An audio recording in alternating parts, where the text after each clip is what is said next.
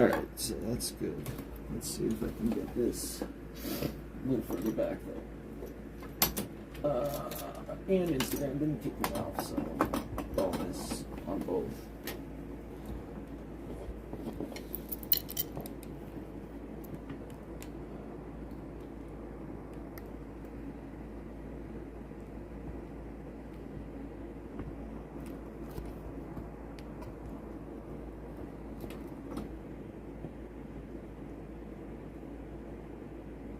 At the top? Yeah, it is. Okay, that works. Great. Fuck. Driving me nuts. Oh, how the fuck does Instagram do that? Like, music, you stupid motherfucker. Well, there goes getting monetized again. Damn it, I do it every time within like the first minute. So dumb. That screws me every time. I mean, not that I was going to anyway, or that I care about that, or attempt to, but, you know, it'd be nice to just not swear every fucking... Well, there goes, never mind. There's no hope. There's no hope for me now.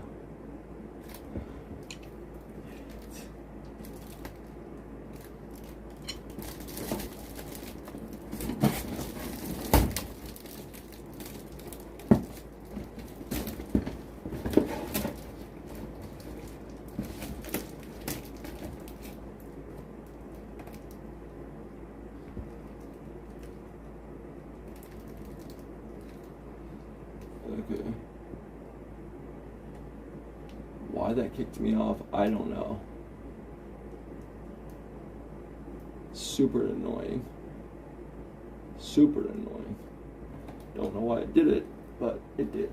And that bothers me. It's so dumb. I hate it. It's like, stop kicking me off, guys. For real? Like... Especially because there was no music playing. That's what I don't understand. Zero music playing, but they kicked me off. Like, come on, guys.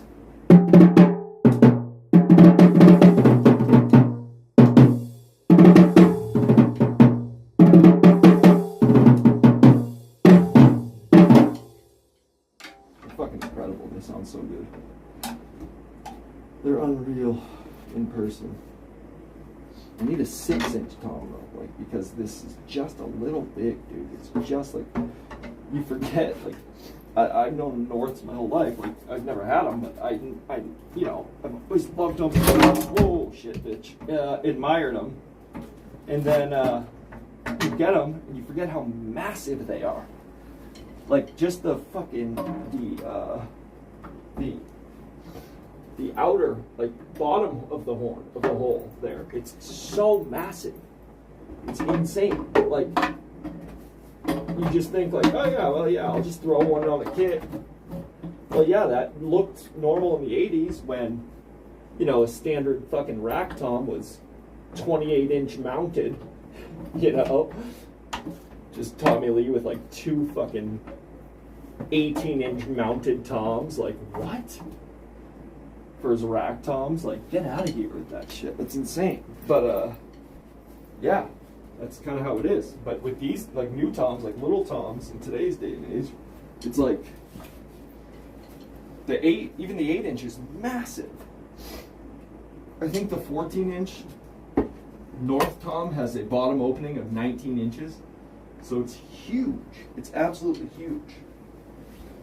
And they're just big drums. Like, they're incredible. They sound, I mean, I've never heard a drum project like that. Like, the projection that comes out that bottom is just insane. Because it's only a one-headed drum, it's really intense, dude. It's amazing. It's incredible. I love it. I love it. They're just incredible.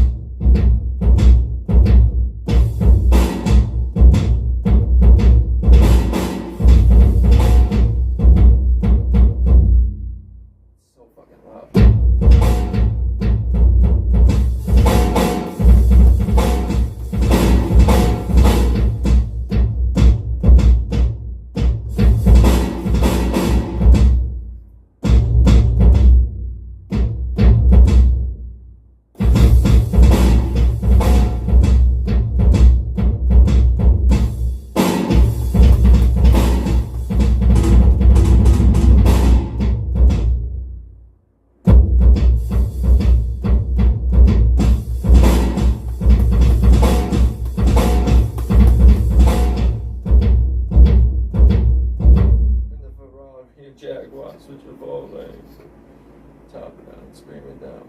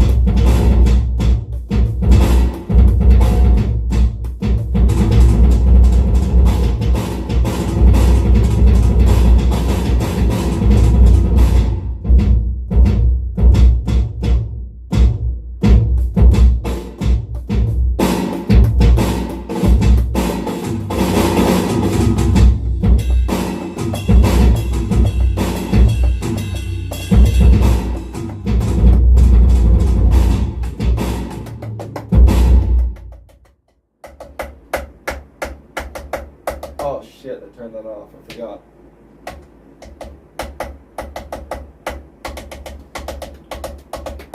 You know what though? Actually, I can just change that. Because it doesn't have to have anything.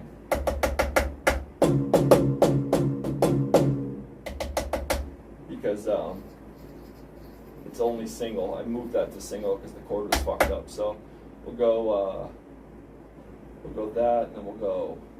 It's not a sound effect. It's a percussion. Let's see if it's in this. Where is that? Yep.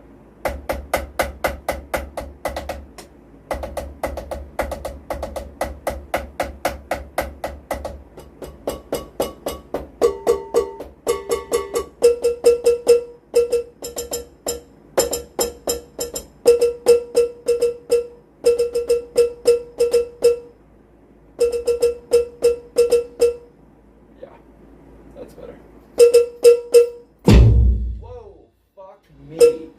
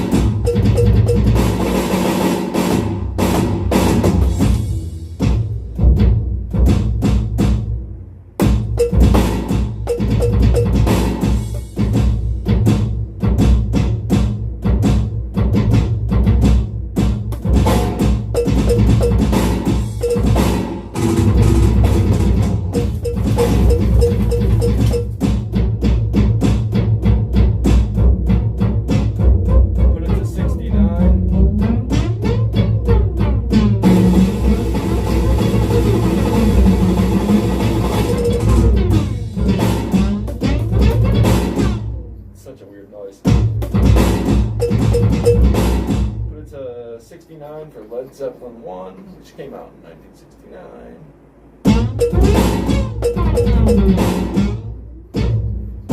So weird.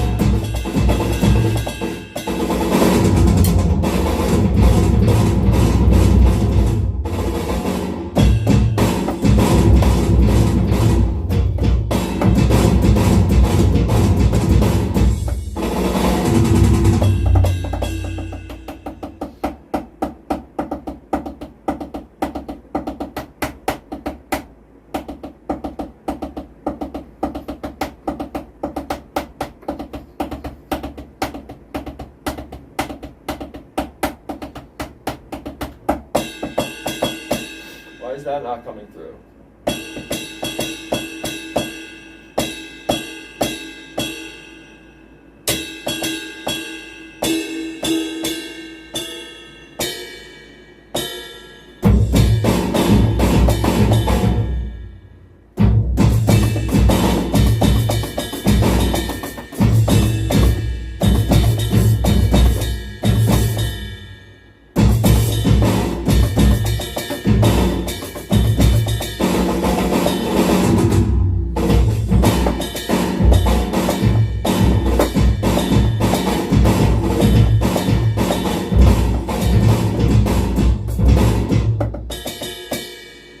That's good.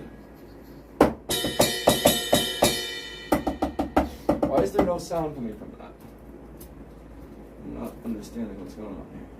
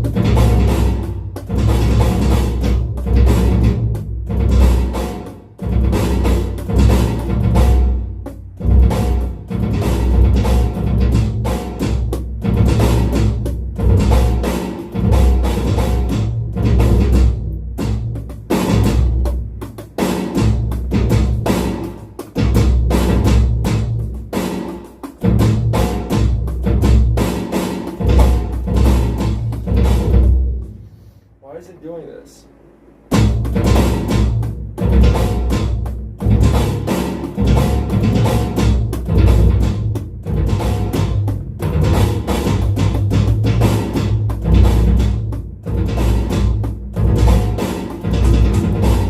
That's my beat.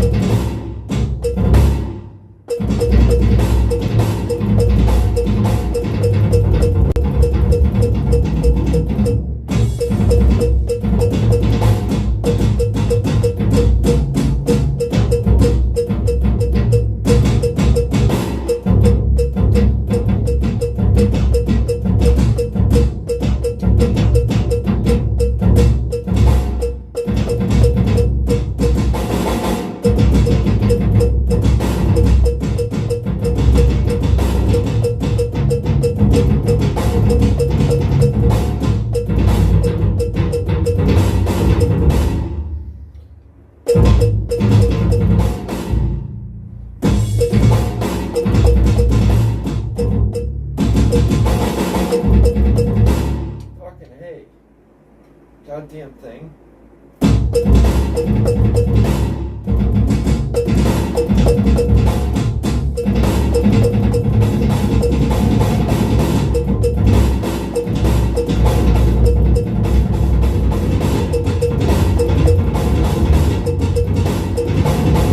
That's good.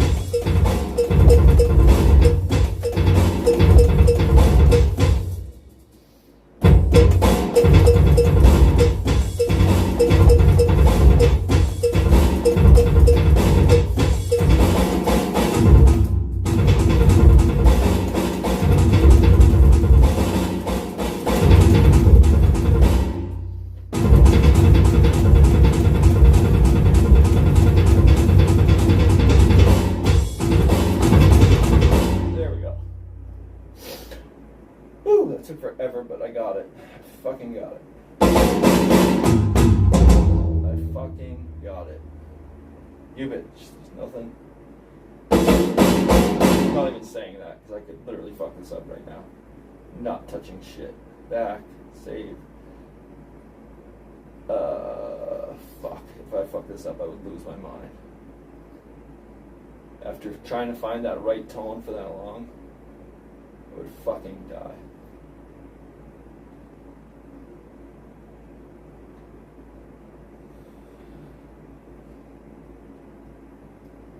Okay.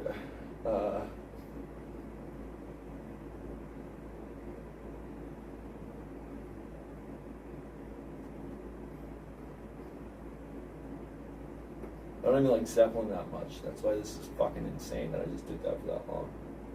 Trying to figure out the right tone and the right velocity.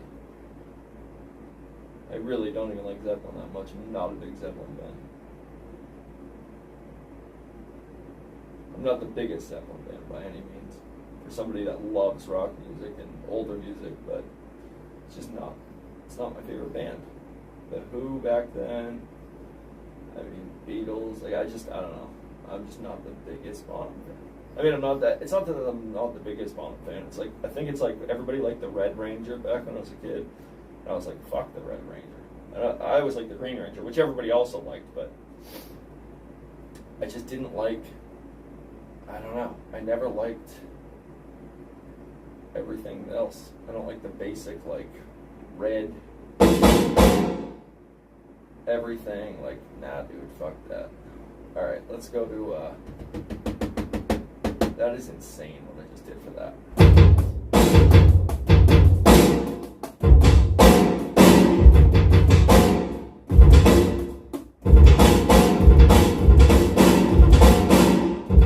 That does sound really good, though, fuck.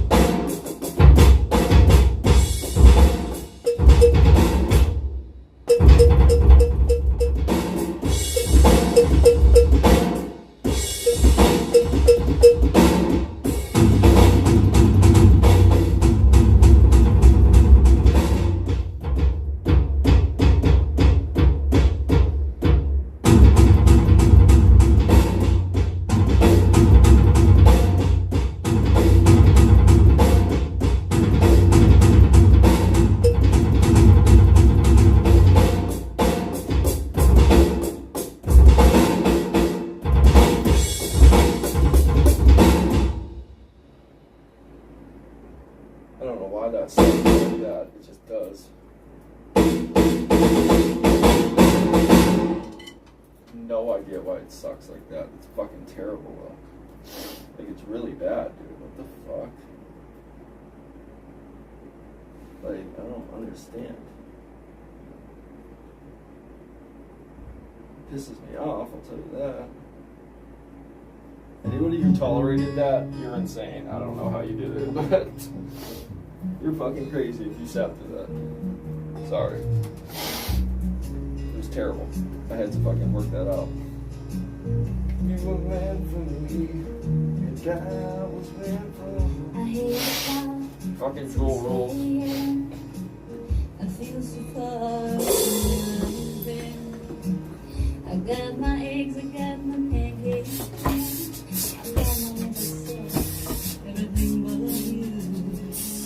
I break through to make a smiling face. I kinda get in my brand new place. Like the thoughts of open me, don't leave my keys in the door. I never put my towels.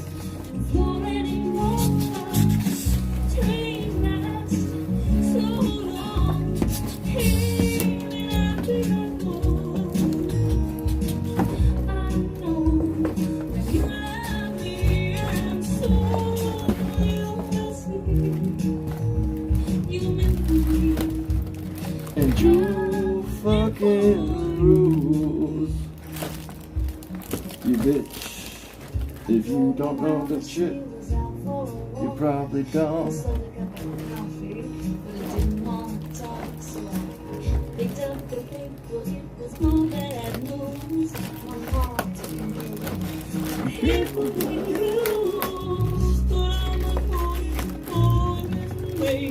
Look at the fucking artist, literally.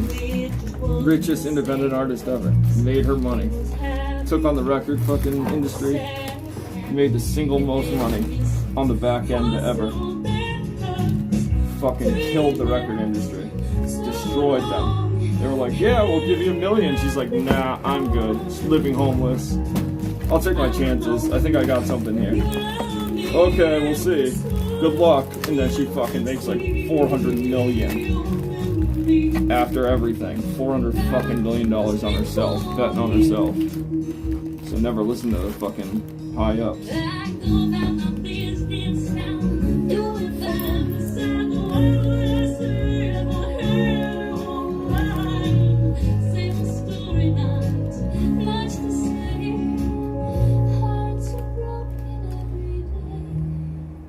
That's the fucking best. Jewel rolls for that. She fucking killed it. She fucking literally fucked over the record industry.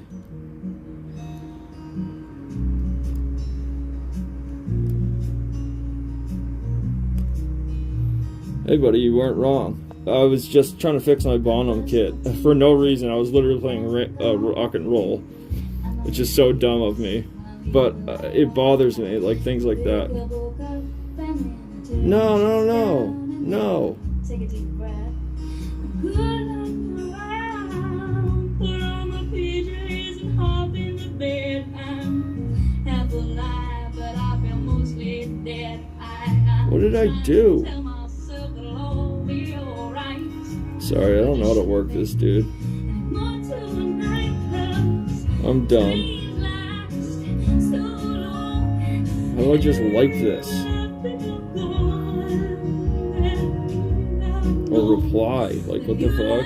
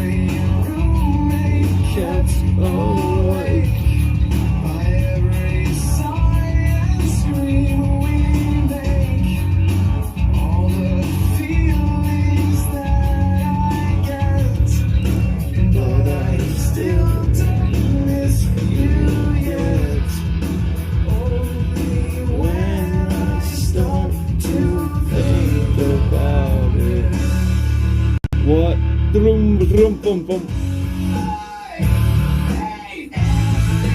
Shut your face, shut your fucking face. Please shut your fucking face up.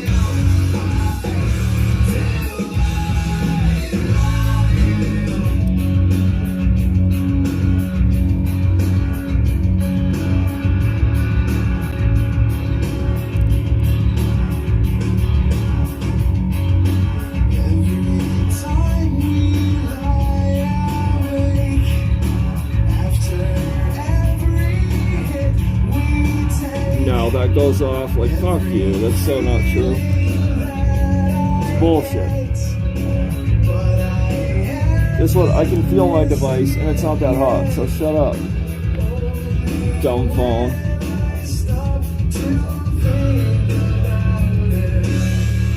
Two, three.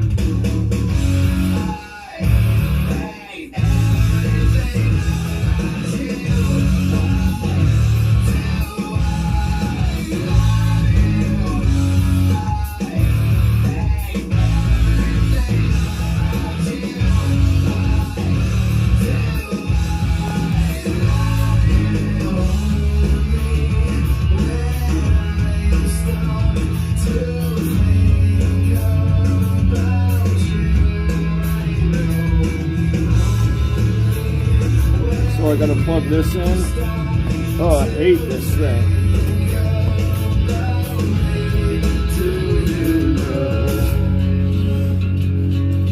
One, two, three.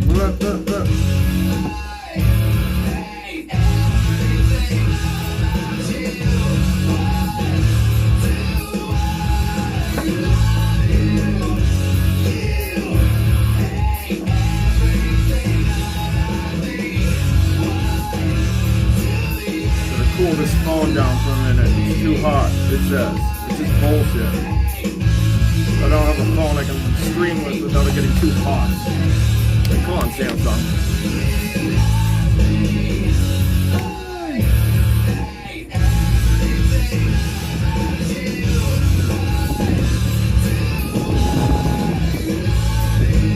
I don't know where the mic is on that, but I would imagine it's which is insane. Definitely just not easy to do it down there. It's like great. Like it really is so dumb.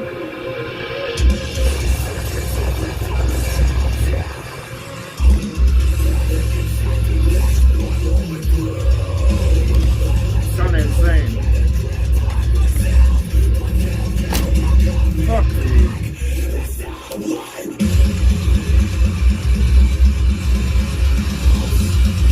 Dumbass. For real.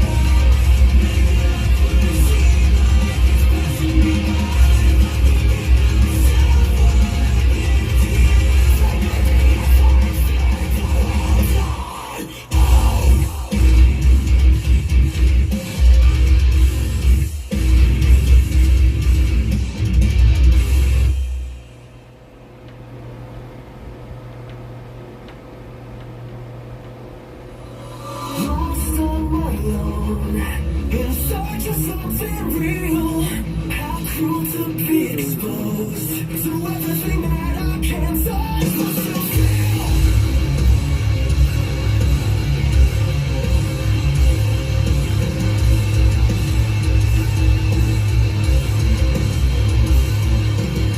I end up here, so uncomfortable, a stranger in this body.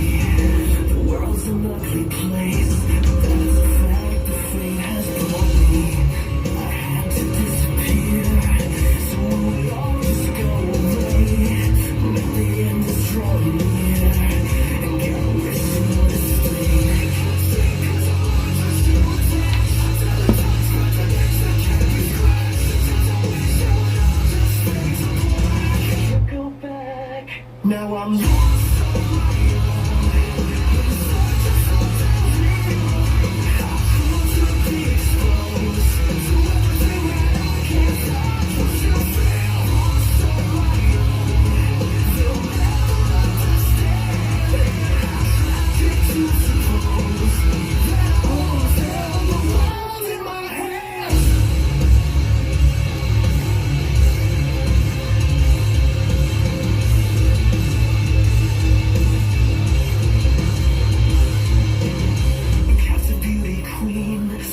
Untouchable, in the sound that has disowned me. My voice got finished words, and that's a fact that she has shown me. The temperatures are so permanent. I was like a light to light the death, cause I can't hurt to pretend until the end. Now I'm lost on my own, in search of something real. How cruel to be exposed to everything that I can't touch.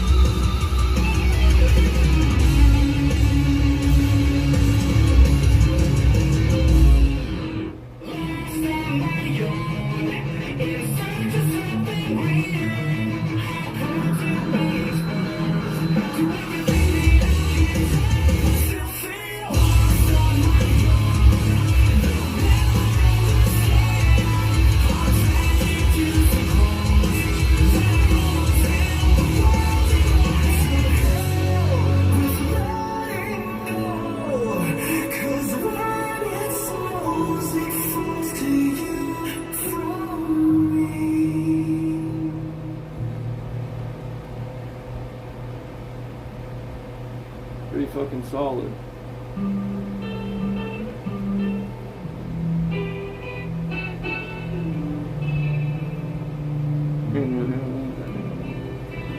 Now maybe didn't mean to treat you bad, but I did it anyway. And then maybe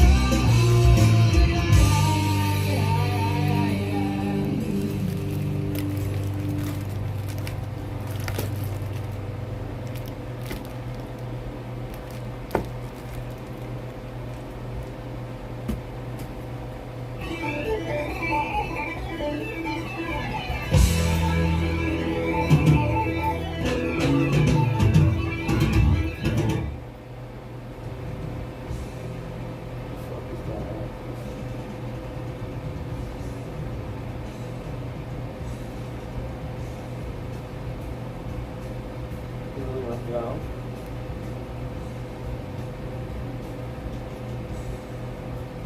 It would, wouldn't it? Oh no, it's a different thing. Oh, you did it.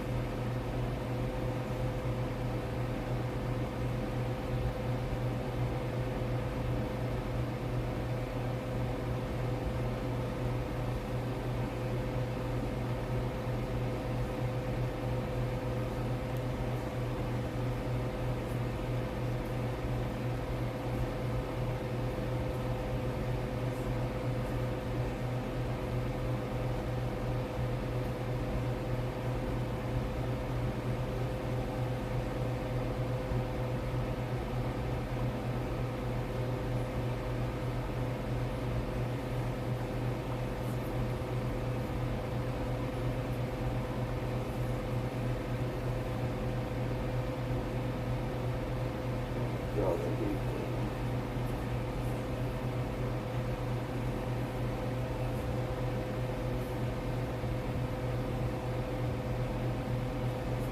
Oh my God, bro.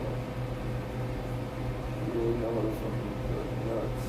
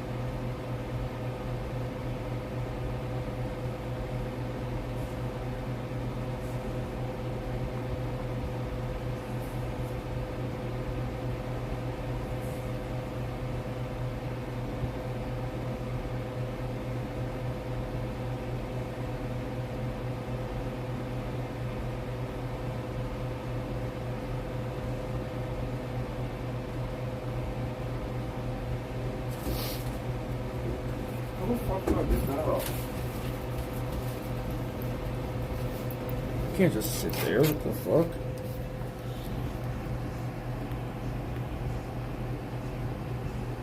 Oh, yeah, like that. Dumbass. I guess that's how. With the sound of salesmen.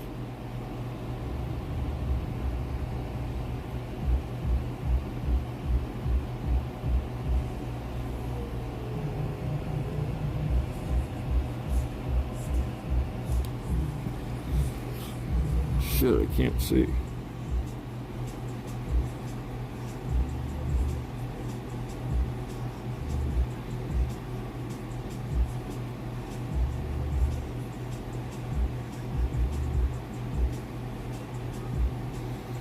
very well may easily be the best kit. The most natural color selection.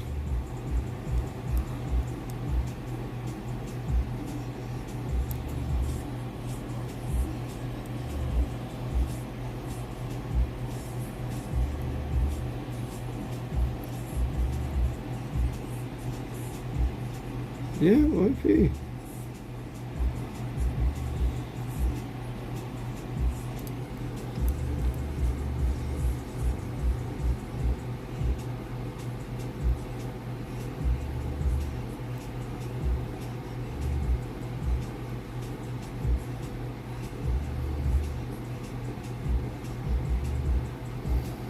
I would say so.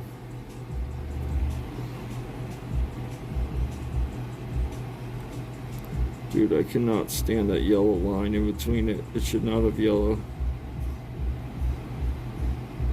At all. Should be no yellow on it.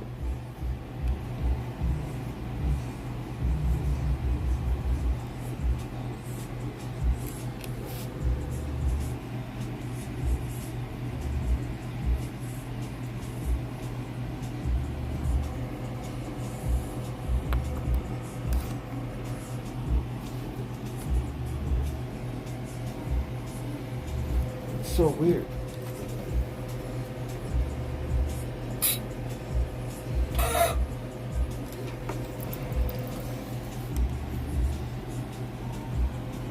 Let me see something here.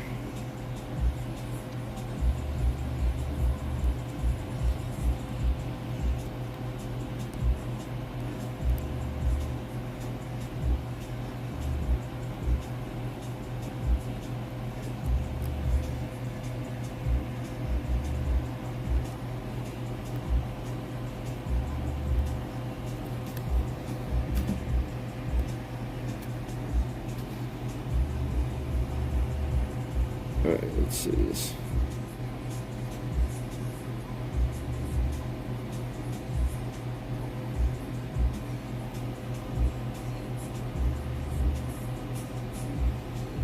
No, I can't do that, dude. I literally can't. That'll drive me fucking insane. Because there is in no way a reason it should look like that.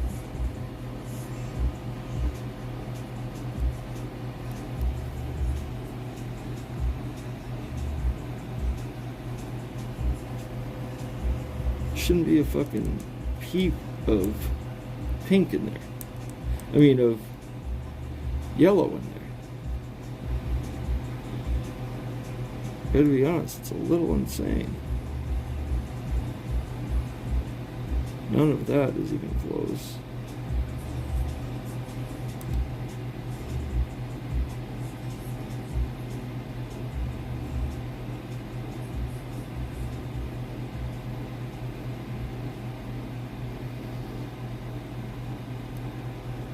And that's why we'll never use that.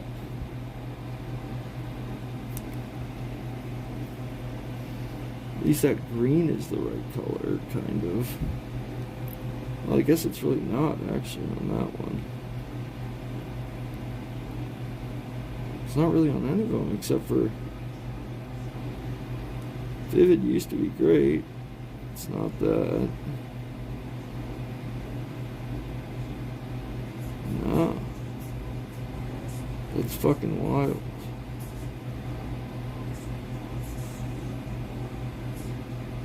Yeah, if anything, I would say it's... What the fuck is going on? Is the power going out? I don't like it. I don't have my flashlight ready, but... It's gonna piss me off if it does. It's been happening a lot here in Ohio. I'm wondering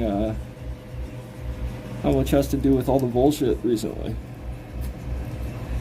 Who knows, but I also don't fucking doubt it when the government's involved, to be completely honest. Like the fact that it's starting to happen, shit like that's starting to happen, doesn't like, it truly doesn't surprise me.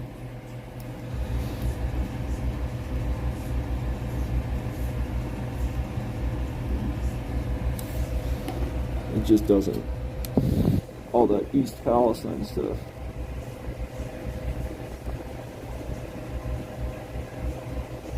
Because we're in this fucking state.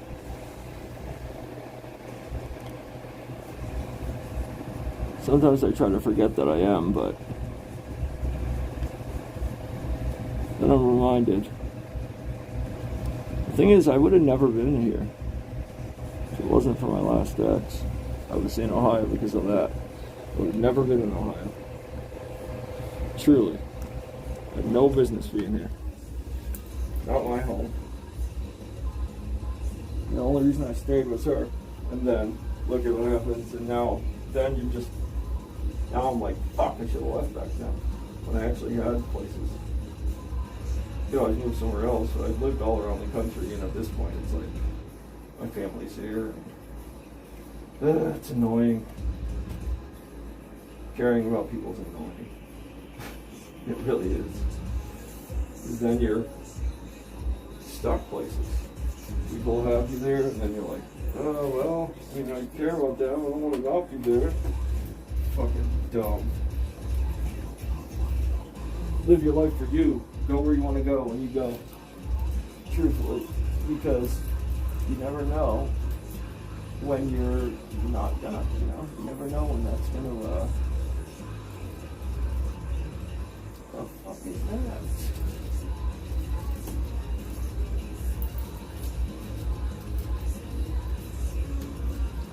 No way.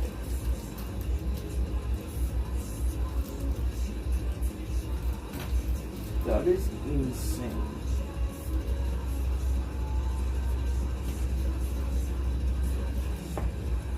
No way. Yeah, you never know what's gonna happen. Just be happy with where you are and get the fuck out of.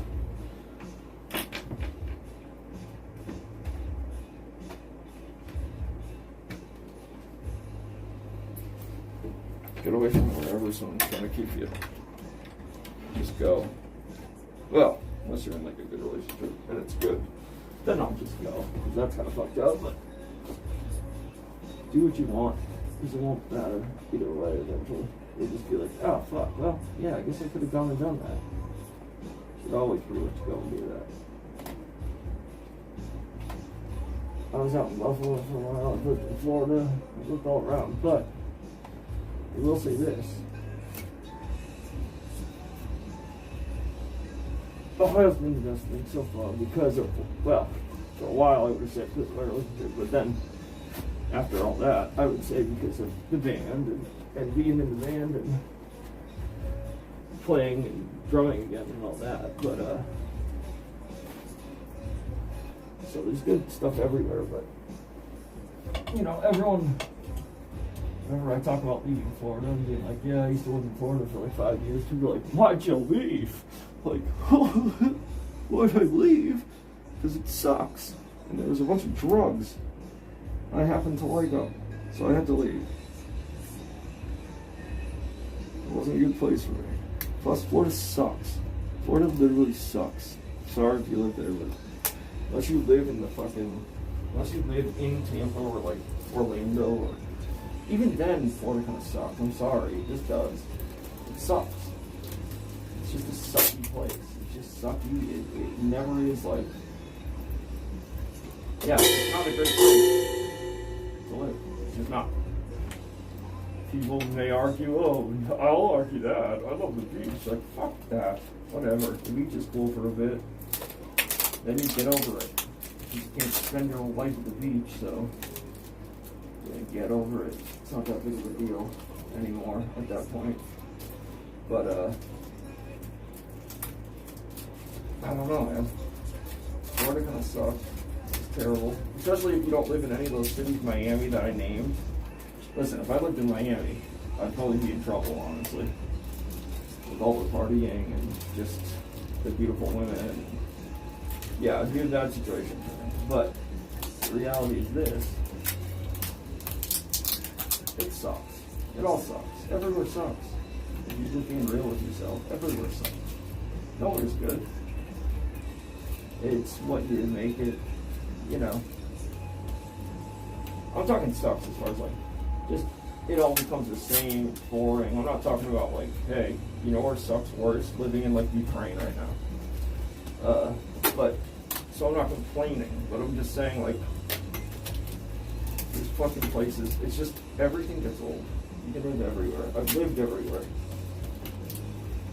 Especially when I was just kind of a rambling man, you know, just out there just trying to live life and do stuff and experiences and doing a lot of drugs and whatever. Like, yeah, it sucks.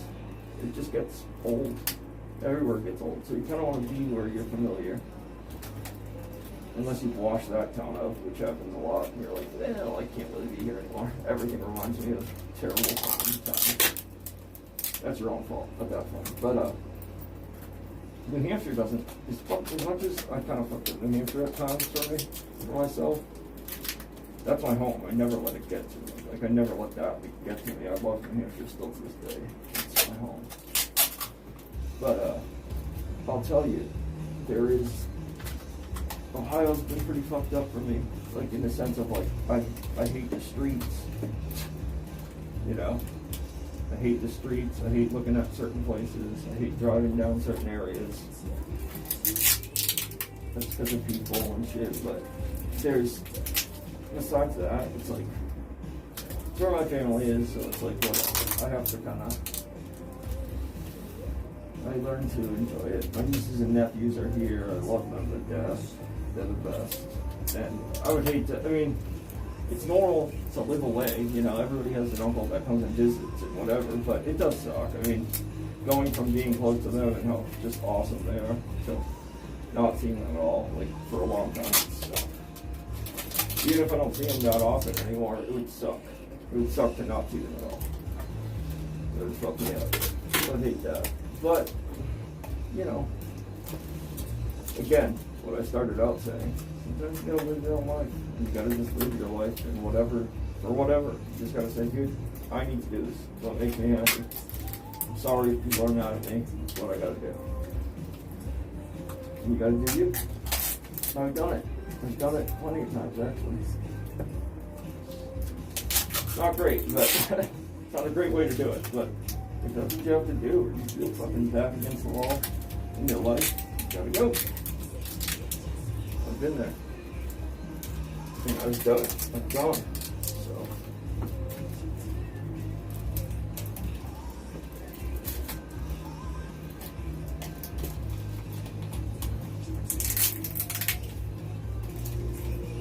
I'm still running from my fucking, from this past year.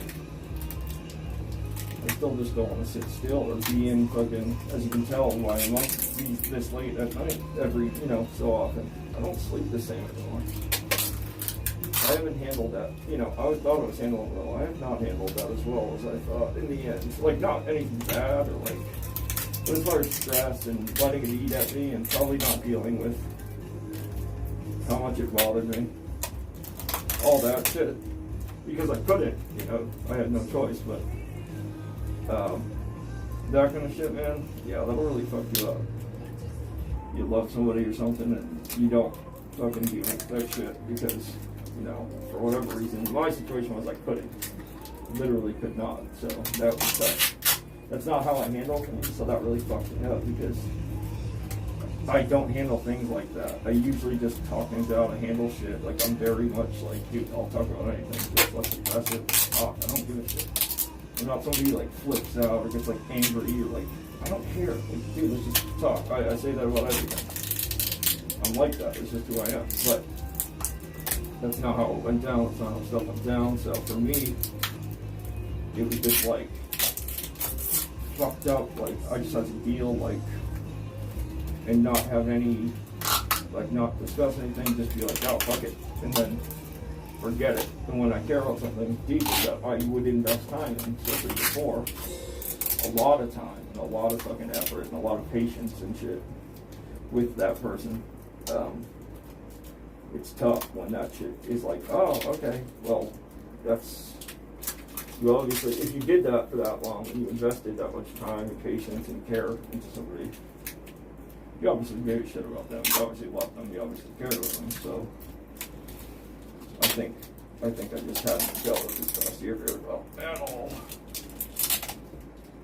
Some days I'm like, yeah, I'm fucking good. Or when I dated people already, whatever, when I was like, I've moved on. And then all of a sudden I'm like, oh, no, well, I'm fucking, I don't know what I'm doing, but I definitely haven't dealt with it very well. And I keep thinking, dude, you're good now. And then, shouldn't be this long, and then, but there's no, you know, trust me, I've tried every way to do it. Tried every way to rush it. There's no rush to it. There's no rush to it, and there's no pretending you're good before you're good, unfortunately. That's just the truth. I've tried every way, trust me. I'm just not. And it keeps me up, and it makes me fucking miserable. I'm not used to shit like that. I'm used to just being able to, like, yo, let's handle this shit.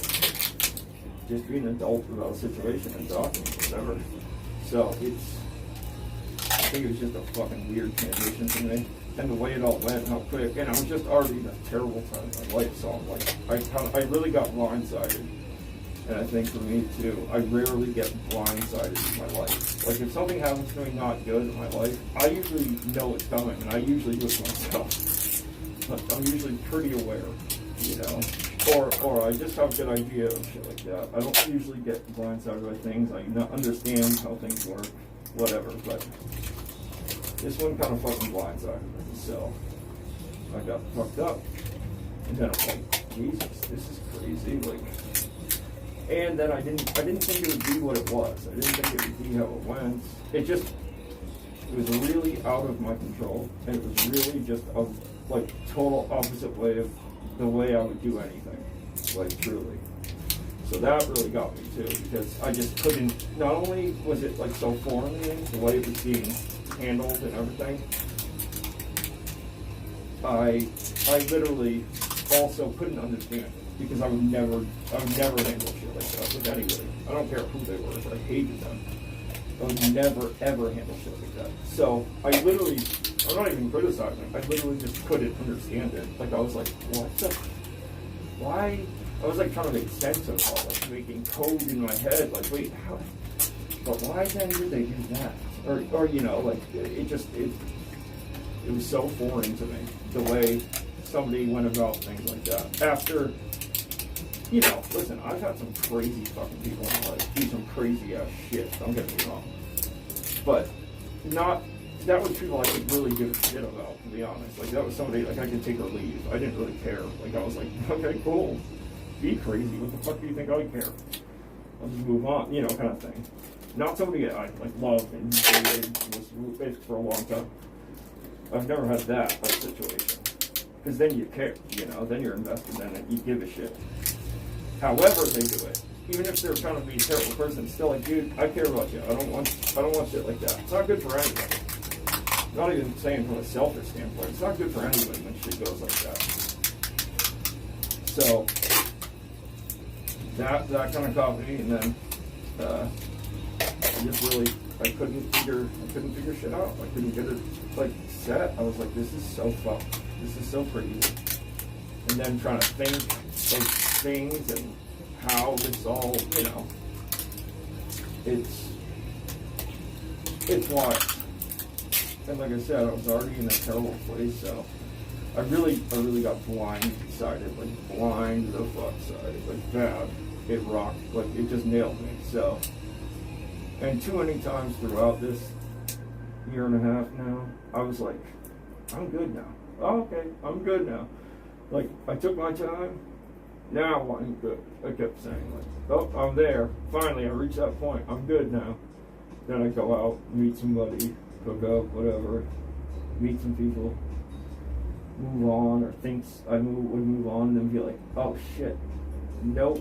Because, you know, I'd be distracted for a while.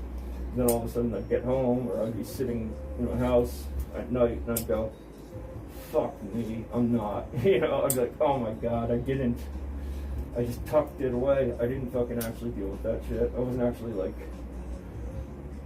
over it.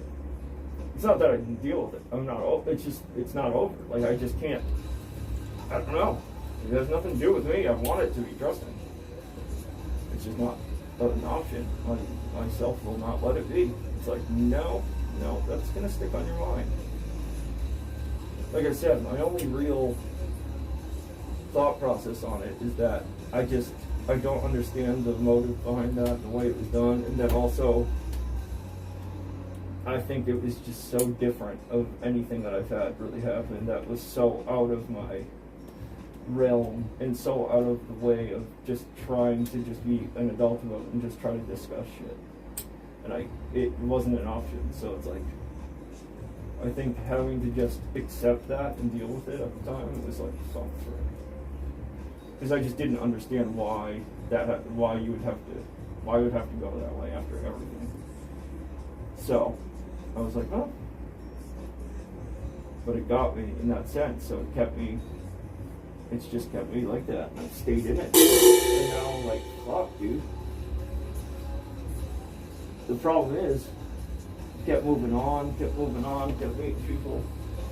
Every time you think you're good, you're not good yet. You're like, shit, you're not good. Keep thinking you are, though. But you're not. And I really did. I thought I was. I was like, dude, I'm good. I'm good to go. But I wasn't. And that sucked because I wanted to be. The problem with that is, if you're not really, what happens is, if you're not really over that situation or whatever it is, and you're not actually over it, what happens is the person that you get with, all they do is remind you of that situation. So it really helps no one, because now you're with somebody that A, reminds you of the old situation every time you're there,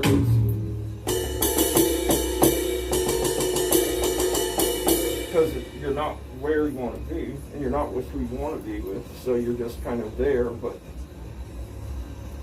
they're like, what's going on? You're like, oh, nothing, but you're really thinking about another situation the whole time, so that's fucked up.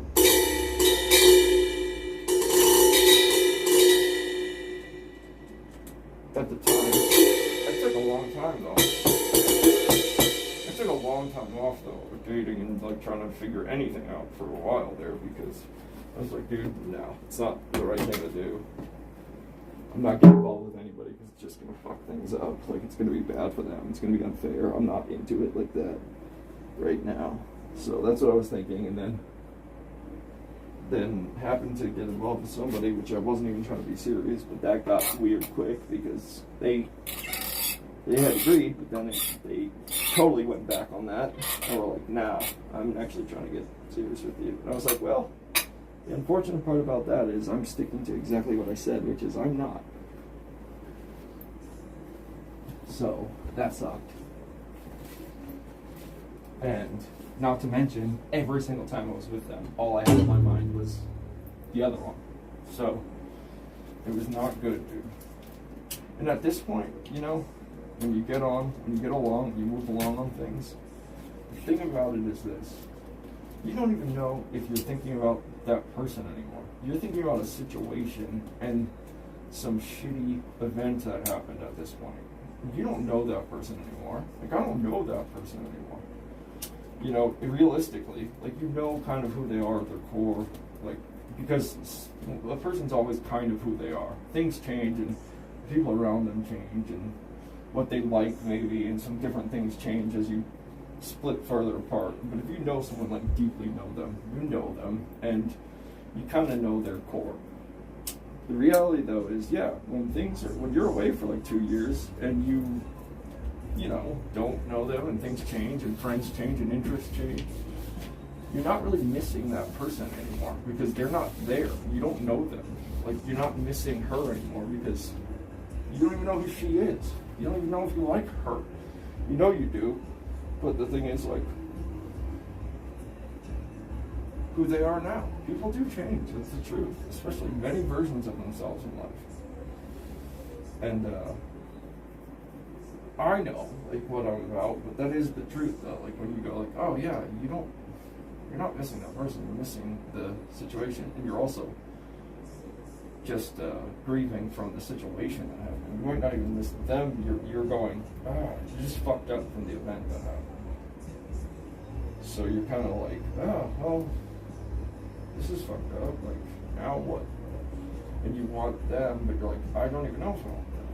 And the truth is, it can probably never work again, unless you both, literally, the only way shit like that ever works again is if you both sit back and go, fuck, I had some time away, and I really thought about it. I miss you, I love this, I do love you, I was thinking about you a bunch.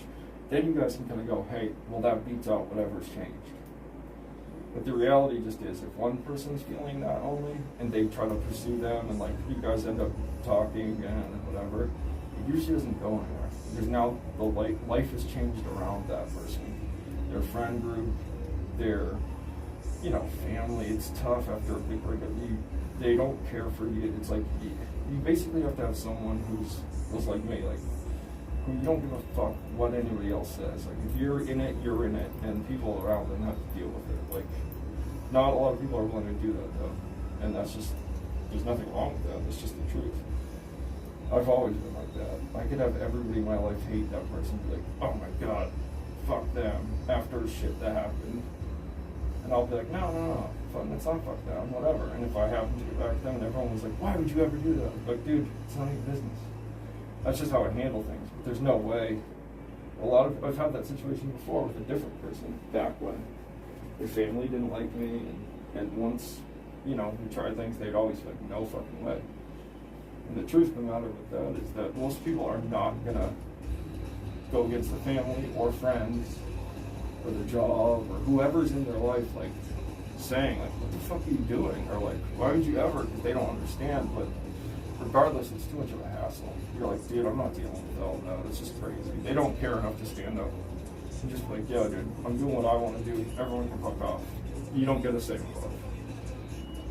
For a lot of people, that's really tough to do. It's tough to do, and it's fucking. A lot of people are not going to do that. They're just not willing to do that. They're not willing to throw a wrench in things in their life. They're not willing to tell their friends, like, yo, this is what I feel, this is what I want. You're my friend. If you're my friend, you'll fucking go with it. If not, I'm not going another way. This is what I'm doing, like it or not. It's hard to lay down those boundaries.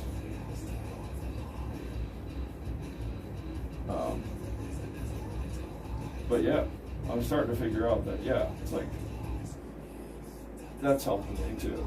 It's like, yo, you're not even missing anything. You're thinking about the situation because it was really fucked up how it all went, and that fucked you up a little bit. And you gotta acknowledge that you're a little fucked up from it. You're like, damn, that fucks me up. But the reality is, you're probably not missing that person, and that's making it easier to move on eventually, is that, like, you're not really missing that person. You're just fucked up from what happened, the event of it all, and what happened, and the things that transpired by that person or those people during that time. And it's making you fucked up, and that's the reality. And the thing is, like I said, you don't really know them anymore. You don't know that person anymore. From what you know, if you have an issue, you don't really like what the fuck you do know of what they've become. It's like, you gotta remember, you gotta fight that fucking feeling for how much you cared about that person when they were them, or when they were in that place, when it was different. Or maybe they weren't even that, they were just fucking faking their way through, who knows. But the reality is, you probably don't care about them like that. You're just fucked up. You're just a little fucked up in the situation. You're shook up from it. Your heart's probably not really in it. And even if it was, you're longing for something that's not, the version's uploaded, updated now. You're looking for iOS fucking 7, and they're on iOS 16. You know what I'm saying? Like, they're a different version. They're different persons. They're different. Things on there are different. You may have liked the way things were done back then, or the way things felt back then, or they acted. It's all up to you. It's all different. It's not the same situation anymore. So you got to kind of let the past be the past and let that ride out, and recognize that, yeah, oh yeah, I gotta stop thinking about that person. It's not the person that I care about. It's not the, well, it is, but it's not the person today that you know. You don't know them. And also, it's probably not even that at this point. Because you, if you're an adult and you're a realist, you know that that situation isn't the situation that it once was. Just because life has changed. Their friend groups have changed, people around them have changed, situations have changed. Like, it probably couldn't work no matter what anyway at this point. So it's like, you gotta remember that stuff. And if you do, and you're realistic like that, which I am, you realize that you're not really missing that. Or you're not really thinking that. You just fucked up. You just shook from it. And wish it didn't go that way, but it probably had to for a number of reasons. And as fucked up as I was also too fucking good. I was also too forgiving and caring at times and shit like that. I don't get like deep in, like, oh my god, obsessed with somebody. I just, anybody who's in my circle, which is kind of hard to get in that sense. Like, I don't open up like that for much. But anybody, family, friends, girlfriends, anybody who's in that circle of my life, I would give anything to. Like, as far as, like, take from me, give to them, like, they come first. Like, I never, you know, which I had to deal with too, I had to work on, but I give whatever to whoever, and they come first. Their feelings come first, you know, so it's tolling on me when I'm in a situation like that, because I give a shit about people. To the point of not even like, oh, I had a girlfriend I liked. No. I'm talking like, to the point of where whatever situation happened, whatever during a breakup or whatever, if we would have been splitting, I'm the kind of dude that was like, hey, I don't care. Like, I'm an adult, you're an adult. We talked about this before. Like, I don't care. I care, like, I love you, but the thing is, like, hey, if we're breaking up, and we ever break up, like, that's cool. That's totally fine. I'll still be your friend, because you're just somebody now. If I've dated someone for a long time and I love them at some point in my life, the reality of it is I love them as a person. So whatever goes on in their life or happens, or they don't want to romantically be with me, or I don't want to be with them, I'll always offer out, like, yo, I'll still be your friend. Like, I still care about you and love you, and I would do anything for you to protect you. You could always call on me for advice or anything you need. You ever need help, anything like that, I'll be there. But yeah, I'm totally a reasonable guy. Like, yo, if the romance side of things is dead or done like that, that's cool. Just know that I care about you as a person in general, not just about something I gave you. And I told them at one point, like, yo, just because we're not together romantically, I don't want to not know you. I don't want to live life not knowing you. I spent years with you, and I love you as a person, regardless of flaws or whatever's happened or mistakes. I still love you as a person, and I don't want to live my whole life never seeing you again because we aren't in a relationship. That's dumb. I can be responsible. I can be mature. Like, I know I can, first of all. I know I can be friends with somebody and not, that I used to date, and not try to, like, fuck up anything or try to fuck them. Like, I don't need to do that. I can fuck people if I want to fuck people. I don't, you know, I either do or I don't. The reality is, though, I'm totally, okay, I've been friends with my girlfriends. I mean, there's been times I've also hooked up afterwards when we were broken up. We both had boyfriend and girlfriends, but the reality is, I have also been on the situation, the other end of it, where we never do again. It's like a friendship now, and it's totally done. I don't even feel that way about them anymore. Like, romantically kind of thing. I've had that with a girlfriend, a long-time girlfriend, that I don't even look at it like that anymore. I'm like, I don't want to say I'm not attracted to them anymore, but I'm like not in that way. So I'm like, yeah, dude, totally be a friend. I'm not saying we're gonna hang out, like get lunch, and like your boyfriend or significant other's gonna be cool with that. I'm not looking at that. When I said that's like my ex, old ex, it's more so that, like, hey, dude, if you ever need anything, or you need somebody who knows pretty well, or like you just want to talk to somebody, like, dude, you can message me anytime. And we messaged a good amount, me and that old ex. Like, we talk still. We have, but it's a very mature situation. Like, they're married, they do their thing. I had my situation, you know, it's never inappropriate. It's just like, yo, you know, I'm like, and if they even talk about or shoot something off somebody, like, hey, what do you think about this? Or, you know, they're having a worry, like, yeah, man, hit me. It's very hard. I mean, I'm cool like this shit. I'm always like pretty understanding and easygoing and cool, and I'm pretty secure. I'm not like a jealous dude at all. So I'm pretty cool with like, I don't really have an issue with like, yo,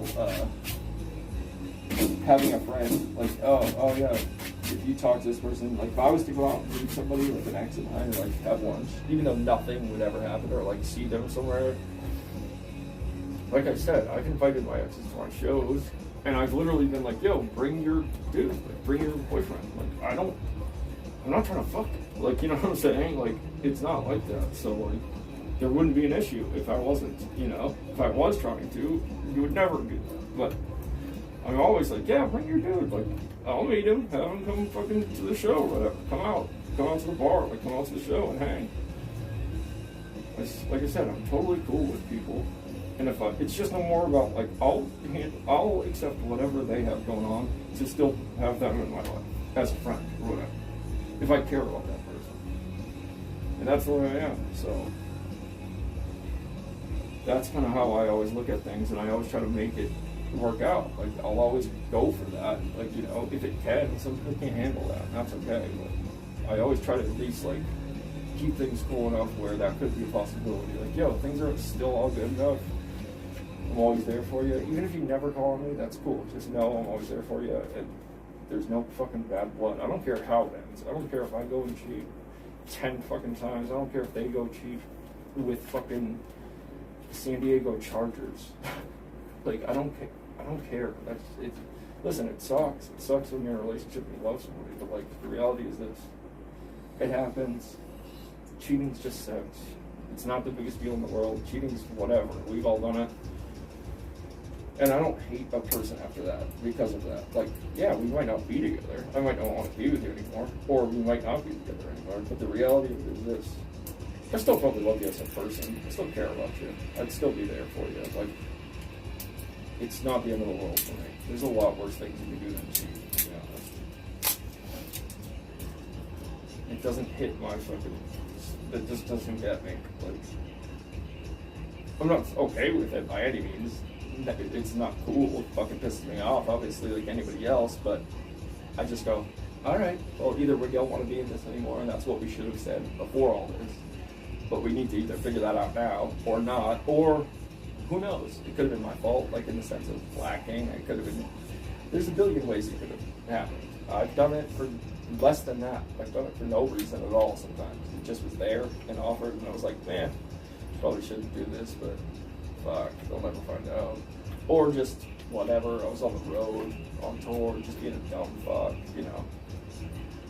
And if anyone knows me, anyone who knows me knows a lot of the people, like, oh, anytime I ever cheated, I always say this: it's never been good. They've never been hotter than the girlfriend I was with at the time, and it was never better. So it's like, why do we cheat? Why do we do it? It's dumb. It's dumb. It's so dumb. The fact that you would even go for it when you're like, this girl's not even close to as good looking as my girlfriend, and then you do it anyway. You're like, God damn it, what am I doing?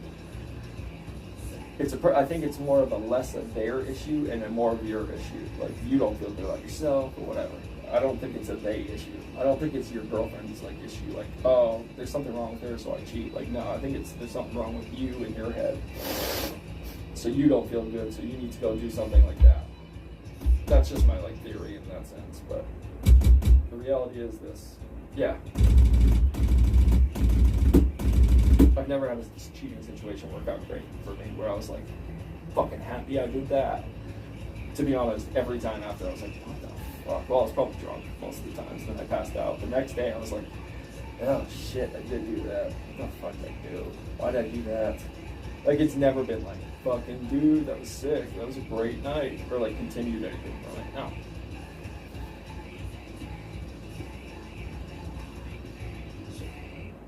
And I stopped doing that a while ago now. Like, I haven't cheated on anybody in a while.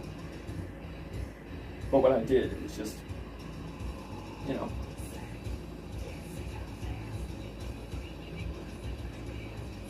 me, it's like, well, you should always just say you don't want to be with the person. But the reality is, I didn't want to not be with the person.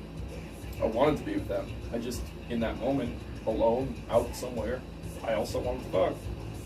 Well, I probably didn't even want to fuck. It wasn't even about me, to be honest. It was just like, something new, I guess. This could be exciting. And either I just got sober, or I was getting sober, or I was fucked up. Those times in my life. So you're just looking for any thrill that takes you above baseline and or negative, where you're just like, life is so boring now.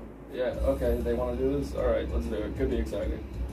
Could be a thrill for a little bit, and then you get that high, right, of something. For me, it was drugs, but, you know, fucking, you're like, oh, this could be cool, this could be a high point, and then you get it, and you're like, oh, that sucked, that was terrible. Would have rather done drugs.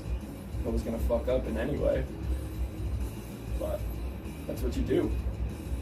So it was never about the other person, like, oh, I hate this girl, I don't want to be with her anymore. Because if that was the case, I don't play games like that. I would just be like, hey, I really don't want to be with you anymore. I don't think this is working out. You're great. I'm not into it anymore. That's just what I'd say. I try to be honest about shit and upfront. Like I said, there's no reason not to be honest with people. What is it going to be awkward? Like, they can't fire you from life. They can't yell at you. If someone starts yelling, I'd be like, all right, bye. Like, I'll talk to you, but like, we're not going to fucking have an arguing, screaming match over feelings. Like, it's nothing you can change.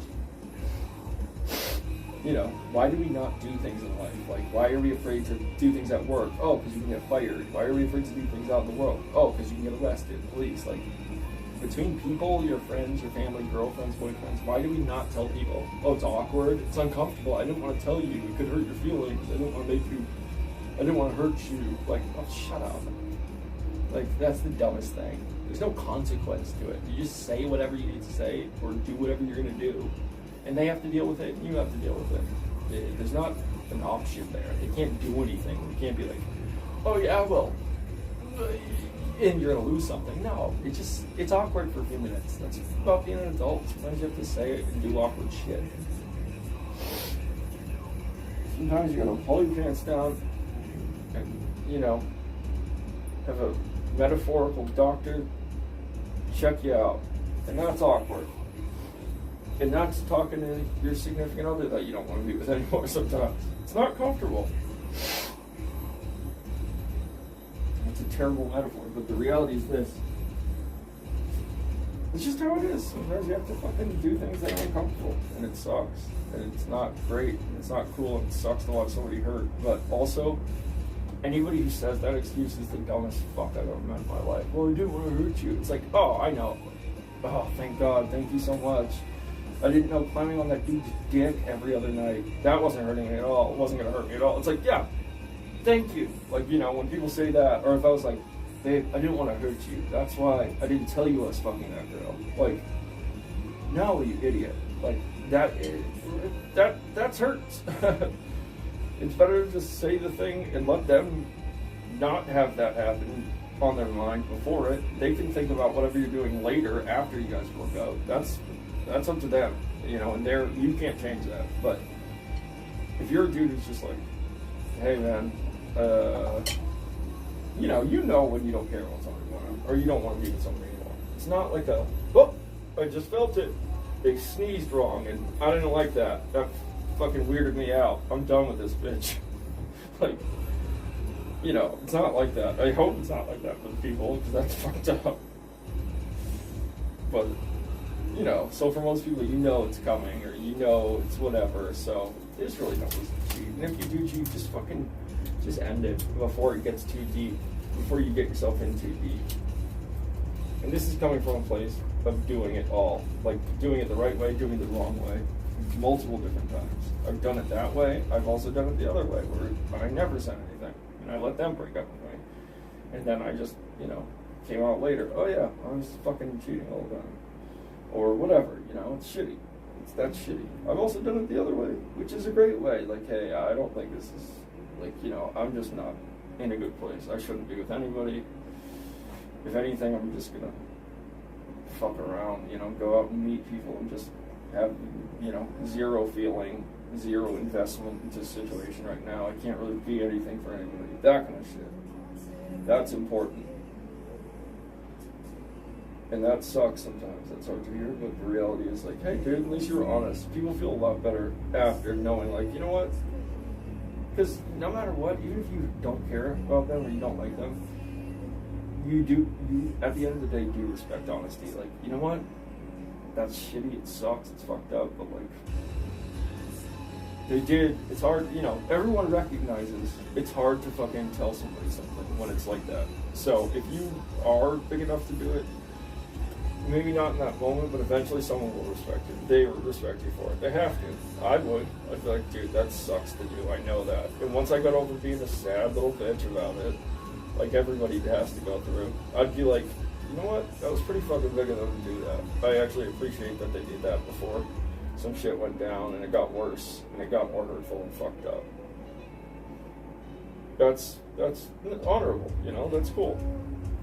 That's how I would like to do things. The reality is this: in the future, whenever I am good, like where I'm actually going to start dating, I want to meet people for sure, but I'm not looking to date at all. So if I'm even semi having this feeling at all, like about the old situation, like I'm not looking to start anything with anybody that's so unfair and not right and fucked up. I'm not using somebody to try to erase somebody else. Like that's fucked up, and it's fucked up for the person I'm meeting. And not fair, and that's shitty, and I'm not that dude. I don't want to do that. I'm not gonna fucking play with everybody's feelings to try to use them as a fucking whiteboard eraser, you know, to erase my fucking hurt of the last situation. Like, that's fucked. You don't do shit like that. You don't use people. So, even if I meet somebody great, until I am 100% good on that situation, I'm not committing to anything. I'm gonna be like, hey, I'm going to tell people straight up first day. I'm not going to fuck people. I'm going to tell them this after. I'm going to tell them right away when I meet them if we're going to go out or we meet out and we're going to hang out more. I'm going to be like, hey, I got to be honest, I'm not looking for like anything serious at all right now. And it's not because I'm trying to fuck everybody there is. I'm just saying that because I'm still fucked up from an old situation. So I don't want to use anybody in a situation like this. It's not because I want to be free and fucking, you know, fuck whoever I want. Like, that's not the case. I can do that, whatever. It's because, yeah, I'm not fully good with my situation, the old one, and I'm still figuring shit out. So I want to move on, but it's not super easy if I still have that thought. I'm also not going to cross two paths against that person. So most people respect that, dude. Most people like it. Most people are like, oh, okay, like it sucks, like that's on your mind, but most people are willing to work with you and they care. I met somebody great just last tour, and I kind of fell off with them. It's so hard to talk, and it's so hard to be whatever with them because they live in another state. It's like, my life's just fucked up right now as far as all that goes and everything I'm talking about. So I just couldn't keep up. It's really hard to be like present in my head and then also like be up to be on the phone. And like if I was with somebody, I can just sit with them and just be like, you know, be who I am and show affection and that you care about this and you're interested in other ways. But it's super hard with the phone. It's hard to keep up, and it's hard to like have something that is, you know, I wanted to build more. I actually really liked that girl a lot. Like surprisingly, like the first person that I actually felt that way about since the other situation, but I let it kind of fall off because I just knew I couldn't maintain it at right now with where my life's at. Like I wanted to, and I liked the person. I feel like I couldn't. I just couldn't give the time that they deserve. It's really shitty because they deserve way more than that, and I couldn't give them because some days I'm not in a good place and I don't have the time, or I'm like, fuck it, I gotta get to bed, or I'm just not in the right headspace. Like, they deserve better than that. So I just let it kind of fall off because I couldn't give enough to it. So I'm like, you know what, man, I gotta let that go. I gotta just like let them do what they need to do with their life or whatever, because it's not fair. If they lived close, oh my god, I would have been all in. I would have absolutely been all in. And just trying to spend time with them and just take it easy, but also like see what comes of that, because they're great, they're the best, they were awesome, but like, I would still love to be friends with them. But the thing is, like, yeah, it sucks because there's clearly more feelings there between both of us, and I'm just like, I live quite a few states away, and I'm also just a fucking mess right now. As far as mentally, I'm up at fucking 5 a.m., 4 a.m. Like, I'm not, dude. Like I said, I keep telling myself I'm good from all that, but I'm not. I'm living on the edge. I'm living on, except, you know, thank God I'm still sober 3.5 years. But like, you know, every other aspect of my life besides drugs, thank God, I'm living on the edge. I'm living wild. Like, as far as like scheduling, like I'm, you know, I'm up all night. I wake up. I never sleep. Like, I'm up all night. I go and do what I need to do, work, do these things. Like, I'm fucking firing. Like, I'm robotic. My mind just doesn't want to sleep. It doesn't want to rest. Like, there's too much shit on the mind. And I obsess about shit, dude. It's not good because, like, when I dwell on something, I obsess. Like, the way I fucking just do that kit took me 3 hours of my time trying to fix one fucking kick drum. I just get like that. I'm very much like that. And, like, because of how the situation went, how fucked up that is, especially when the person knows you, like, the situation they make it out to be, and how they handle it and how they leave it with you, like, dude, it's fucked up because they know what fucks you up, what's not. Like, they know what you can handle, they know what you can't. Like, that kind of shit is just, it's not like you bug them, you just go like, okay, well, I'll deal with it. But they also, like, would know, oh yeah, that's hell for them, because they're like, that's not how I handle shit, dude. I don't care who it is or how awkward it is, if it's friends, if it's family. Like, sometimes you just gotta go, oh, this is gonna suck, this is awkward, I don't want to deal with this. And you gotta just fucking go address them. Be like, hey, so what's going on? And just have this talk. And then sometimes it sucks, and it unlocks some shit you don't want to get into. But you know, you need that sometimes. And I just like, I don't like things left off. I don't like things, I'm not even talking like closure, like I need to know everything. No. I don't like things left bad, like between people, especially people I care about, genuinely care about. I don't want things on a bad term, dude. Even if we never speak again because you're off getting married, do whatever you do, cool, go do that. But I don't want bad blood with people. That shit weighs on me. I've had too much shit in my life like that, where things are bad, or bad energy, bad fucking feelings on people. Like, I've lived too much of that. That's why I try to resolve shit. Like, I don't like that, dude. It fucks me up. It really, especially when I care about something deeply, it fucks with my head, it fucks with my heart. Like, it fucks me up, dude. I don't like it. So, I tried to say that, you know, they know that. I don't know what they were thinking then. I got a little out of hand with it. Because, again, not even because of them, I was already in a bad place right before that. So maybe they just thought it was all that, but it wasn't. It was my own shit too, but the reality is this. They, at the end of the day, know that I'm the person I am. I do handle things. When I'm in that place and it just needs to be a conversation, I talk about things and we can get past shit. And then also that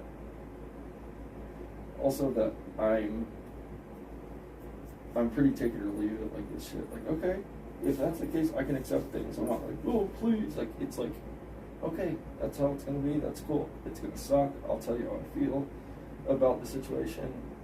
It's not going to change anything. I'm just going to tell you how I feel. I still love you. I care about you. If you ever need anything, I'm here. That's not what you want.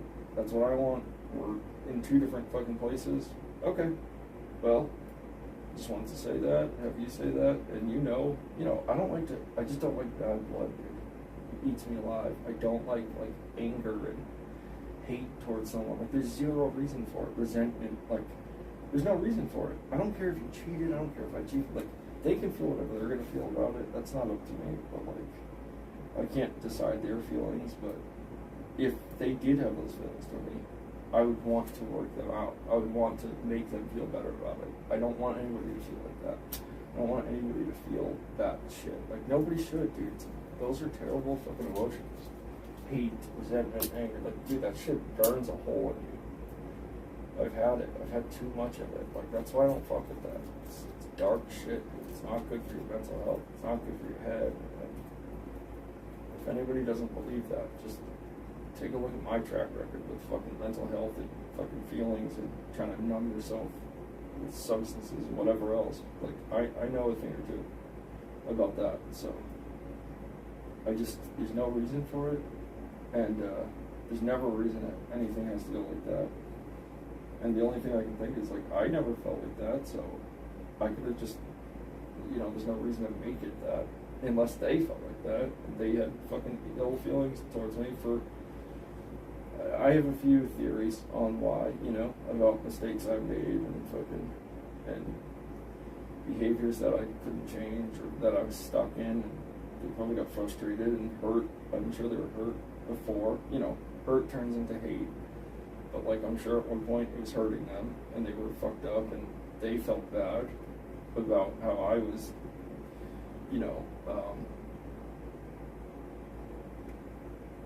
unintentionally treating them. I was just off in my own world, really fucked up, if they can understand that. Sometimes it makes sense later. Sometimes they just they can't understand it because they're hurting. They're like, I don't care. If you should have been there. It's like, oh, well, I wasn't in my head. You fucking slut, don't do it. Don't you fucking do it, bitch. I'm not even gonna touch that. I'm not even gonna touch that. Don't fucking do it. But yeah, so there's nothing you can really do, dude. Like, again, because if that happens and you explain it, whatever, if they're hurt and you broke their heart or they're upset and they got fed up and it hurt, so they go move on. Sometimes people don't, words don't heal that right. They need revenge. They need to make you feel that now.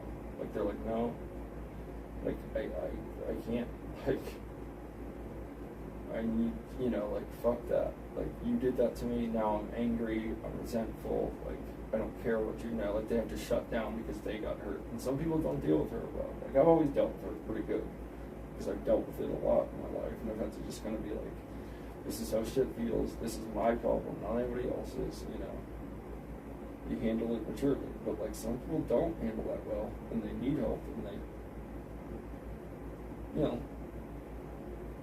they don't know where to point it, so they want to fire back, and they want to fucking hurt you now. So it's like, okay, who knows? There's a lot of theories on why it went like that, why they decided to be that person, why they decided to go, I can understand anger and being upset, and even, I guess, revenge, which is not in me. Revenge is just not in me, but, like, I guess I can understand that just from looking at somebody else's perspective, rather.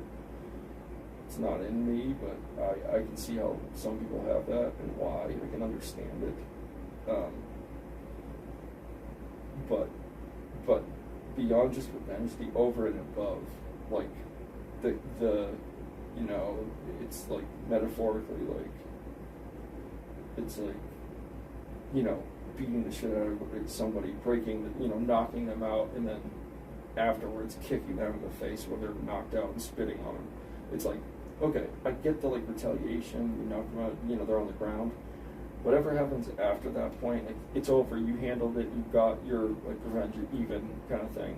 The spit on, kick in the head when they're knocked out kind of thing is like, now you're taken to a different place. Like, you're, like, going over and above. For what, though? Like, if you were hurt back then, you wanted to hurt them, like, now that was, I can see that. Okay, you hurt that person. Now, whatever you do over and above that, that's the shit, like, I can't understand. Like, wait, what? Like, why this stuff? I don't know. Again, those are things I can't understand because that doesn't get me off. Like, I don't feel good making somebody else feel bad. It makes me feel terrible. Like, I don't like that shit. I'm not into it. I never have felt good like that. It always hurts me to hurt somebody else. It's shitty. It's a terrible thing. Like, I don't want to fucking fuck with people, man.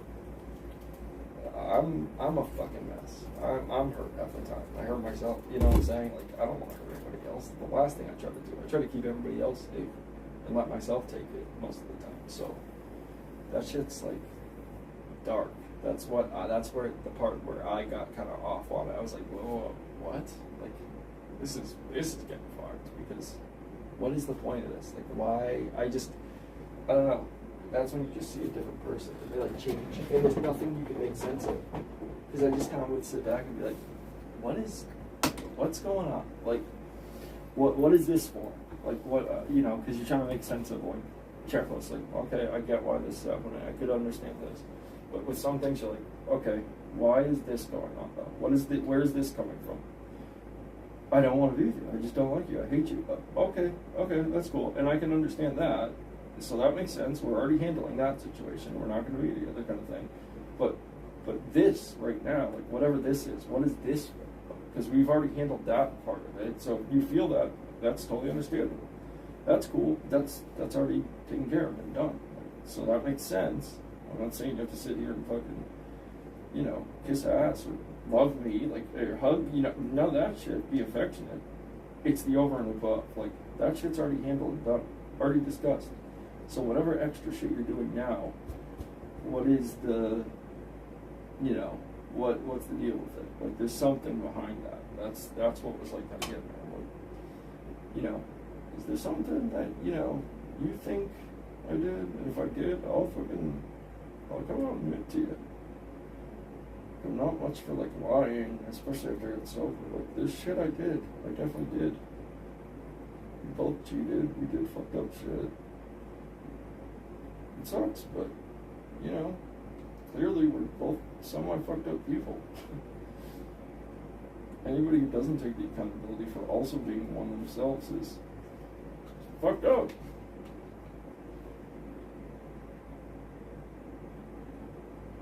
You know, I don't know. Like I said, some people handle hurt differently. Some people don't do well. If you hurt them, they need to fucking... If you scratch them, they need to kill you. Like, what? Like, oh, okay, Jesus. Alrighty. You know, they just don't handle it well. Or they're selfish people, too. There's just selfish people as well. Like, where they're like, I get I hurt you, but, like, you hurt me, so now I have to fucking... I hate you. It's like, where's the double fucking standard? Like, what do you mean? I didn't do anything different than you did. Or, like, I didn't treat you how you did. But they can't understand it. Because any transgression against them is 10 times worse than anything they could do to you. Because it's against them. That's all they think. They think about themselves. There's so many theories I have on it, dude, that fuck me out about it, but the reality is this, too. And it could absolutely be the case. I don't know the answer. I won't know the answer. That's something I have to deal with and figure out. Also, it could just be literally what, you know, there's a major factor in this. And there's a major part of it that I try to ignore. I don't know why. Like, I'm protecting them still, but, like, I need to look at it. There's a serious immaturity here. Like, there's a serious lack of maturity on some of the behaviors that were done. Like, just in so many ways. Like, it's so blatant. And, I can try to make the excuses for that or not acknowledge it, but that is a stark reality of the situation. Like, they're just, the way they handled that was not mature. They got very childish when it came down to real important things. And though they were discussed many times throughout the situation, you never thought that that would happen. But again, feelings change people, situations change people change people, outside factors, things like that. It just got very immature. And so regardless of feelings or whatever else, there is something at the end of the day that I still have to acknowledge, which is a serious lack of maturity. And maybe that's why I don't want to acknowledge it, because I would know that, oh, they're not on that level. They're not on this like level that of understanding or being able to communicate things like that, and they can't do that clearly. Or, you know, you saw how that went. Or when push comes to shove and shit gets tough, they're not good at that. They fall apart. They have other people try to handle their problems. They have, you know, for them. They get uncomfortable having conversations that involve feelings or being, you know, having compassion or speaking in a manner that, you know, sometimes it's hard to go, you know what, it's hard to keep going through fucked up shit, but that's part of being mature and being able to discuss things like an adult. Like, there's a lot of points in that that were so evident. You know, I fell apart, again, not all because of that situation, my own situation right before that happened to just coincide perfectly with when she decided to do her thing. But regardless, like, with what I was going through, even before any of that started,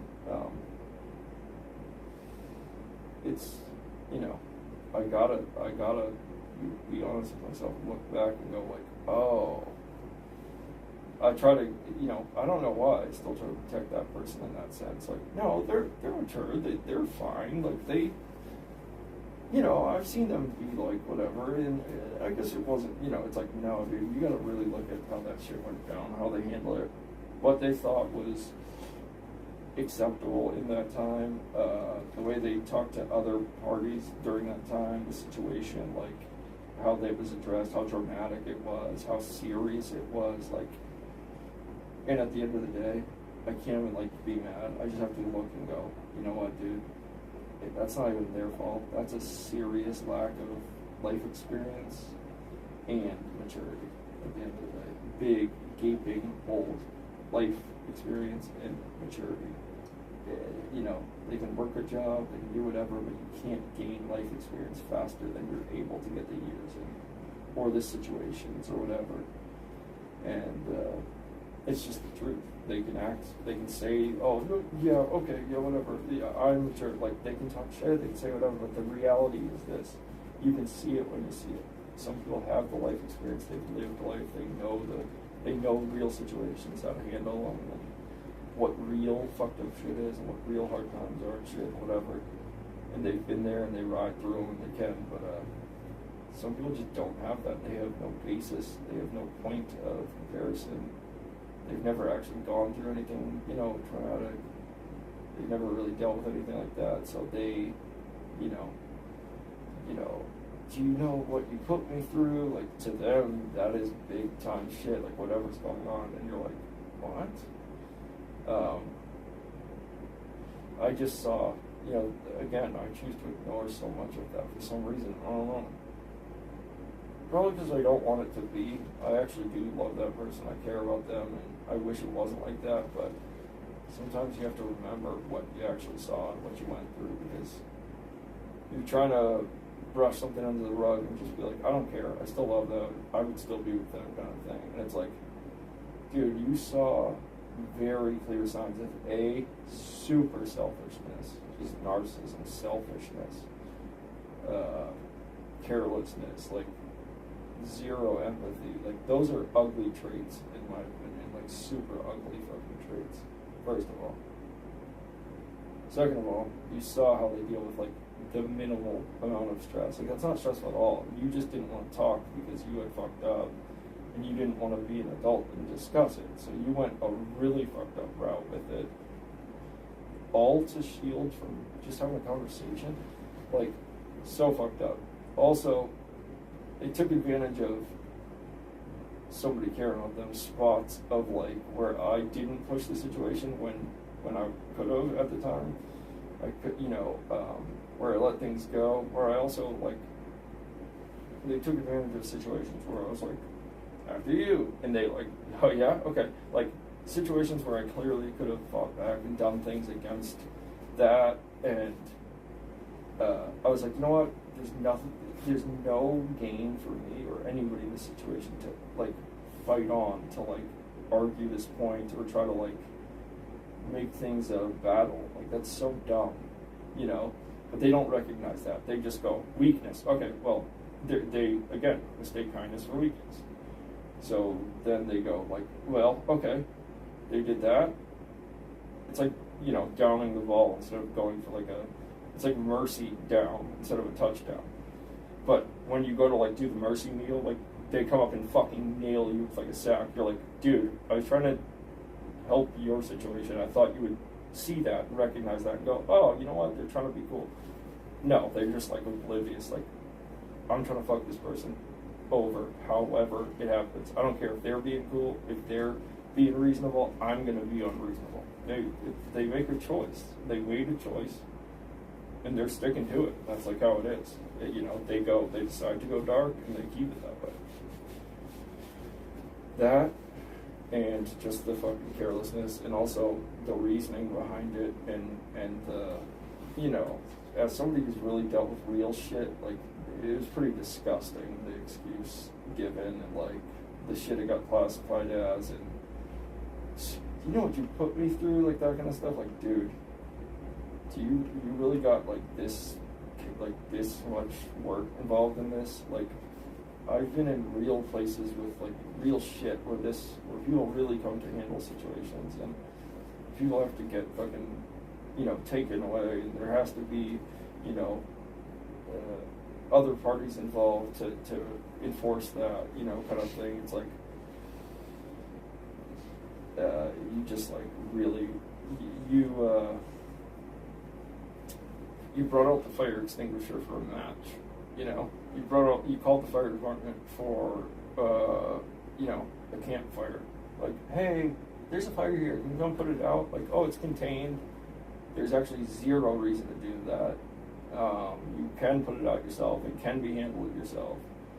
But you just went, no, you know what? I'm going to have them come do it. I'm going to get them involved just because I'm going to crank it up to the max. Like, and then also start believing your own, like, craziness. Like, literally, like, you know what you put me through? Like, what?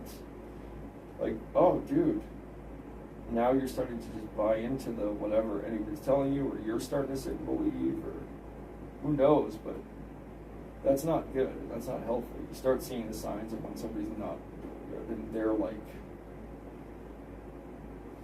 they're starting to believe that what they went through is like really super. And I'm not saying it's not. I was fucked up. I said I was, but like they have no. That's again, no matter what. I'm not saying it is. I can't tell them what's fucked up and what's not fucked up for them. The reality is this. Anybody, life experience. Again, it goes right back to life experience and maturity and life experience. Like they just, it's not there. It's clearly not there. And you can't hold that against people. I would never hold it against them. It's just, it just showed very evidently, like in my situation, at the end. Again, that's not holding it against them. That's not judging them for that. It's just seeing something that is very unbalanced compared to what my level of that is. That's I would say that's probably the most unbalanced stat out of the relationship at the time. Like, if you look and you go like, okay, what do we both have? Listening skills, caring, are we good at talking, are we good at understanding, empathy, shit like that, numbers, like, the furthest we were probably away is, even when I wasn't working, I was out of work, and they were working, like, shit like that, like, you could go, oh, he was working like that. The reality of what we had the furthest apart from each other was life experience and maturity. Maturity for real situations, maturity for, a lot of people like to classify, like, I had just gotten sober, and I didn't get back to work yet at the time. So a lot of people go like, maturity? I have a job. You're like, hey, you can hire a chimp to do an 8-hour shift, right? Like, maturity, there's a level of financial maturity, like, yes, which I was not working for a little bit at that time. That, I don't classify as that. I see that as an issue, but I don't classify as that as a maturity level. I just had gotten sober. I wasn't stable at the time. Money was not a good idea. I just crashed my vehicle right before that. I didn't, I was out of work. That's the reality of it. I wasn't enjoying it. It wasn't a fucking vacation. I was miserable. I hated every minute of it. So, to them, it's funny because they'd be like, that's maturity. It's like, dude, there's so much more that goes to maturity, and just saying that sort of thing shows the level of it. Like, you're not mature because you put on a tie, at the end of the day, when I worked, and I wore a suit and tie every day, and you get up and you go, and even if you work 80 hours a week, you're not mature because of that. You're hardworking, and that's great. That's great. But you're not mature. You're not mature as far as, intellectual maturity, as far as, you know, emotional maturity, like these kind of things, like handling situations that are tough to handle, discussing things that are tough, having emotion and empathy through things that are hard for you.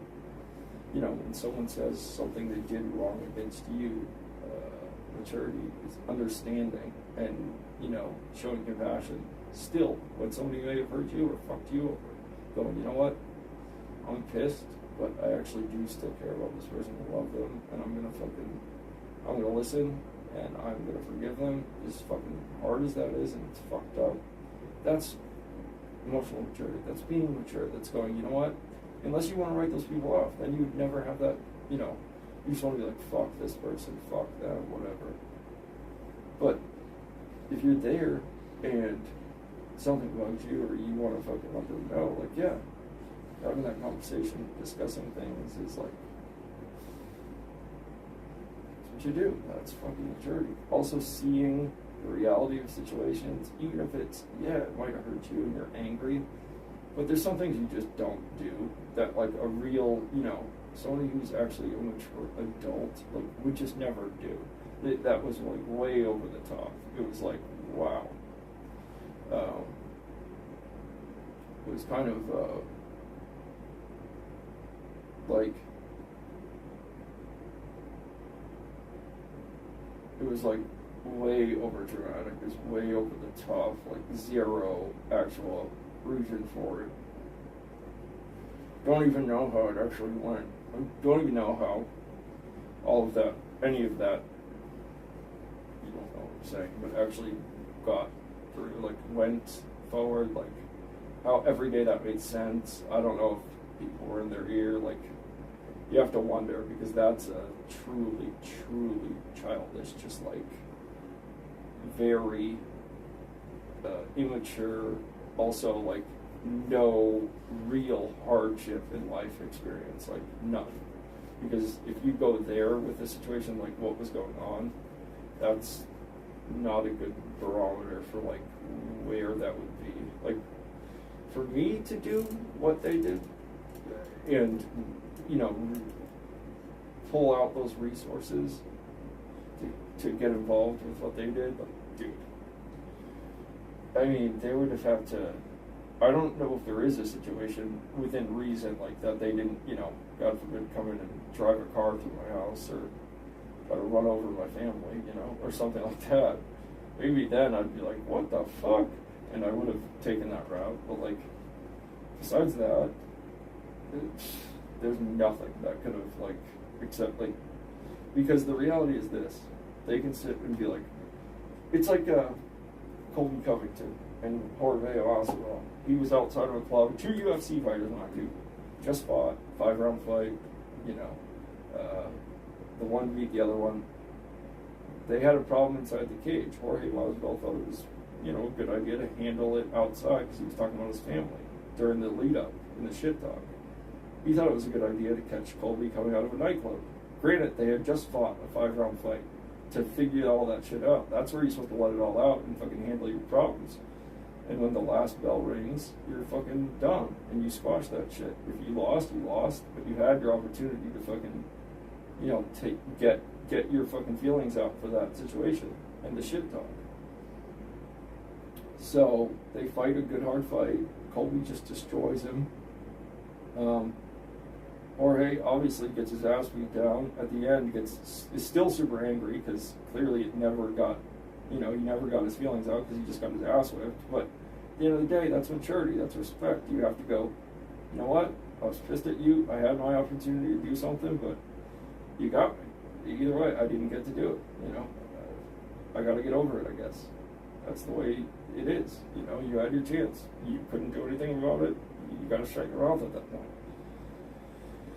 But he didn't, so he took it upon himself. He goes and waits outside of a nightclub for Colby, and fucking when he comes out, he punches him in the face. You know, blindside, just fucking cold cock, blindside, punch right in the fucking face. Now, that's super fucked up. I think that's terrible. I think it's super fucked up and wrong. I think it's a pussy move. I think that's absolutely insane. It shows very little maturity on his part. It's disgusting. That's like some street shit. Like, you know, you're either in the UFC and a pro and a mature dude and an adult, or you're not, and you're some fucking hood, you know, dude still trying to get back like that. Like, that's fucked. But the other thing is like this. Okay, he's a UFC fighter. He gets punched in the face. Granted, it's not right, so I understand why he did it. But it's kind of like this, you know, and understand the metaphor a little bit. It's not really completely the same, but like this. They're both UFC fighters, so getting punched in the face is not even, you know, it's like typing on your keyboard at your job. Like, it's gonna happen. It happens all the time. Well, he gets punched in the face. Now, because he can't get even again with that dude, and yeah, he knocked out teeth, which is fucked up. He calls the cops on the dude and wants to press charges now. Like, they're UFC fighters. You know, they could have kept fighting. Granted, it's a dirty shot. It's fucked up. He should have never done that. I think he's in the wrong, to be honest. But I also think, like, he went and called the police and he's going to sue him. Like, a lot of people looked at that like, whoa, dude, like, you know what this is. Like, you talk a lot of shit. You got to back that up. You got to deal with it. And also, it's not that big of a thing. Like, you don't, you know, again, that's somebody who's punched for a living. And he calls the cops on a dude who's also a fighter who punches him in the face over some shit that went bad. Like I said, they had their chance to fight. That's when it should have been done, but it wasn't. They're both in the wrong, but my point is that, like this, you don't go that far. Like, that's a regular thing that could have just been, like, in reality, that's not a civilian just getting punched by somebody, assault. Like, that could have also just been handled, like, yo, we're both UFC fighters. Like, I'm not going to take it that far. It doesn't need to go that far. That's insane. It's kind of over the top for this situation. It's kind of really over dramatic and drastic for the situation that's at hand. But they wanted to get at that person. They wanted to get them back. And they wanted to fuck them over at that point because they could. And that's kind of how the situation goes. Like, you took it way too far for something that's like, it's not that caliber, dude. And if you think it's that caliber, like, oh God, I feel bad for you. Like, I really feel bad for what you've experienced in your life and thought of as hard and fucked up. Because I would imagine there's going to be a lot more of those calls and reaching out, like, in your life then, because there's going to be way worse shit like that. Like, not for me, obviously, but for anybody. You're going to deal with a lot worse things. Like, it's really hard that, like, and again, I can't tell people what to feel, but if I could, you know, again, if that was really a bad feeling that they had and it made them feel terrible, they felt so distraught and whatever, they also know they could have discussed it, and that could have been like, I could have been like, what, I don't realize what's going on. Like, if I made you feel like that, you know, I could have tried my best to make them feel better about something I did. But to go and take it to this, like, traumatic, like, oh my God, like, I've been wronged, I've been harassed, assault, like, dude, that is, like, way dramatic. Like, that is, like, so immature, like, childish, immature, just not adult, just not there, not with reality, like, not, there's some things you just don't do. And people would go, like, you did what? Like, wow, okay, yeah, that seems like a reasonable thing, you know, but I guess it was always there. I just never saw it because I cared about the person and I was always, like, tending to them and caring. But a lot of people pointed it out to me afterwards, like, yeah, man, do you remember how they used to be when they didn't feel good? Like, something that you're going to deal with as a human adult, like, not feeling good, like, it's how it goes. You know, you don't feel good.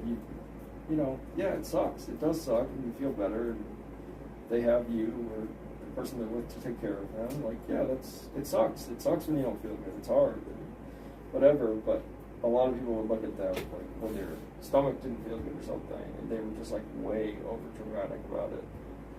People would be like, "Oh my God, get over it, dude!" Like, everybody deals with that. That's like child shit. That's like teenager shit. Like, you don't do that. Like, it's not that big of a deal, I promise you. And also, that's like way over the top, like sensitive, not in touch with reality of how life goes and what you do as a grown person, like what you act like and what you don't.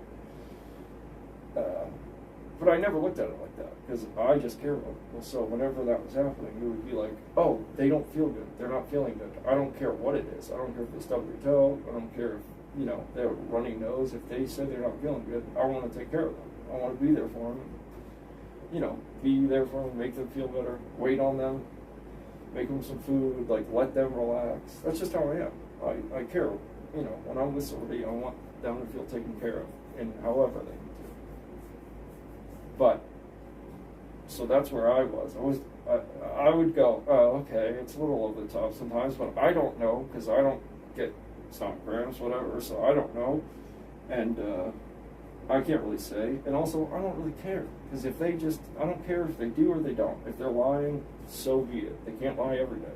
If they're lying today because and saying they don't physically feel good, maybe they just don't mentally feel good. Maybe they physically feel fine, but today they don't mentally feel good. So, either way, if in any aspect they don't feel good, I'm going to try to make them feel better. I'm going to take care of them. This is how I am. So, it never bothered me, but there definitely would be some times that I would look and go like after people would say something, I'd go, dude, they don't feel it. I don't know. I can't say for them. And if that's the case, well, I don't care. I don't care. I'll take care of them. But I would hear that a lot from people. That's way over dramatic. That's seriously insane. That's weak. That's shit you do when you're 12, 13, acting like that over that. Have you never dealt with anything? I was I guess. And then I just started seeing it more and more. They just got in touch. And I never really saw it back then because any of their problems for the longest time, maybe not at the end. Like I said, I'll admit it, I fell off a bit at the end. I had to take care of me because I was falling the fuck apart. And I was probably going to end my shit. That was the reality. Dead serious at that time. They knew that, I knew that. I was already figuring out the logistics of it all. I was I can't handle this shit anymore. It had nothing to do with them, it was just me.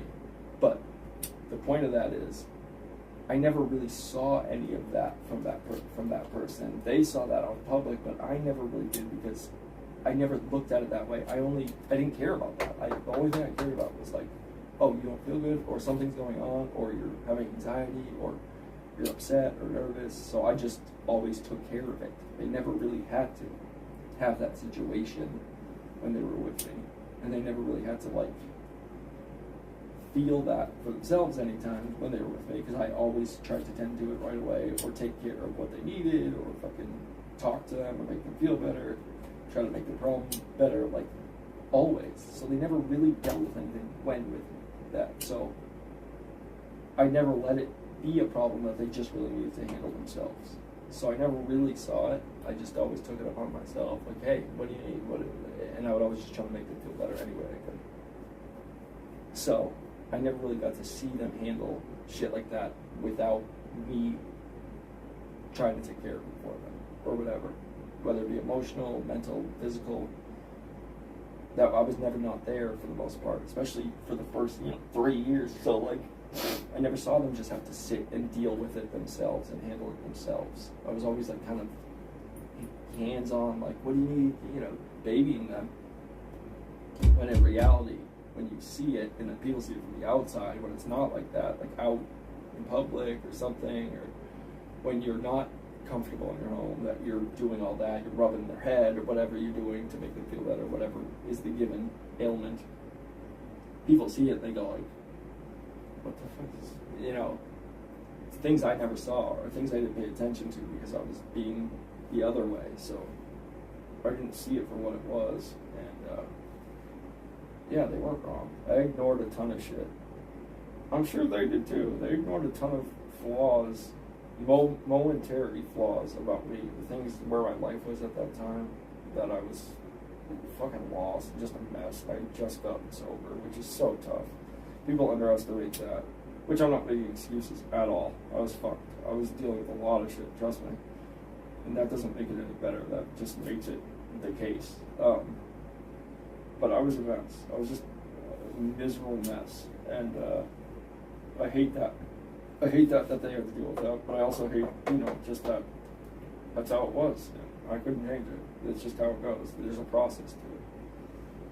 But I also ignored a ton of shit that was like not just momentary behaviors and qualities and traits that somebody has. Just because I'm pretty much like, I don't care what's wrong with you. You can do whatever in front of me. It's never going to change how I feel. Like, if I care about something in the relationship with them, they can say or do anything embarrassing, fucked up, you know, they can say whatever they want. If it's really deep or something really traumatic, like, I'm never going to look at them different. I'm never going to be like, oh, like, wow, that's fucked up. I look at you really differently. Like, no, dude, if I care about you, I care about you. It'd be really hard to change that. Like, truthfully, it'd be really, really hard to change that. So, I really kind of just glossed over. So I'd be like, I don't care about that. Like, my main goal is always when I'm sort of like, I just want them to feel as comfortable as possible, cared for as possible. So I'm never, things that truly don't bother me, that like I draw a line in the sand on, I don't even think about. I just go, whatever, who cares? Yeah, that's nothing. That doesn't bother me at all.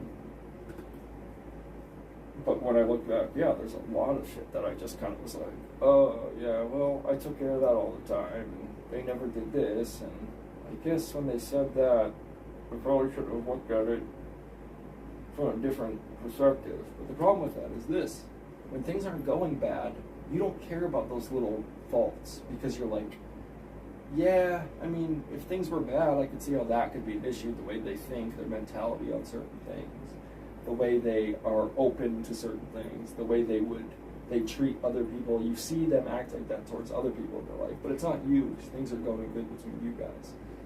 So you don't never think like that. But then when things are not going great between you guys, you see those things that you kind of ignored because they didn't affect you. The way I look at things is like, what affects us is all I worry about. Like, I worry about me and you and how we are in our situation. I don't care what's going on. I'll talk to you about it. I'll try to handle it with you, but like, that's between you and that. But then when it comes those traits that they treat other people like, you don't forget, it can also be just turned to you. You don't reserve this one spot of like, it just never got there. So like, you're not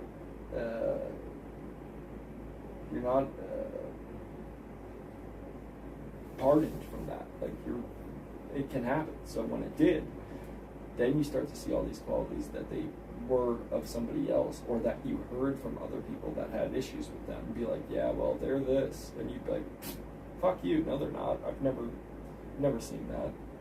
Stop talking shit, kind of thing, you know. And then you do see it, and you're like, oh, I should have listened to them. I should have listened to those people. They were right. But again, sometimes you may never ever see that person, because things don't go bad for you guys. So you never see the person that they are to those other people. You never think it could be you in that spot. But when it is, you're like, oh, yeah, okay, I did see that. I chose to not absorb it because it didn't have to do with me. But you should always be aware of all those things, because that is a quality that they carry. It is a trait that they have, behaviors that they carry. So, you know, there's a lot of shit I ignored that if I was sober at the time, and then also where I'm at now, like if I was sober when I saw these things, and then when I got clean, if I was where I am now clean versus just getting clean, like first few months, you know, you're so fucking just, you're a zombie and nothing's enjoyable and you're miserable for the most part. Like, if I wasn't in that place and I was more focused and present, I don't know that I would have stayed in that type of situation. There's a lot of pretty glaring things that if I was better off, like where I am now, mentally, in my life, financially, like stably, I may have not also been fulfilled in that relationship either, because where I was at, struggling, I was using, I was in the band, it was great for what it was. We kind of matched there, it was for what it was great. then I got fucked up, and then I'm fucked up on drugs, selling everything I own, spending every dollar I have on drugs. You know, I'm a bum. Like, you know, I'm not working. I lose my jobs because I just take the money and I'm fucking blowing everything I can in my nose. You know, I'm a mess at that time. So you're okay with whatever flaws they have because you know you're a mess. So you're like, dude, I'm a fucking wreck. I'm lucky to have them. That's what you start telling yourself. So you go through, and then you get sober, and you know, throughout that time, obviously, regardless of ups and downs between the two, whatever levels you're each at, you still, fuck you, bitch. You still love that person. You know, you developed enough time together though that you're like, I do love them. Like, I do actually love them too. So whatever, it's just time spent together, whatever it is now, I fall in love with them.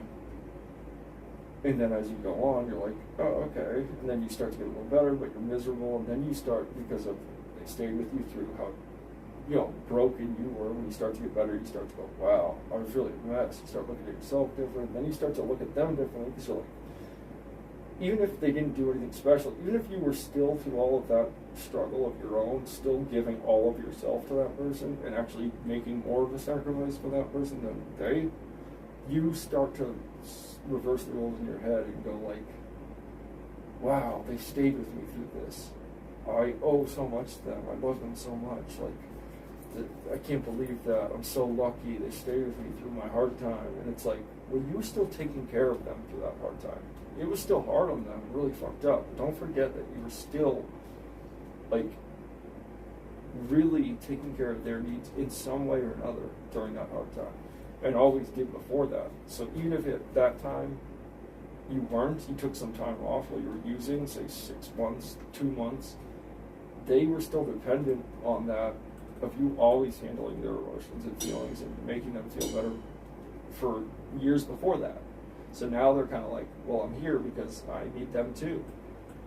And then then you get out of it and you're all shell-shocked because of how fucked up where you were, and you know what a mess you were. So you're like, wow, I'm so lucky they stayed. I'm so glad they did. And I honestly am. I owe them a lot for my sobriety. I really do. I'll never, ever discount that. But the reality is this. You also start to, like, patronize them. Like, oh my God, I can't believe that they stayed with me through that, and what a mess I was. And, you know, I'm so grateful. When it's like, well, would you have done the same for them? Like, would you have actually stayed and, you know, been through them, you know, been through whatever with them and supported them and trusted them when they said they were going to do, you know. And for me, I can't answer for anybody else, but for me, I go, yeah, of course. Yeah, I ride through anything. I'm a fucking ride the storm guy. Like, there's no wave, there's no storm that's going to knock me out. Like, if I care about you, I'm in it till we're not in it. Like, I'm in it with you till, you know, again, it would have to be something really fucked up for me to bail on you. And even then, say I don't want to be in a relationship with you, I'm not going to bail on you. Like, I might be like, hey, we can't be together right now because you need to take care of yourself, I need to take care of myself, whatever, this is not healthy. I'm still not bailing on you. I'll still be there for you. Like, just like, you know, just like it's not. Just like we hadn't. But we're probably not going to be hooking up and whatever. You need to get better, I need to whatever. So, but I'm still going to be there for you. You know, just like that. I'm not going to move right on. If somebody I love and care about struggling, I'm going to be there for you. So I would be. So I can't sit there and be like, you know, I guess I was just impressed and I was happy back then because I was like, wow, they did stay. And I know that's hard to do. I also know that I would do that for anybody else too. I would do that for whoever I'm with or care about as well. But I tend to just go, well, that's me. And then I go, not everybody's like that. So when I see somebody do something that I too would have done, I just have a lot of respect for it because I go, I know there's a lot of things that I would take and do that's not necessarily healthy for me or good. But I do it, and I know a lot of people wouldn't. So when I see somebody do that kind of stuff, I go, fuck, wow. Somebody actually did stick through it and does care or whatever. So I have a lot of respect for that.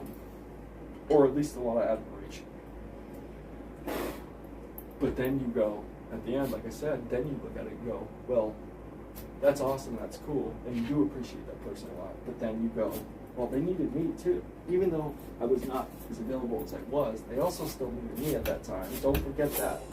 It might have not just been about you and what they did. I'll never downplay it because it really did mean a lot to me. But at the same time, you got to remember, maybe they didn't really want to be, and maybe in a different situation they wouldn't have. But because they also felt like they needed you to help them through their shit that they were still going through, they did stay and took a chance on it and whatever else, you know? So, could have been a codependency thing rather than I care about you thing. And at the end of the day, the reality is, then I had to get sober, then I had to take the time to get sober, which you're just miserable through. It's really hard. You appreciate them, you love them, but it's really fucking difficult. You're bored, nothing makes you happy, you're just miserable. So you're doing that, then you kind of get through that. But all through that, you're seeing all these things that, again, if I was on my feet where I'm at now, and in a better place mentally, where I'm closer to now, sobriety, I have my head screwed on a lot straighter than I ever did, then I don't know that you put up with the things that, or if you ignore the things that I saw all the time, that I was like, well, I love them anyway, they're great.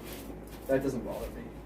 I don't know if I don't feel differently about that. Or, you know, at the end of the day, I don't know how much I do need that person, or that I don't see those flaws now. If I'm in that same relationship that I was now, with the head I have on now on my shoulders, sober, you know, 3.5 years into sobriety, I don't know if I feel as balanced in the relationship as I did then, you know, like between the maturity, like I think that might be something that shows a lot clearer, that I may kind of be like, yeah, I love this person, but there's a big gap here as far as that goes, and I don't know, you know, I think it might have come out a lot more evident, like, you know, a lot more prevalent, because I literally, I was pretty, you know, I had easing needs back then. I was pretty fucked up, and I wasn't really worried about things like that. Because my head wasn't there. I was just kind of floating along. I just needed somebody to love. I did love that person for whatever they were.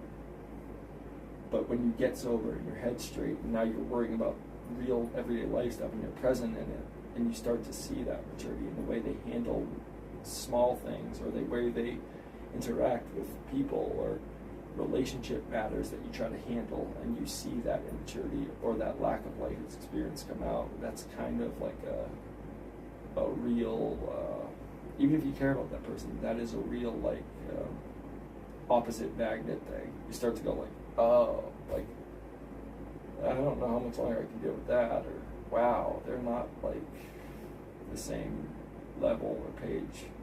I can't give them that. That's not something you can help somebody with. Like life experience, they either have it, they don't. Maturity, they either have it, they don't. Understanding, compassion, they either have it or they don't. You can help build those things, but that's like a human trait. That's not like a relationship thing. You can help somebody understand those feelings better, but, and I think I did, but those are like,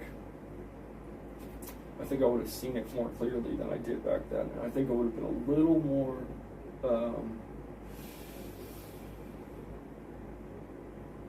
critical about those things. Like I think I would have for myself, because I let a lot go for me, where I was just like, you know what, I don't deserve that much better, so what does it matter, because I'm a fucking junkie who just got sober, you know, years ago, you know, at that time, a year ago, 2 years ago. Who the fuck do I deserve, kind of thing. This person stayed with me, so you start to like,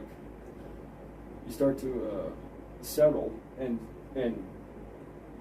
take these things and think you're, you know, think you or should be grateful for what you have, instead of, you know, hyping yourself up, like, yeah, dude, but you also have this, you've done this, like, you just put yourself down, and you accept minimal, you know, so I think if I was better off back then, I don't know if I would have put up with a lot of the shit that I did, and maybe I don't know if I would have been longing for a lot of the shit that I think I miss about that situation, because I wasn't clear-headed, I wasn't present. And maybe if I could see it through the lens of today back then, maybe I wouldn't feel that way at all. Maybe I would have, when all that went down, I might have been like, you know what? Yeah, you're actually right about this situation. I don't think it is work. I don't think it's gonna work. I don't think it does work. I think you need to like go grow up a bit. You know, do what you need to do, get some life experience. Like, you know, I don't think we're in the same place or like have the same values or vision on things. You know, and I tried to do that early on. Like, I'm not gonna lie, because there was already a little bit of age gap for the first time ever in any dating or anything. I always either dated older or maximum 2 years younger. So that was weird for the first time, and I was really hesitant about that because I was like, dude, I can't handle immaturity. I can't handle fucking like non-intellectual shit, like people who don't think or have like aren't in touch with themselves, like what they are. You know, so I was concerned about it. And even so much at the beginning that I did some shit that no guy does. Like, I was literally like, hey, I'm going on tour. And everyone goes like, well, yeah, so you could get an excuse too. I'm like, listen first. I went on tour, I was going on tour, and we had just been together like maybe 3 months or so. And I was like, hey, I'm gonna be on tour for the next like 2 months. I don't wanna like, you're younger, you know, you're younger than me, you have like a lot of life to live, you're young, this is the years you should be like living how you want to live. I care about you a lot, I want to be with you, don't get me wrong. And I'm fine with doing that, keeping it the exact way it is, like, you know, you're my girlfriend, we'll keep it that way. But I am just going to put this out there. Maybe you should just kind of do whatever you want to do. You know, I'm not saying go out and try for no reason, but if you feel like you want to meet some people or go out and with your girlfriends and live a life like you're single, like, do that because you're young. I would feel terrible if I ever held, because, you know, I do actually have feelings for you, so in some way or another, I would like to be with you for the next however years, or see where this fucking thing can go, see how long it can go. So if you, while I'm gone, you want to live like I don't exist kind of thing, that's totally up to you. I'll call you every night, whatever you want too. If you don't participate in any of that, great, cool, whatever. I don't want it to happen. I hate that idea, but I'm also older than you. This is the time in your life you should.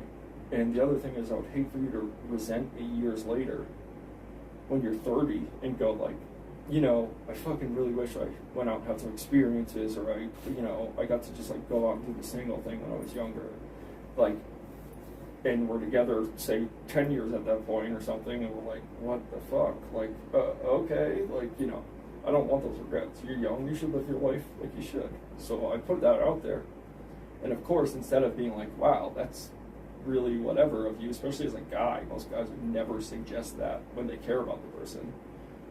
It was more like, oh, well, you just want to do that so you can fuck around while you're on tour and have an excuse. And my thing was like, dude, no.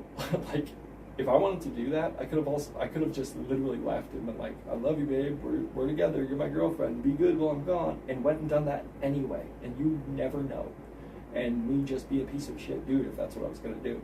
I don't need an excuse and like a pact with you to like, hall pass pact, like, to do that. I could have done that regardless and just not said anything and acted committed like a piece of shit. That's not at all what I was doing. I don't give a fuck about that. Like, if I wanted to do that, I would do that. I wouldn't be in this relationship at all, and I wouldn't even bother to have that conversation with you. Like, literally, that was solely for you. If I wanted to go cheat, I would do that. That's a piece of shit move. If I wanted to do that, I would have done it. Or I would just break up with you, be like, yeah, we're not together while I'm gone, and be single. I wanted to be with a girl. I just strictly said, hey, I just want you to know that you have the freedom and think about it. I'm not saying do things just for the fucking hell of doing them. Like, that's dumb, and I don't want that to be the case. I would prefer that you didn't, to be honest, because I do want to be with you, but I also don't want to hold you back in a time of your life that you should be doing shit, getting experiences, meeting people, having fun just out with your friends. I'm not saying go fuck everybody you meet, but like, just not worrying. It has nothing to do with just sex or fucking people. I'm just saying, like, just having the freedom to be like, I'm out at some party with a bunch of dudes around and my girlfriend's like, I don't need to worry like, oh, I have a boyfriend, he wouldn't like this or whatever. Just being free. Like, I'm not saying maybe you don't fuck anybody you don't know, but maybe you are in a situation with your friends partying and, you know, you meet somebody great and you want to fuck somebody that night. Like, you should just be able to not have to worry about some fucking burden on you that you might regret later. Because who knows where this is going to go. We were like 3 months in at that time. So, I was just thinking realistically, I know how life is. Like, I know how it is. You go out and party, somebody's in a different state, it's tough. It's never easy. So, I put that out there. And what do you know? It kind of ended up happening. But it also ended up causing problems, and they didn't like it, and they wanted me back, and they were worried, and, you know, they met some real fucking shitty dudes, obviously. Like, that happens when you're just throwing yourself out there. And the other side of it is, which again, I should have fucking noted right then and there, a lack of maturity, because they couldn't get past thinking that I was doing that just so I could go fuck people in, like, clear conscience or something. So the whole time I was gone, instead of talking to me about that feeling, they were sitting there convinced, well, he's out fucking people, so now I have to. Instead of going, well, he's actually thinking about me, because, you know, I understand I am younger, this is the time, but I don't want to do any of that. I actually do like this guy. Could have said that. Or she could have been like, I get it, but yeah, you know, yeah, I'm not going to do that. So instead, she forced herself into terrible situations to fucking, like, even the score in her mind that wasn't happening anyway.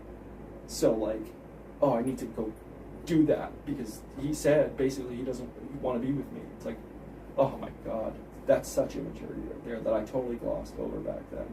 And I was just like, dude, I know it's hard to believe that I offered that up, but I wasn't doing it so I could just go freely fuck people. If I wanted to do that, I would have done it anyway. And then it wasn't because I didn't want to be with you. If I didn't want to be with you, I'd be like, dude, we're not together right now. I'm leaving on tour. I don't want to be in a relationship.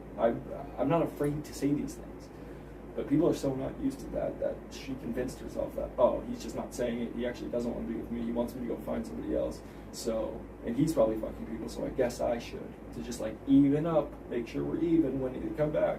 So then she went and got a ton of bad situations. Could have fucking got herself, assaulted in a bad situation. Like, so fucking dangerous and so immature. Instead of having the conversation being like, no, I don't want to do that. I actually do care about you a lot too. And I don't know, or even just saying your feelings. Okay, I'm not sure if you are doing this so that you have a clear conscience to go do what you want, but that's not what I want. And if she would have said that, I would have said, oh, well, I was just thinking because, you know, where you're at in your life, whatever, I don't want that either. And then we would have had a great conversation. But if you don't talk and you just are immature about it and you get assume that and you're afraid to talk, then that's what happens. And fucking shit goes down like that. You put yourself in bad situations trying to even up some, hypothetical score in your head that never is happening because that's literally not what I was doing. So it's like, fuck, man. Like, that's the shit I should have noticed from day one and been like, the way I looked at it more was like, that's just somebody who cares about me. And I could also see it because I always try to look at every perspective and be empathetic to every emotion, every situation and perspective that could be in the situation. And for me, I was looking at it from like, well, she probably can't understand that a guy would literally just genuinely throw something out there. That's not something they really want. That's tough on them. But because of, I have more life experience and I was older and like, I'm thinking ahead. I'm thinking about like, dude, I don't want to hold anybody back when they're younger. Like, I know how those years are. You don't get those years. This is what you should be doing with your friends. Now you're sitting at home for 2 months and, you don't, I think it's ridiculous to begin with anyway. I think you can go out with your friends and not end up with a fucking dick in your mouth or pussy on your face by the end of the night if you're in a relationship. I don't think that's difficult. But again, I was just playing into the early relationship shit and the fact that people are young and dumb and somehow we end up with pussies on our face and dicks in our mouth at the end of the night, you know? When you're that age, it just happens. But like, I was just looking at it like, I don't think she can understand. I get why she thinks that I'm doing this so that I can just be free of clear conscience and fuck people, but I also don't think she understands what a piece of shit I can be, like what a scumbag I am, because I could also just tell you I love you to death and then be the biggest piece of shit and fuck a ton of people while on tour, while you're sitting at home being like, ooh, love my boyfriend, you know, loyal, like bullshit. But I'm not that guy. That was like 19-year-old Andrew, like piece of shit, you know, bro, fucking, oh, I don't care about people's feelings. I'm just gonna fuck people and be like, peace. Like, that's shitty. That's terrible. So I not only didn't do any of that, I just said, hey, this is uncomfortable for me and this sucks. I don't want you to fuck people because I actually do like you. But I'm going to be gone for 2 months. You're young. We just met. I want to see where this thing goes, but I'm telling you, whatever happens while I'm gone doesn't change that. When I get back, I still want to see where this thing goes. If you're single and you haven't found somebody better or great to you, I still want to pursue you. I still care about you. I'll still talk to you. I'll still meet you, whatever. Well, we can still hang out. I want to continue this thing. I just don't want to put your life on hold at the age you are to wait around for 2 months for some guy you've just met, you know, 3 or 4 months now. Like, I don't want to hold you back at a time in your life that you should be out with your friends having fun, like, and doing whatever you want. And I told her back then, which again is probably hard because dudes don't say that shit a lot, but I was like, hey, I'm not the biggest fan of it. Listen, I'm not like advocating go fuck a ton of people. I don't like that. I hate that idea, actually. But as a man who's older and as like somebody who's lived, and I don't want to hold you back either. I don't want to be the fucking reason for resentment later, or I don't feel like that's right either. So I'm putting out something uncomfortable on my part to kind of set this thing free for a little bit. And I wasn't planning on fucking anybody, to be honest. It was just for her to do what I felt like somebody that age should. Like, you know, I was like, well, maybe, like, I don't feel right leaving and, like, this early, like, keeping this girl sitting by the phone, fucking keeping herself from maybe some great nights that she could have. So I was like, I'm gonna throw it all out there. I'm gonna tell her. I'm going to do something that's really uncomfortable for me because I care about this person. And if it happens, of course I'm going to hate it. But that's something I personally am going to have to deal with as an adult. Like, whatever, I can get past it. So I'm going to put it all out there, put it on the line, and let her be free while I'm gone. And when I come back, I'm taking that chance that maybe she's not available when I come back. Or that, you know, they met somebody better or somebody that they like more, or they got involved with somebody and now I came back and that opportunity's not there. I felt like that was the right thing to do at the time. Like, that chance, was a chance I was taking because I felt it was the right thing to do. Not for myself. Selfishly, I could have tried to lock that up and be like, yo, we're my girlfriend now. I've been the fucking, you know, that guy. But I just felt like that's not right now. So I did something like that and I put it all out there. And what do you know? Like I said, of course you went and got with people. And when I got back, guess what? We dated for 3.5 years after that. Because A, sex doesn't ruin somebody for me. I'm not like, oh my God, because A. B, they probably did it before they met you. Hopefully they did at this age of our lives. Are you mad about the people who came before you? Like, no. You don't give a shit, and I don't care who they fuck after. My point is that, like, sex doesn't tarnish somebody. Like, I don't care. We're adults. It is what it is. I have had great sex, terrible sex, okay sex, good, bad, whatever, quick, long. It just is what it is. It's just a thing.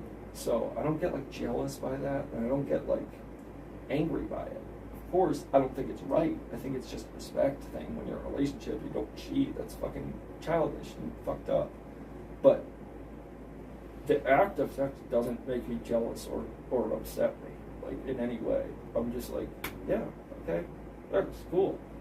I'd be more mad if you had a long conversation with somebody. Like, that's more fucking deep and meaningful. Like, that that's getting closer than fucking sex. I've had sex with people that means nothing, where I'm literally like, oh my god, I didn't even remember that person. Like, I think back years later, and I go, oh my god, I did that. Ugh, that was terrible. Like, you know, having a long, deep conversation with someone, that's pretty deep shit. So, too many people are insecure, and that's why they care about fucking so much. Like, she fucked him. It's like, yeah, dude, whatever. You know? And if you were the fucking cheater, and you were fucking some guy's girlfriend, he'd be like that too. He'd be like, oh my god, she fucked this dude. And you know how it went. You know how it goes. It's not always the best. Like, it's just how it is, man. Like, for some reason, young men especially, but it seems men at all ages have this deep insecurity with that shit. They're worried about what everybody else has got, what they don't, or how it is. It's like, get over that shit, dude. Get over that shit. That's just weak, fucking dumb men shit. Like, don't worry about that at all. But, you know, like I said, that's what happened when I came back. And she was like upset. She's like, yeah, I slept with people. And I was like, well, that's what I told you to do. Again, I'm not like, good job. Like, I'm not fucking pumped about it. I don't like that at all. I hate that because I actually do care about this person, but it's what I signed up for. It's what I put out there. And I just was like, yeah, like, I wasn't going to be mad. I was like, wow, okay. I was more concerned because whatever that person did, they got themselves in some bad situations, and some of these people that she was with weren't, like, very respectful and cool, and they were kind of sketchy and, like, made her feel uncomfortable. So my last of my worry was fucking these dudes. Like, I don't give a fuck about them. I was like, are you all right? Like, what the fuck? Like, I was concerned. I was upset because something bad could have happened to that person, like, that I care about. So I was, like, concerned. I was like, what the fuck? I was like, dude, you gotta be careful. Like, I mean, now I'm back. I hope to, you know, if we're gonna be together, obviously that's not gonna happen, but, like, Jesus Christ, like, even if we break up ever, just be more careful, dude. Don't put yourself in. I was just, like, upset. I grew up with women. My mom, my sister, like, I've had women in my life, my whole life. Like, I care about the women in my family. I protect the women in my family. So that shit really bothers me. Like, I know how that is. I know how guys are, you know. It makes me, like, really upset and worried for women. Like, I hate that fucking shit, dude. I fought my best friend over fucking domestic shit like that. You know, so, like, I don't give a fuck. I don't agree with any of that dude against women shit or power, you know, abuse of power. Like, fuck that. Fuck that shit. I'll punch my fucking 97-year-old grandpa right in his fucking throat if I saw him do that to a woman. I don't care who it is. That's just something I don't fuck with. I never fuck with. I'm not into it. That's a deep line in the sand for me. But so yeah, it ends up turning into her being like looking to me for like a shoulder to cry on about fucking people. Like, again, my idea, but like I come back and I was like, yeah, wow. Again, I was concerned. I wasn't angry. I was concerned. And then, but she's like, yeah, it was like really fucked up. And like, she's like doing it to like sell me on that we should be together. I'm like, dude, you don't have to do this. I want to be with you. We should be together. I just, God, that worries me. I hate that fucking some shit could happen to me. That was it. But then, like I said, it's being like, it's the opposite. It was done not because she just went to a party and do that. It was done because the only reason it was done was because that she was hurt. She thought I was trying to blow her off and be like, yeah, go do whatever you want. I don't care about you as much. And that's the way it was viewed. Like, oh, he doesn't care about me enough, so he's telling me to go do stuff with other people. When that is actually the total opposite. I cared about it way more, so I told her to do that because I thought it was unfair and I thought I was stealing something from a time in somebody's life when they should be doing that shit. And it was early on. If we were a year into the relationship or two, like, I would have never suggested that, obviously. Like, we're together. But that early in a relationship, I was like, who am I to fucking tell this person what they can do and not do at this age? Like, they need to go experience shit and live life and, you know, not have this, like, burden on their shoulders of like, if they have that feeling that they want to do it, like this guilt of like, maybe I should, like maybe I shouldn't, I don't want to hurt them. Like, so I took that off the plate for them. I was like, you don't need that on you. If you have that feeling, you're out and you meet somebody cool that you want to pursue, you should go for it. You're at an age that you should. Like, what the fuck? It's not cool to put this thing on it right now that you have to like fight those feelings. That's dumb.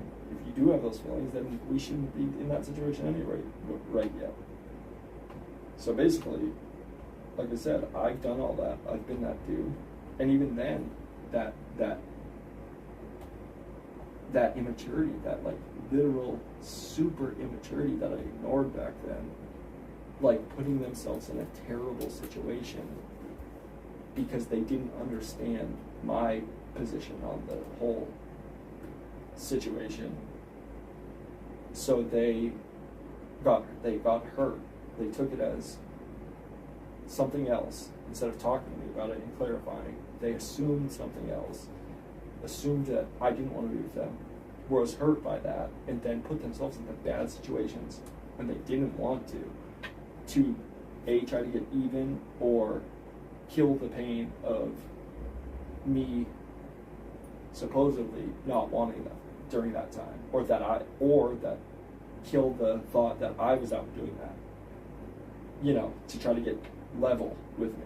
So like that is three super immature scenarios played out, and I should have seen that. I should have been like, oh wow, they didn't get what I was saying at all. They didn't understand, and if they didn't believe what I was saying, they could have talked to me about it, clarified, or dug into the conversation with me and tried to like figure out why I would suggest that, or what it means, or if they felt like I didn't care, they could have addressed me on it and seen, and I would have told them exactly what I just said. But all of that is blatant, like, immaturity, like, to not do any of that. And that's one of the many fucking times and many things I ignored of immaturity that I'm like, oh. And all of that should make me go, like, if I was sober now, again, if I was here where I am now back then, would I have still looked at that and been like, okay with it, or interested in this relationship really, because we're just not on the same levels as far as that shit goes. And it felt like I was teaching things more of the time, and like showing and being like, yeah, like this is, you know, I just don't feel like we were on the same level. Maybe I should have, you know, but I didn't see it back then because I was fucked up, so that brought my level way down, and I felt worthless, and I also felt like, well, whatever, if that's her flaws, look at mine. I'm fucking blown drug all the time. So I like discounted myself and accepted their flaws for less, you know, as less. When now, I don't know if I'd be interested in that if I saw all that. Or if, I know for a fact, if I met somebody different, somebody new that I didn't have any history with, or that I hadn't fallen in love with, and I saw all those things that that person had, I wouldn't be in it. I wouldn't be in it for sure. I'd be like, yeah, we're just not on the same level. We don't think the same. We just have way too different life experiences and thresholds for things, like thinking wise, like severity of things, like, you know, what bad is, what, you know, what great is, you know. I don't think they had the relationship maturity as far as like what you have to give and take, what you sometimes have to deal with, like, and still be there for through, or, you know, what's a serious matter in a relationship and what's not, like that kind of shit. Like, yeah, I should have seen it back then. But again, I was too fucking gone and not present for that. But that's a big deal. That shit's a big deal. Because, like, if their level of severity is like, you know, your ex-girlfriend who you had a kid with or something messaged you, like, your kid's mother messaged you, like, and you answered, like, oh my god, I can't believe this. It's like, what? Like, for me, that is a different place. That's nothing, because we're adults, and I have zero feelings towards that, and that's something you kind of have to interact with. You can't just be like, I have a new girlfriend. She says I can't talk to you anymore. Like, that's not how life works when you're an adult. Like, all I can tell you is like, no, we never go there anymore. We never fuck. We never. Those emotions aren't even there anymore. I don't feel that way about this person. But we shared DNA with this other creature. I feel like I have to kind of be a part of this, or should, or maybe we keep in touch once in a while, kind of thing. And that's kind of how it has to go. Again, levels of maturity for them. If that's like, oh my god, I have to tell my friends, I don't know if I can deal with this. That's like, we're not in the same place. We're not in the same place. We haven't had the same experiences. You don't have the same understandings or views on things. Like, I think that would have been an issue eventually. For me, a level of like red flag, like severity, is like, oh my god, the other night she tried to stab me in the neck with scissors, dude. She was going nuts. I don't know if I can keep doing this. Like, that's like red line for me. Or like, yeah, well, you know, I don't even know. Like, that, see how insane that is? My level of severity is someone trying to murder me. Like, that's where I'm like, I don't know if I should be in this relationship. And I said, I don't know if I should be in this relationship. That's fucked. But like, I don't, you know, at that point, like I said, if I wasn't either on drugs or just getting sober, like newly sober and not with it at all, I don't think I would have been into the situation, because the level of maturity and also the experience, relationship experience, I don't think we were anywhere on the same page as far as like where we've been, experiences we've had, the realities of dating. Like, I think it was a very childish, like very kiddish, teenish, like understanding of relationships and like give and take and like issues and how to discuss issues in a relationship, like that kind of maturity. So I think I just think I would have, if I was sober and clear-headed, my tolerance for that would have been like, it would have been very, very blatant to me, like blaring, evident, like that there's a big gap in like experience there. And I think I would have been like, wow.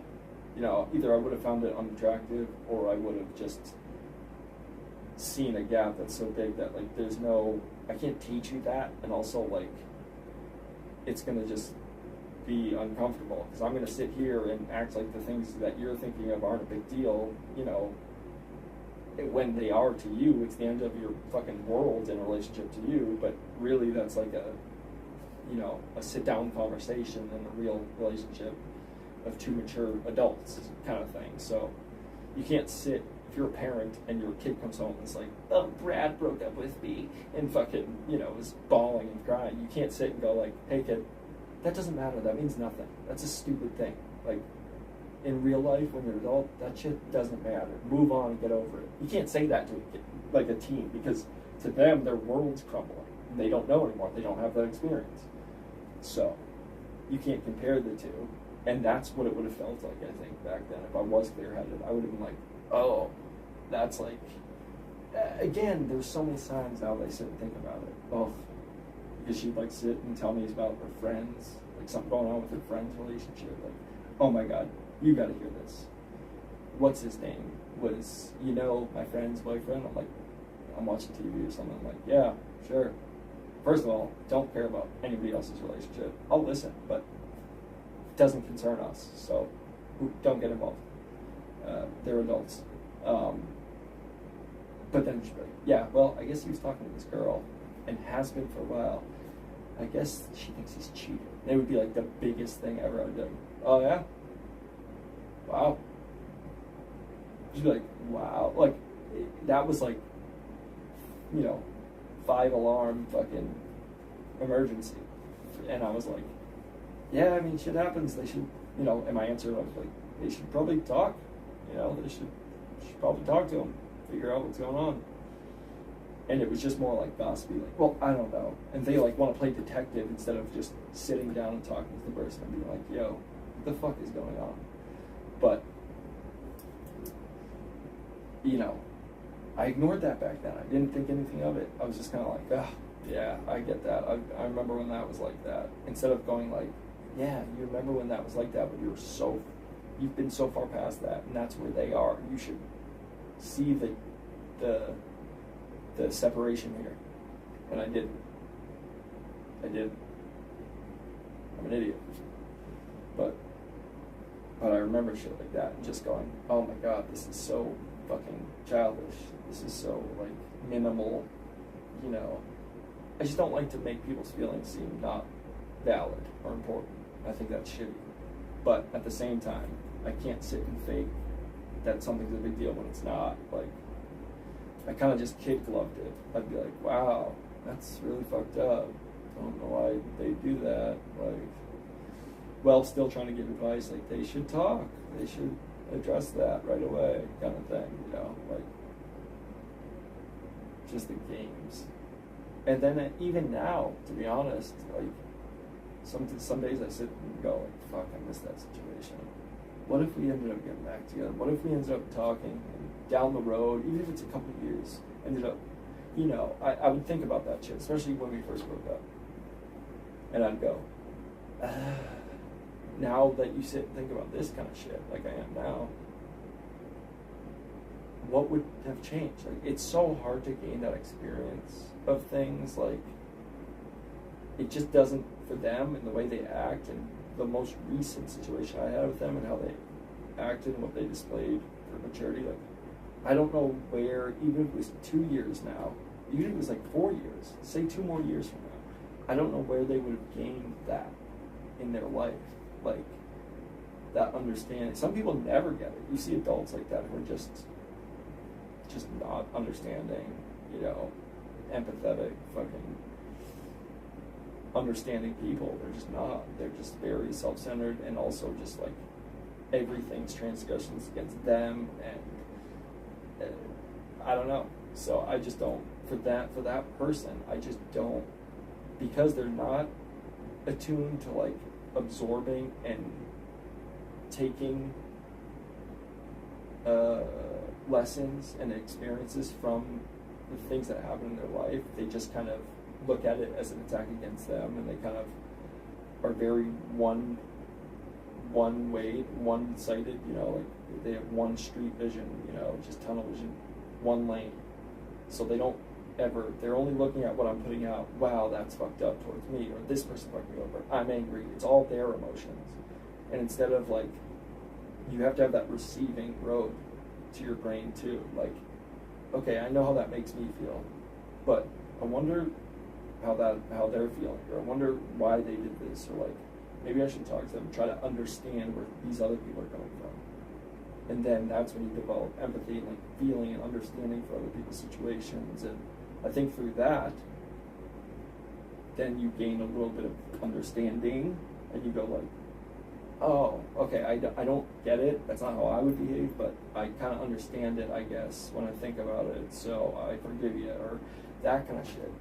That's how you like gain that emotional maturity. So I think, and I know that's just not how that person is, especially based off the most recent, they were the furthest thing from it I've ever seen, and we dated for almost 4 years, so like, they were the farthest from that thing that I had ever seen at that point in time. So I would say that for me, I don't know when any of that would change. And from the influences in their life that I know that are around them, and that are core pieces of their life, like family, stuff like that, I don't see that being learned or implemented from any of them. They're very much the same type of person, like very much me, like individual, fuck those people. Either fuck them or just, wow, what they did against me. Like, it's either write people off or they wronged me, like, kind of thing. It's all very self-centered.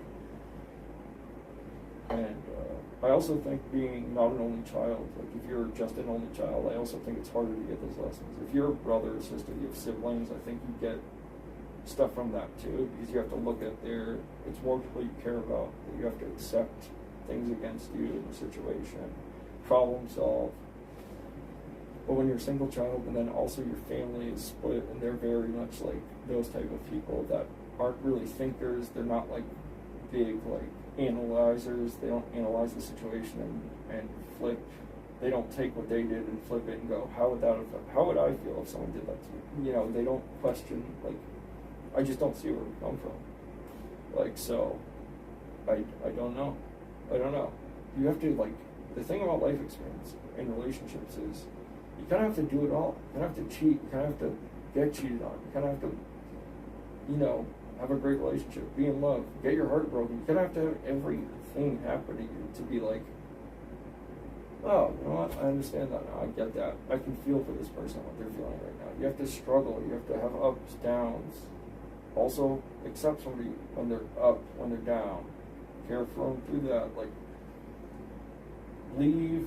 There's so many things you have to, like, do and gain, like, badges to, like, be able to understand.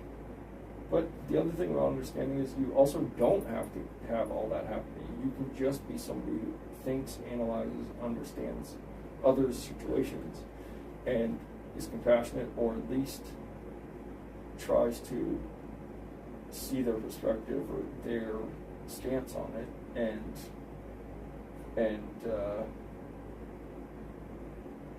you know, attempt to, you know, forgive or move on with things or work things out. But I think there's too many things that they just haven't experienced, and I don't think that, God, to be honest, I would be more concerned if they got everything they had to experience in the next 2 or 3 years. I'd be like, that's a fucking lot of shit to deal with in that time. But it's weird because it's like quests in a game. Like, all those things happening to you could get you those experiences, but also you could be so closed off to them and so self-centered that you might not absorb any of them, even if they did happen, because you only see it one way. You see it from, they wronged me, they did this to me, this is why this happened, and you block out any chance for perspective or understanding or empathy. You shut that side off. So you're not receiving, you're only sending. And you can gain those things from other things, like having a fucked up situation, or seeing your friend go through something, or your family, and you kind of learn that, and you can transfer that into relationships. And I just think there's so much that person hasn't gone through in life. They just have had no fucking real life experience. And it's funny because, like, when I was off work because I was a bum doing drugs before I got sober, 3.5 years ago now, when I was just a bum and just lost and broken and just a using drug addict junkie, and I lost my job because obviously I was high as fuck at work and passing out and spent all my money, or I quit because I was, spent every dollar I had, then I'm withdrawing like a fucking junkie, like I was kicking the monkey, kicking the can, kicking the habit, like, of course, then you don't go to work, so like, dude, I'm withdrawing, I'll die if I even try to do anything, so you lose your job, whatever. But when I was going through that, I remember thinking, like, it's so funny when people think that's, like, maturity, like, they're like, that's, well, I know they're the most selfish, like, self-centered, one-way, closed off, non-empathetic people, zero perspective, except for their own, never think outside themselves. But they get up and they go to this building for 8 hours a day, and they think that that's, like, maturity, or they're, like, more mature than you. You're like, did you think that when you went to school? Like, it's the same deal. Like, you're acting like, I was using for 6 months. I was out of it. You're acting like, and during that, I had, so you're acting like this month, you're trying to talk to me as if I've never done that or been there, because you right now are going to a building for 8 hours and maintaining that. I'm a drug addict. I'm doing terrible.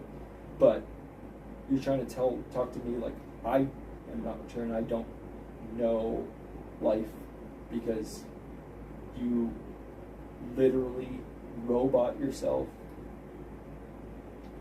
8 hours of the day, like where, again, a chimp's not gonna fucking be a psychologist, but you know what, a chimp can work a fucking manual labor job. They can work on an assembly line. They can type on a fucking computer. Like, that's responsibility. That's not maturity. Because I know many people who fucking function, and when I'm back at work, I meet many people at my job and things when I'm working that are the most immature fucking adults I've ever met in my life. But they show up every day for work. That's responsibility. Don't confuse the two. Financial responsibility, responsibility in life. You have to be responsible and live your life and do the things to provide a life for you. But, and I'm making no excuses. At the time, back then, I was jumping 3.5 years ago. Even if I got 10 jobs, I would have lost all 10 at that time, trust me. So then you get sober, you get back to work, whatever. That's easy though. My point is, like, drones, that's drone shit. That's just like, gotta get up, okay, I'll go. Beep, write, type, whatever. Like, that requires nothing of this, of your head, your brain, compassion. Like, it requires nothing. That's drone shit. So it's always funny to me when people, like, hold that at a level of, like, praise, like, well, that's mature. Like, you think that's not being mature or having an understanding or experience in life. That's doing what you're supposed to do. That's going to school when you're a kid. That's unexpected. There's no, like, praise for that. That's like, you just do what you have to do. That's what everybody has to do. Is work and function. That's responsibility. Otherwise, you don't have anything. You know, like, it's just what it is. Like, it doesn't take a lot. You can literally be thoughtless and mindless and go do that. It takes thought to fucking think about somebody other than yourself and shit. So, but that was always the comparison, which even then, even more so, made me go, oh, you're immature as fuck. You don't know, you don't have understanding of this. Like, this seems like these two things are comparable to you. And that's weird. That's really crazy. Because one requires you to think and actually feel and be something, and the other just requires you to get in your car and show up and stay. So, it would blow my mind all the time. That was always the, like, argument.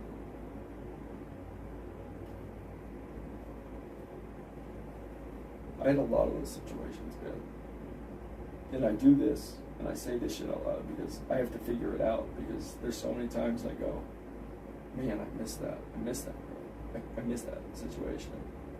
Why do I still think about them? I care about them still, which I do still care about them. I would care about them no matter what. But that missing it and thinking about it like it was this great thing. I gotta, which is easy to do because I was really out of it. I was either fucked up on drugs or I wasn't present in my mind because I was just getting sober and I was miserable. So I think I put it on this pedestal of, like, I'm lucky to have this. I'm lucky somebody stayed with me and cares about me through this shit time. Where I'm a bum because I was super hard on myself at that time, and I still am. But I think I held it at this value. And that's not how much I care about that person. I care about that person regardless, very high. But what I valued the relationship at and what it gave to me, I think I overvalued, and I also put it on this pedestal of, like, I don't deserve this, when it wasn't, there was nothing really, even when I was doing great, that gave back to me, like, in a way. So I have to remind myself of these things and show myself the reality of what it actually was and what this situation actually brought and what that person actually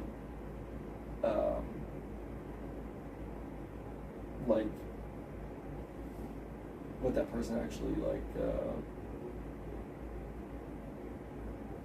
is, or has, or understands. And it's not a lot. Like, that person isn't, I was used to doing everything and being 100% serving of them, emotionally, like, trying to take care of them all the time, so that I never really had to analyze what was given back, or, like, understanding, or what I got out of it, or what my needs were in it, because usually in a relationship, I don't my needs aren't, I don't care. I'm just like, hey, I just want something to do with it. If I love them, I want you around me, I want to take care of you. And my thing is like, I'm doing for them all the time. I never, because I don't ask of anything. I don't ask anything of anybody. Because mostly what I need in my life, especially at those times, was something nobody could give me but me, which is figuring my fucking head out, getting sober, that kind of shit. And nobody can give you that except for you. So I never asked anything of anybody that I was with.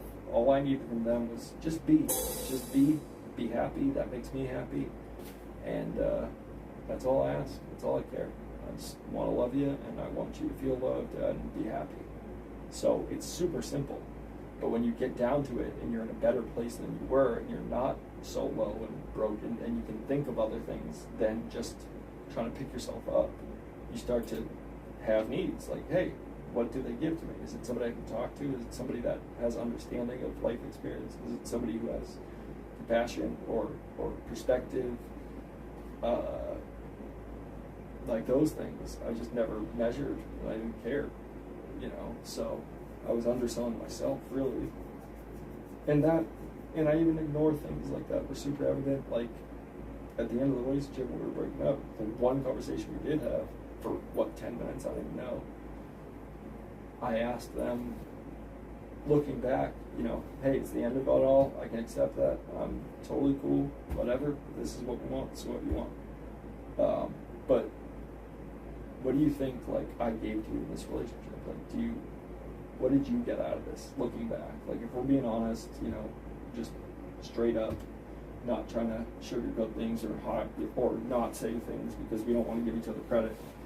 If we were looking back on what we gained in this relationship, what did we benefit, what we learned, like what the value was, like what at the end of all this, what the positives were, what we gained, what did you get out of this, you know? Looking back, say I wasn't in the vehicle, say I wasn't around, and you're just looking back on what you learned or what was gained or what you kind of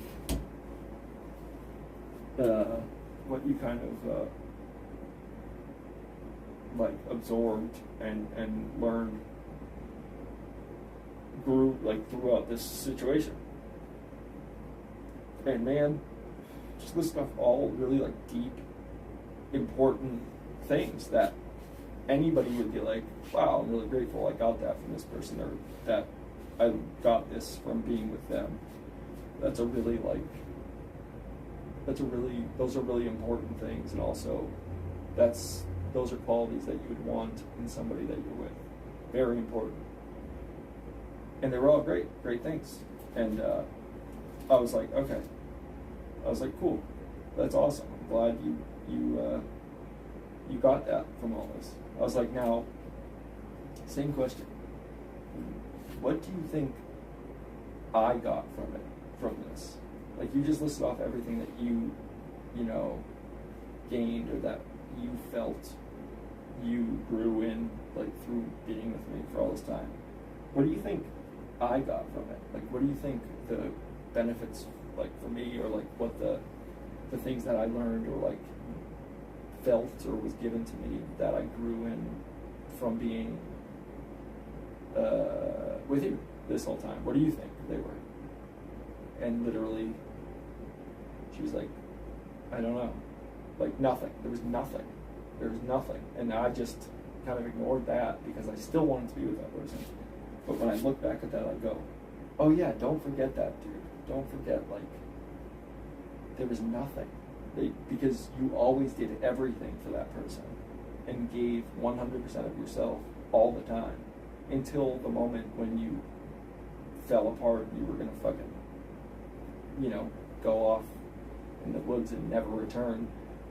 You had to worry about yourself once in that whole relationship, like where you couldn't be there for them anymore. And that's when everything that's when they were like, well, I'm out. So besides that moment in time where you fell apart because you couldn't carry both of you and they weren't used to that, when they think back on what they gave to you, what they tried to provide you with, or you know, gave to you throughout that relationship, they couldn't name anything. They literally said, I don't know, nothing. Like, when you sit there and go, like, nothing, I contributed basically nothing, I gave you nothing throughout the season. That's pretty bad. And it's even worse that for me, I'm still at the end of it like, damn, I wish things were different. Like, why? You got nothing out of it. Like, and I'm not even saying you have to get benefit. I'm saying you got nothing. Emotionally, you got nothing. Like, connecting, you got nothing. Experience, like, you got nothing. They felt they gave you nothing. Like, they just took and accepted throughout the whole time. And they have all these great things that they learned and took from the relationship moving forward. And I'm leaving with nothing except for loving this person and now being fucked over. And you're like, oh, shit, why do I care about this again? Like, because that's the truth. When they say, like, yeah, nothing, I don't know, nothing.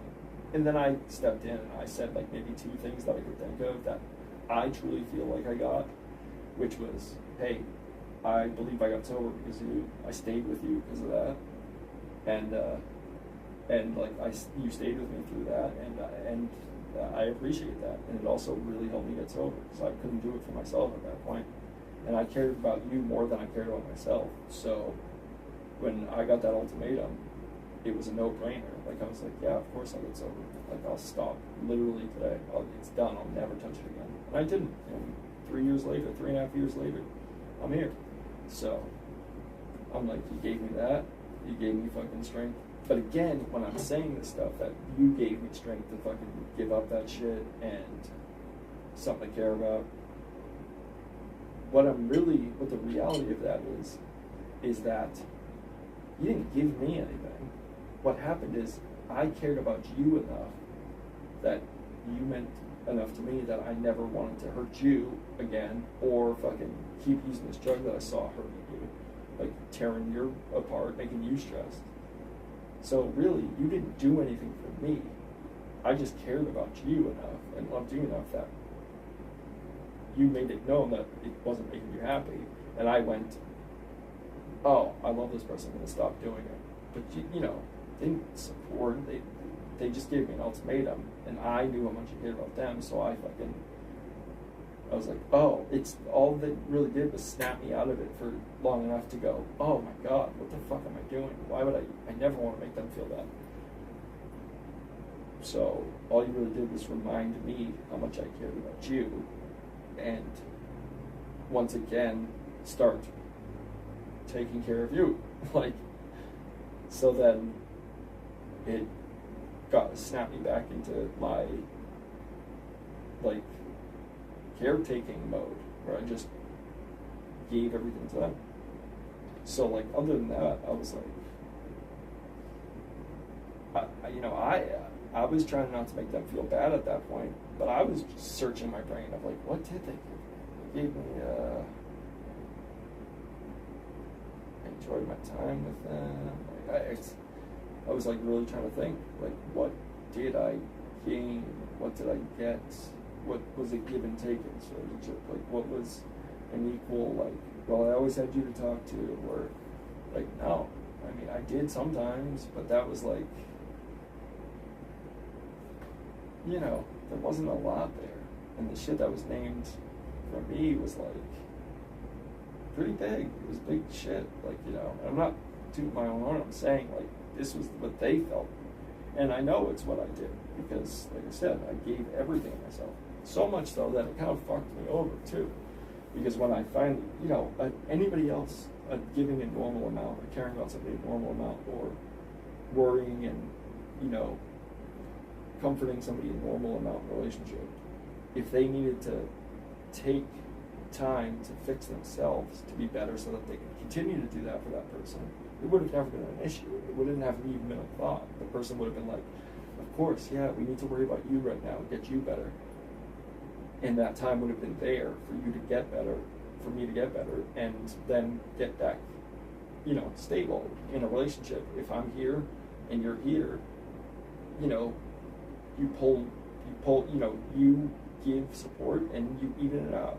And if I'm here and this person's here, I'm draining myself to try to bring them up. Like, that's just how it goes. You lower the water level so that theirs rises. It's give and take all the time. But it was never that.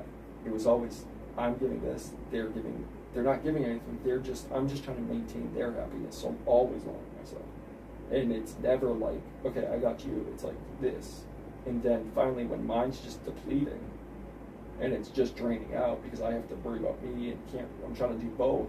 I'm losing, there's a hole in the fucking tank, and that's pouring out, and I'm also trying to raise theirs. Eventually it starts to go, and I'm below, and there's nothing, every time when I go down, there's nothing filling their tank. It's just pouring out now. I can't do both. I had to put it in my reserve, and I had to try to fill theirs, and eventually there's just not enough space or mental, like, capacity. So I had to stop. I had to literally kind of do what I hadn't done all over those 3 years, and I had to solely try to focus on myself, or I wasn't going to be around.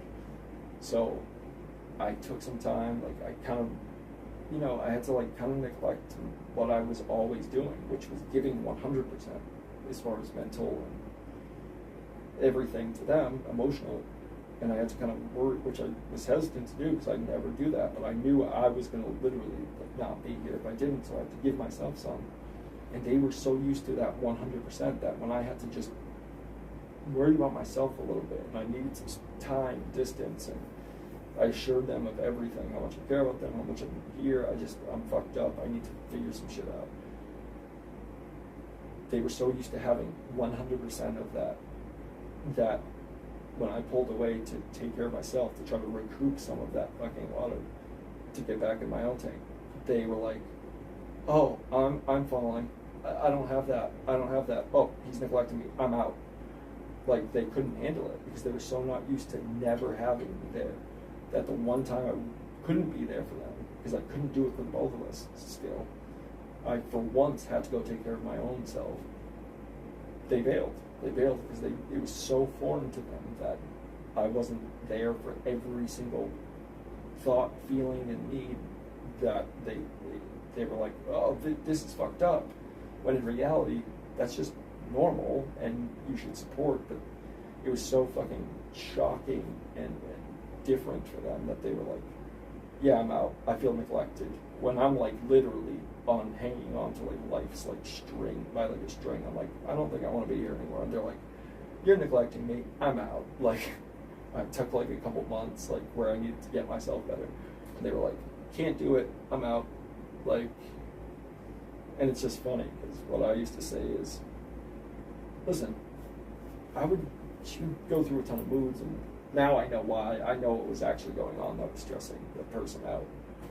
They were not saying things that were going on and not being honest, and that eats you alive. And there's a number of things going on. And I'd always hey, sorry, I had a bad day. Sorry, I was an asshole earlier. I'm like, dude, don't worry about it. I love you. And everyone's entitled to a bad day, and it's just a bad period right now. It's a dark cloud. We all get them. And I'll tell you right now, no dark cloud's gonna run me off. No fucking storm's gonna run me out. I'll go through any fucking storm with you. If you still want me to, I'll be there. And I'm not gonna shy away. I don't shy away from anything like that. I've been through the darkest shit. So anything you're going through that I can help you with, I'll be right there. I'm not gonna snap. If you're upset one day or you're being kind of moody, I'll adapt. Just let's get you through whatever you're going through, and I can come out the other side. That's what I would always say. Just like that. So I was always down.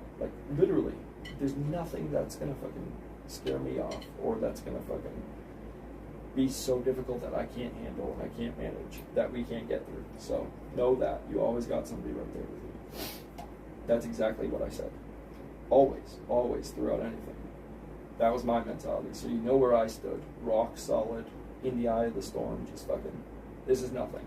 Who cares? We'll get through. Her thing was oh, you can't be there for me 24/7? I'm out. It wasn't even a sprinkle.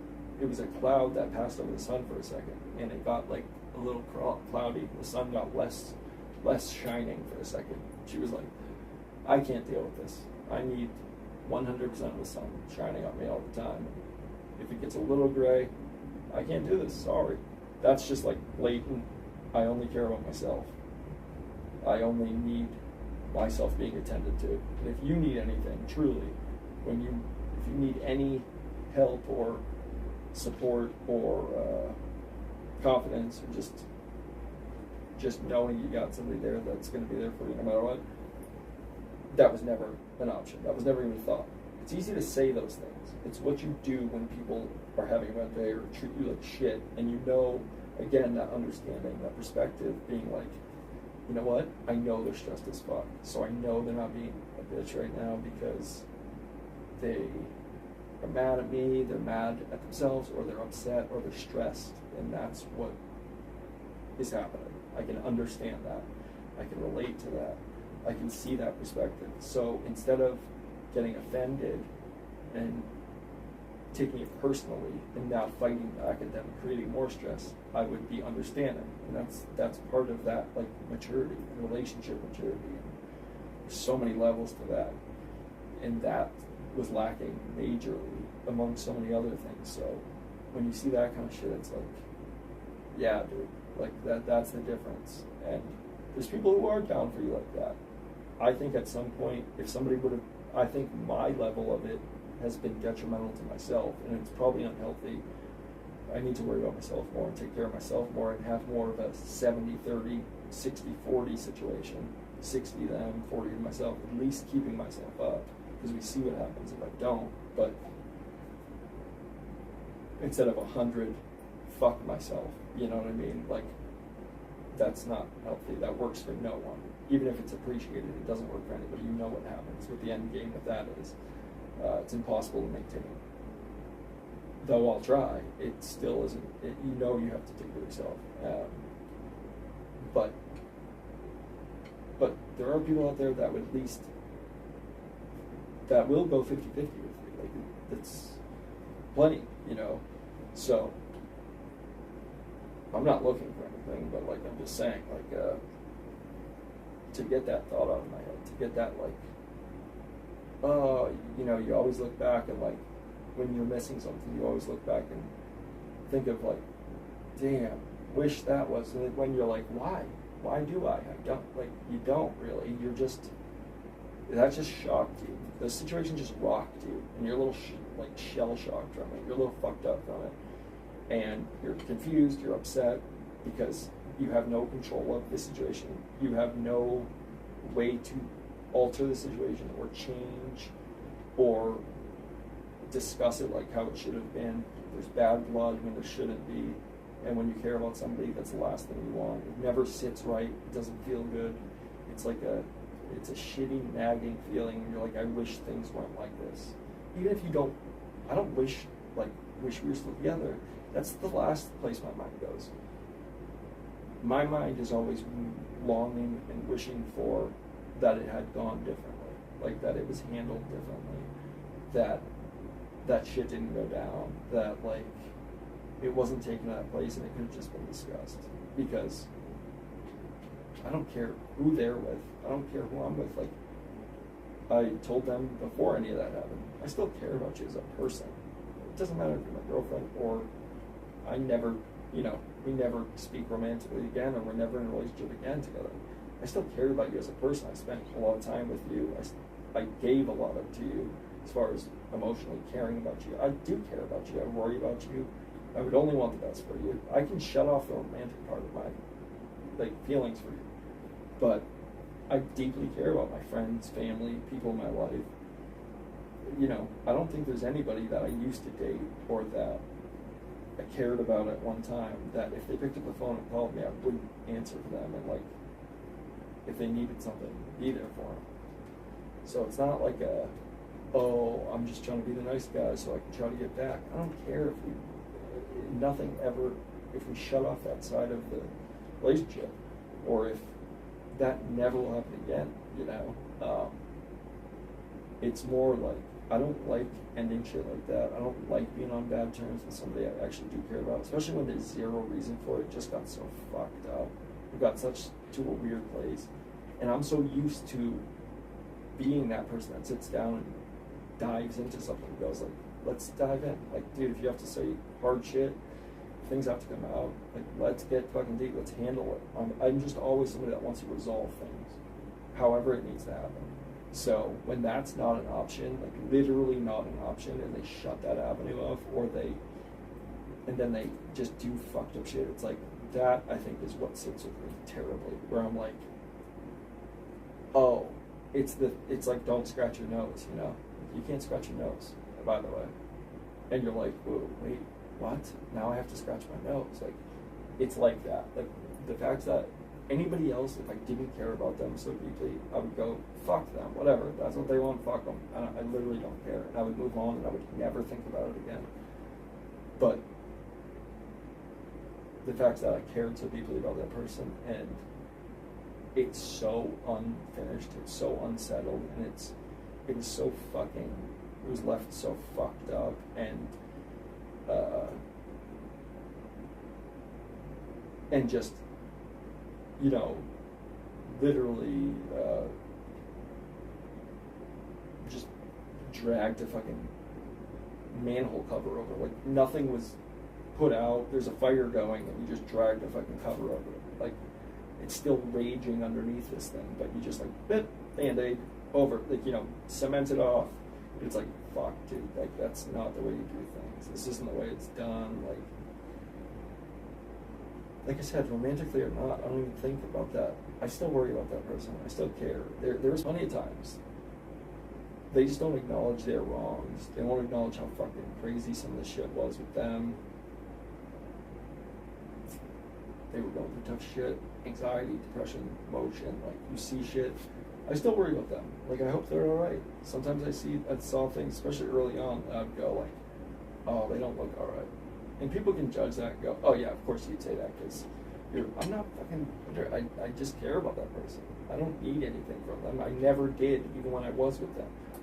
All I'm saying is, when I see, if you're with someone for 4 years, you're pretty attuned to knowing what happy them, good place them looks like, and what not in a good place, not mentally, like, super great looks like. And sometimes your feelings and your emotions of missing them or whatever can probably skew that, but there are times of ups and downs that I felt the same exact way, where it's like, oh yeah, if I saw that when I was with that person, I would go, they're not doing it right. That's not good. Like, they just don't seem like themselves, just seem lost. Like, maybe they're just in a transition period in their life, growing, changing, whatever, but like, never looks, if you look back on photos, and I'm not saying being with me was easy, it wasn't. It was fucking super difficult, and I'm sure it was trying, and if you did care about me, even a little bit, I put you through fucking a roller coaster, you know? Worrying about me being dead, drugs, fucking what shit I was getting involved with, who might shoot me, fucking a billion different things. It was a roller coaster, and I'm sure it was hard to fucking emotionally invest and care about me at times. Because it was, you know, it's so easy to get hurt. Not by me, but just by what might happen. You don't want to lock on. But even still, like I said, even still through the worst of my time, I still gave a shitload to that person of myself and to their needs, emotionally, whatever. If you look at photos, even from the rough times that we were going through at times, and you look at things of the timeline and photos throughout, not us together, just that they would take themselves during that time period, it's so evident. It's something you can't change if you wanted to. Like, and it's something maybe no one else would notice. You notice. You know the people that you're with. You can see the face. You know their tendencies. Like, what kind of photos people take when they're not doing good. What kind of photos people take when they are in a good place. What kind of things they share when they're in a good place. What kind of things they share when they're not. You know what I'm saying? Like for me, when I was fucked up on drugs, there's certain photos that you would share because that drug brain or that person that's in that thinks they look good, thinks that's when they feel good. They're sharing shit. Oh, he shared shit the last 4 days in a row? Weird. Like, especially back then when I was using drugs. One could assume that I was doing drugs those 4 days because that's, during that time period, I never felt good when I wasn't on drugs. I was depressed, so you wouldn't be sharing on social media.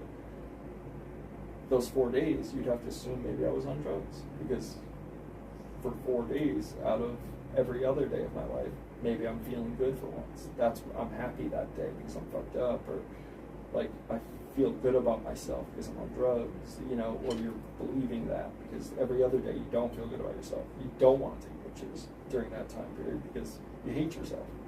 So you could notice those patterns. That's just an example, but things like that, like, oh, he took a photo. I can always tell with my addict friends, like, oh, they took a new profile picture of themselves. It's concerning because you go, oh, they were feeling themselves that day. Because when you get fucked up, you start getting a little ego. I look great, and you're taking pictures of your shiny, pinned out eyes, and you actually look terrible, but nobody knows that. So, it's just little things like that. And then also, it's the same with people who aren't addicts. You can tell when somebody's taking a picture of their outfit and they feel good. Not only are maybe they get dressed up for an event, but they feel they look good. Like they're really happy with themselves. They're really like in a good place in their life, that they are excited to dress up and they're excited to like feel good. So now they took like a full picture of their fucking outfit.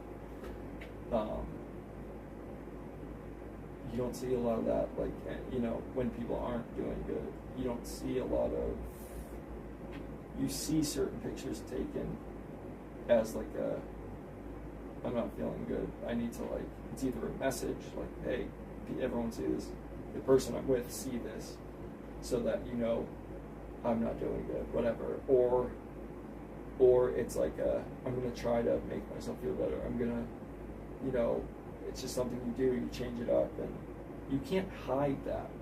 It's not even like a look. It's not a facial, like, it's not a fake smile. It's just in the eyes. It's in their face. It's the posturing. It's what they're wearing. It's the effort. It's everything that you can tell, like how somebody is taking a photo, how somebody's. You can feel the vibe of it. You can see, like, because you know when somebody's happy, the photos they take. You can see the difference. You can see when somebody's just doing well mentally, like the difference that they take, and it's so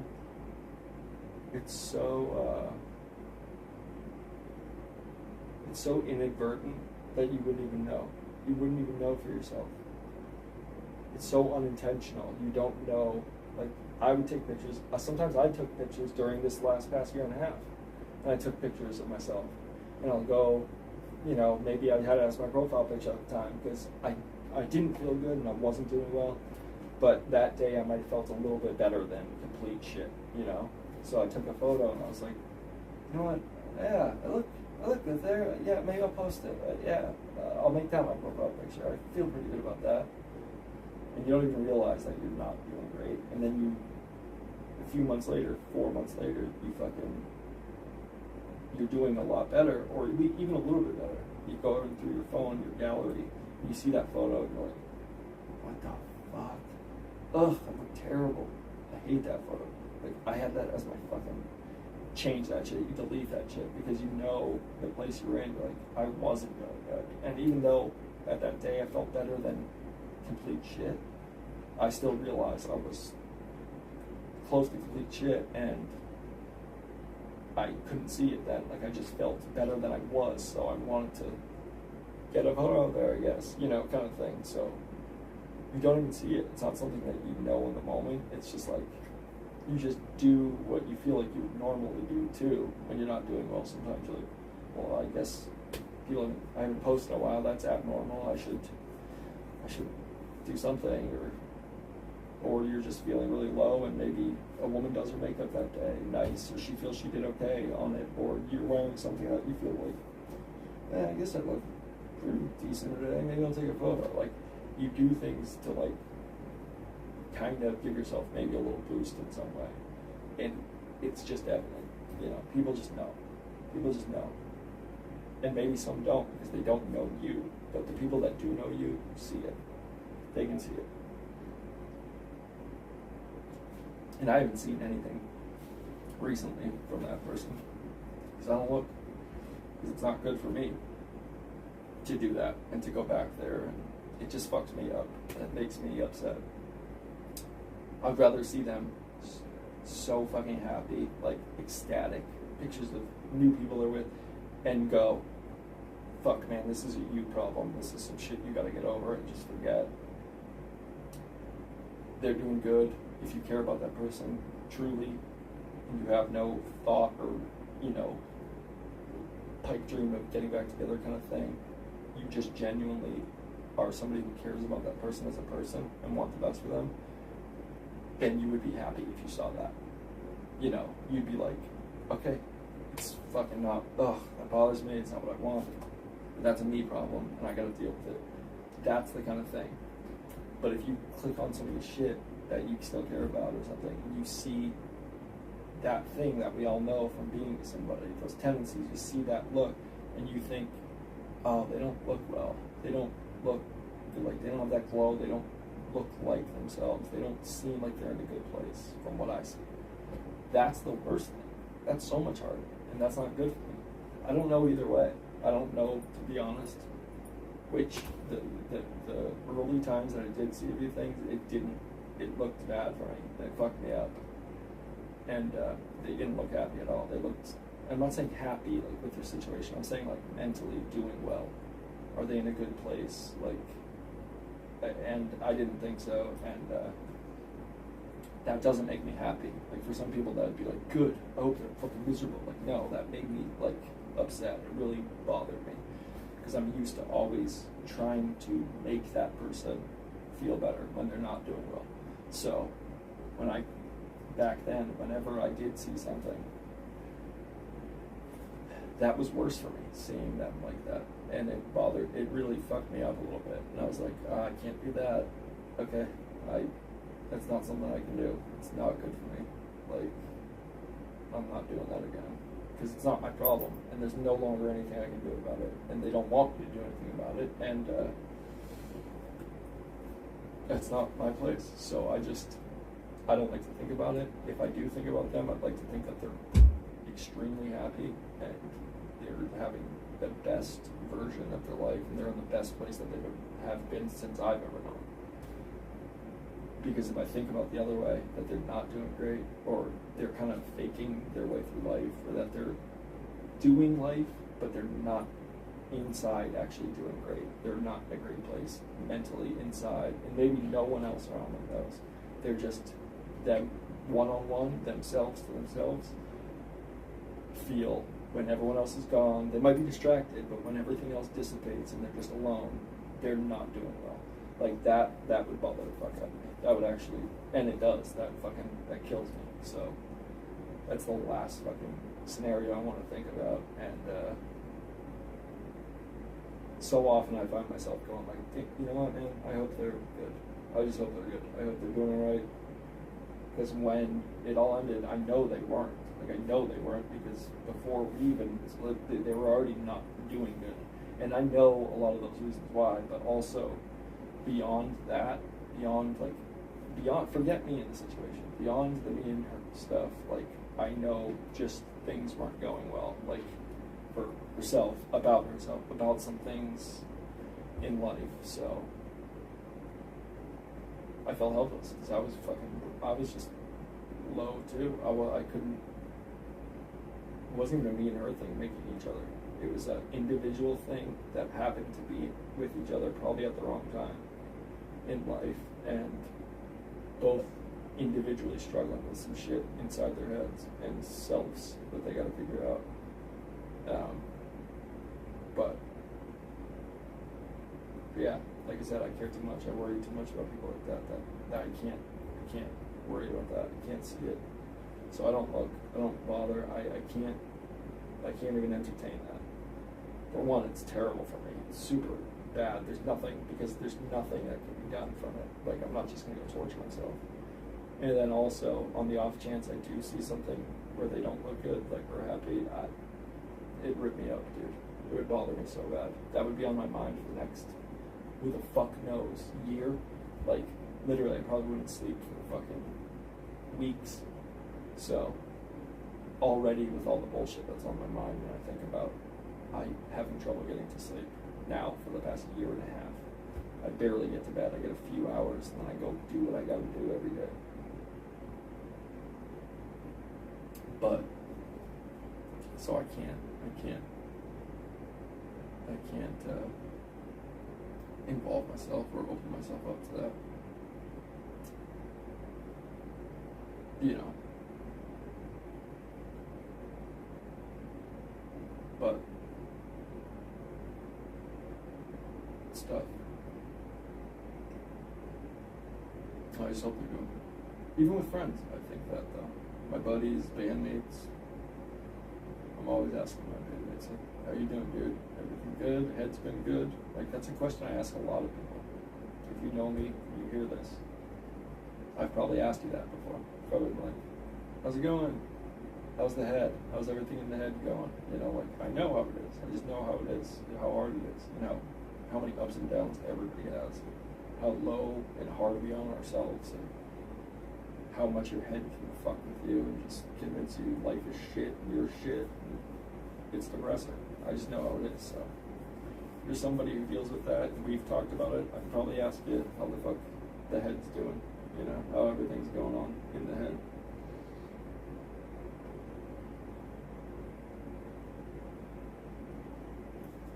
So I would, you know, I would really,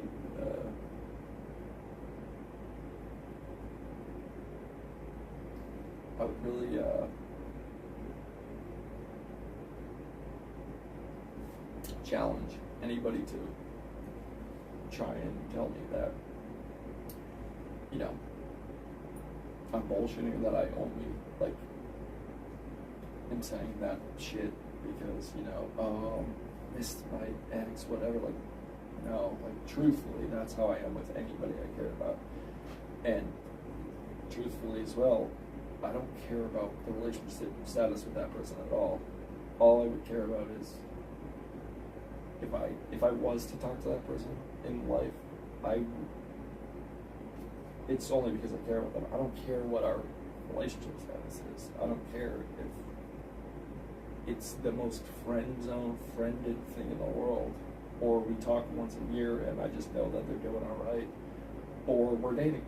I don't care what those, neither of those have a change in care, like in caring, like in the emotion that I care about them. Whether we're together and we spend the rest of our life together, whether we're never together again and we speak every couple of years, or whether we're good friends. The caring level of each of those literally doesn't change. And it's like that with all my friends. Like, if anyone ever meets me as a friend, I probably struggle the most. You know, and that's not like I struggle more than you guys. I don't want to. I'm saying daily, I don't know anybody on my fucking sleep schedule who still is functioning. I don't know anybody who, you know,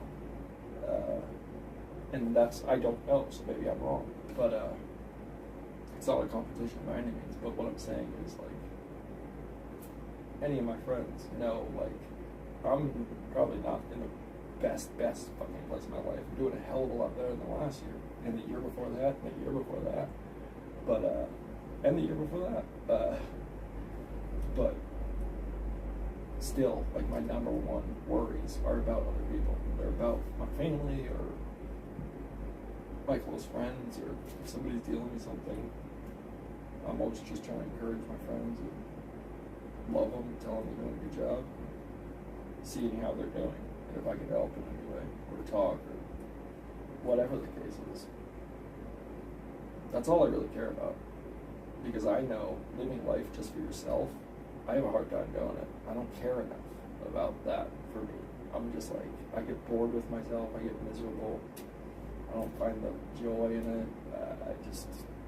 If I had to live on an island, even if I had all the money in the world, I just to live on an island, there's no purpose in life at that point. I'm just like, yeah, okay, I'm miserable with myself. Like, I think life's just about caring about people you care about, love, and want if I can help. I feel better when I can help somebody else feel better. Helping me feel better sometimes is a worthless venture. Like, it's not gonna happen. There's no, only I can do it, and some days there's no doing it. Like, I know there's no doing it. I'm like, nah, it's not gonna happen.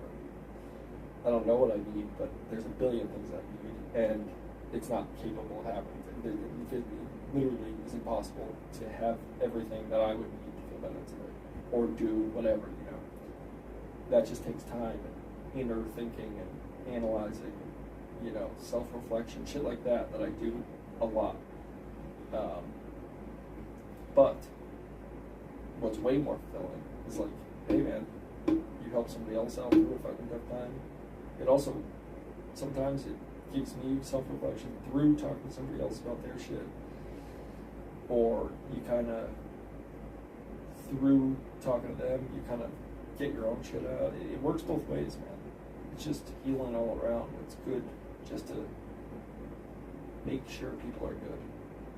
I think if I didn't have people literally like that, I would just be miserable. I'd be like, fuck this. Fuck life. It's literally quietly just boring. Damn it. It happened. The thing that I was terrified of. Alright, if anyone hears this message, this is like my castaway message, but truthfully, I'm saying it right now. I will never buy another coffee drink. No more double shots, no more triple shot Starbucks drinks, no more frappuccinos. The frappuccino maybe, maybe I got it on a frappuccino. The frappuccino's a possible, that's on the side. Everything else, no more. Put an X in front of those coffee drinks. No, done, never again. Not having any coffee drink. Nothing coffee like this that's cold and comes in a cooler. We're done with it. It's over. Never again. I said it before I was drinking it. I said, dude, I can't handle if that happens. We're done with these. We're done with all of drinks like this. No more coffee unless it's a brewed coffee that I mix. No packaged coffees anymore. It's done. Never having it again. I said right before I started drinking this, I said, you know, when you have those coffee drinks, like, they're good and a lot of people like these and they're great. But when the stuff coagulates on the bottom, you shake it, and yeah, I shook the fucking hell out of this because I know when this happens. When the shit like coagulates on the bottom and it becomes like this like gel, like chunky like gel, and it's all on the bottom. If you haven't had this happen to you, be lucky, be grateful, but this will happen to you if you keep drinking this. Because I have it on every single one. It's disgusting. The last like sip, I mean, there was literal like chunks. It felt like I was eating food that I chewed, and it's in the bottom of this bottle. Like, and there's only this drink in the bottle. And I went to a drink, and I felt that like chunk of stuff go in my mouth, and it's all like coagulated sugar, cream, like coffee, like it's like mix. It just sits at the bottom and it gathers and it like coagulates, it gels, it's disgusting. It is absolutely disgusting, and that just like turned me off from these forever again. Usually what happens is I don't get it in the mouth like that. I don't finish it, and I go, oh, I'm good. And I go to dump it in the sink and rinse before I throw it in the trash, and you see a chunk, like this big chunk of like coffee colored like chunk comes out. You're like, ugh. And then for a while, I didn't realize that's what it was. I kept going, was that already in the sink before I rinsed this? It had to be. Then I'd like poke it with like silverware and I'd like, what is that? Then I'd go, it must have been something in the sink. Whatever, rinse. But then I did it a few more times and I noticed when I poured it, it would dump out and I would go, ugh. That was in my drink the whole time. I can't fuck with this. I'm so done with this. I can't tell you. Thanks on Lisa. I don't know if I deserve it, but everyone gets it when they do, when the time is right, and they're supposed to, and it lines up. I'm not missing it. I'm not, pleading I deserve anything more than anybody else. I'm just speaking my mind on what it is. And a lot of times I'm speaking my mind on these things because my thinking gets skewed. My brain gets, that addict mentality, that addict brain. I convince myself of things that aren't the case. I also glamorize things that weren't as great as you remember them. Like that situation, I have to keep reminding myself that it didn't give you a whole lot, and it also didn't.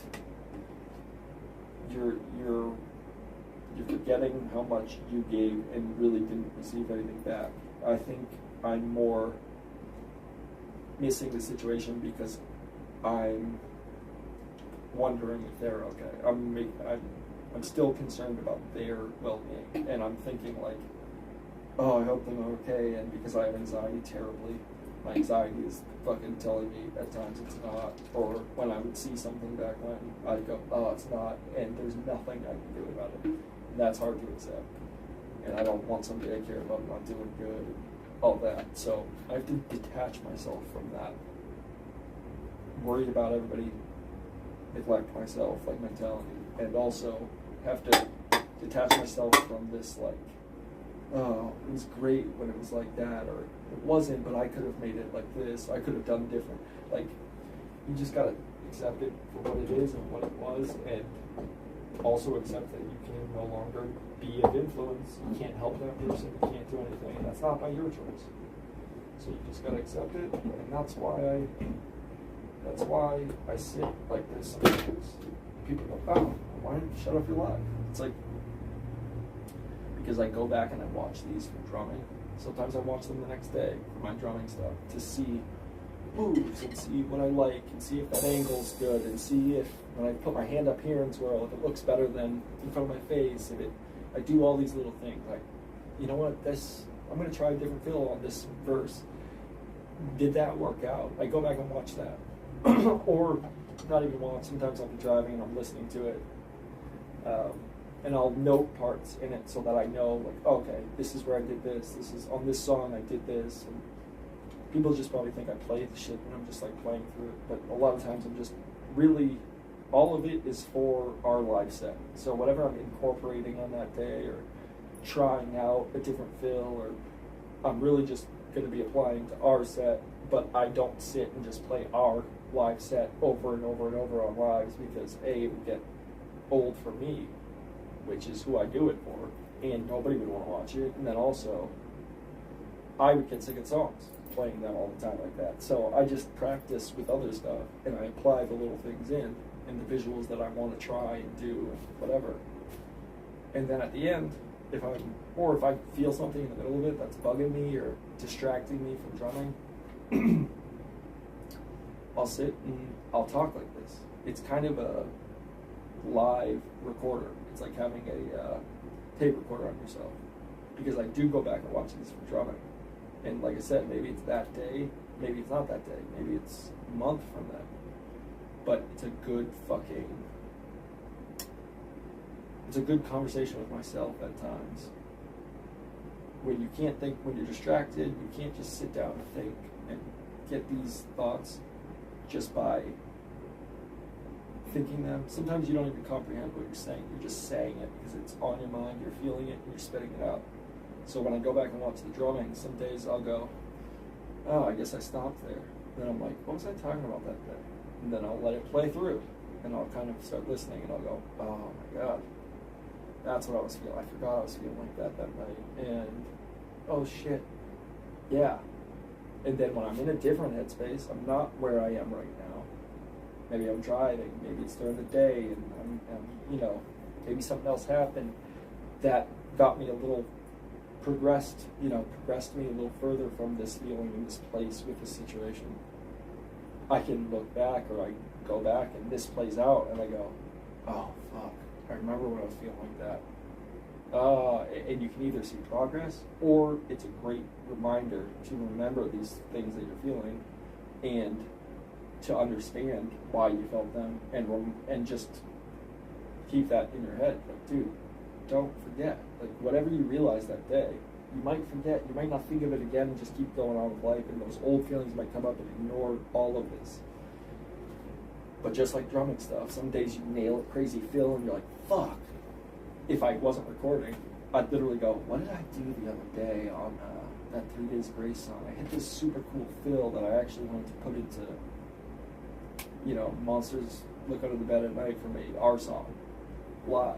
But because I wasn't filming it, I don't really remember exactly how it went, or little cadence to the, you know, the rhythms to it. So all of that is good to have, because when your head is full, like mine is mostly all the time, and your thoughts are racing, whether you might go, nope, that, I'll remember it. And you never do, because your head's so full, it never gets filed in that cabinet. It's having a you working in your head. You're like, hey, take that file, put that in the cabinet. And the guy's like, gotcha. But he has a billion things on his head too, so he's like, oh, what do you want me to do with this? No. And just throws it into some random junk folder in your brain that you'll never recall. Maybe 30 years later, you'll be like, oh, that's Phil. You know, you're 87 when it happens.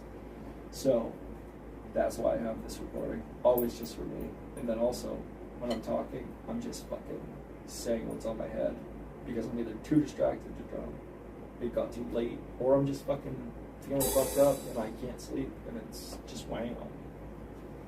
None of these videos, none of these lives, I don't like saying it, because sometimes I feel like people take offense. I don't do these for you, but the reality is I don't do these for anybody. I'm just letting you glimpse in on live drum. It's interesting to some people it's not. I don't care if no one ever watches. I enjoy when people watch. I enjoy when people give me comments and songs, because it changes up what's going on in my head.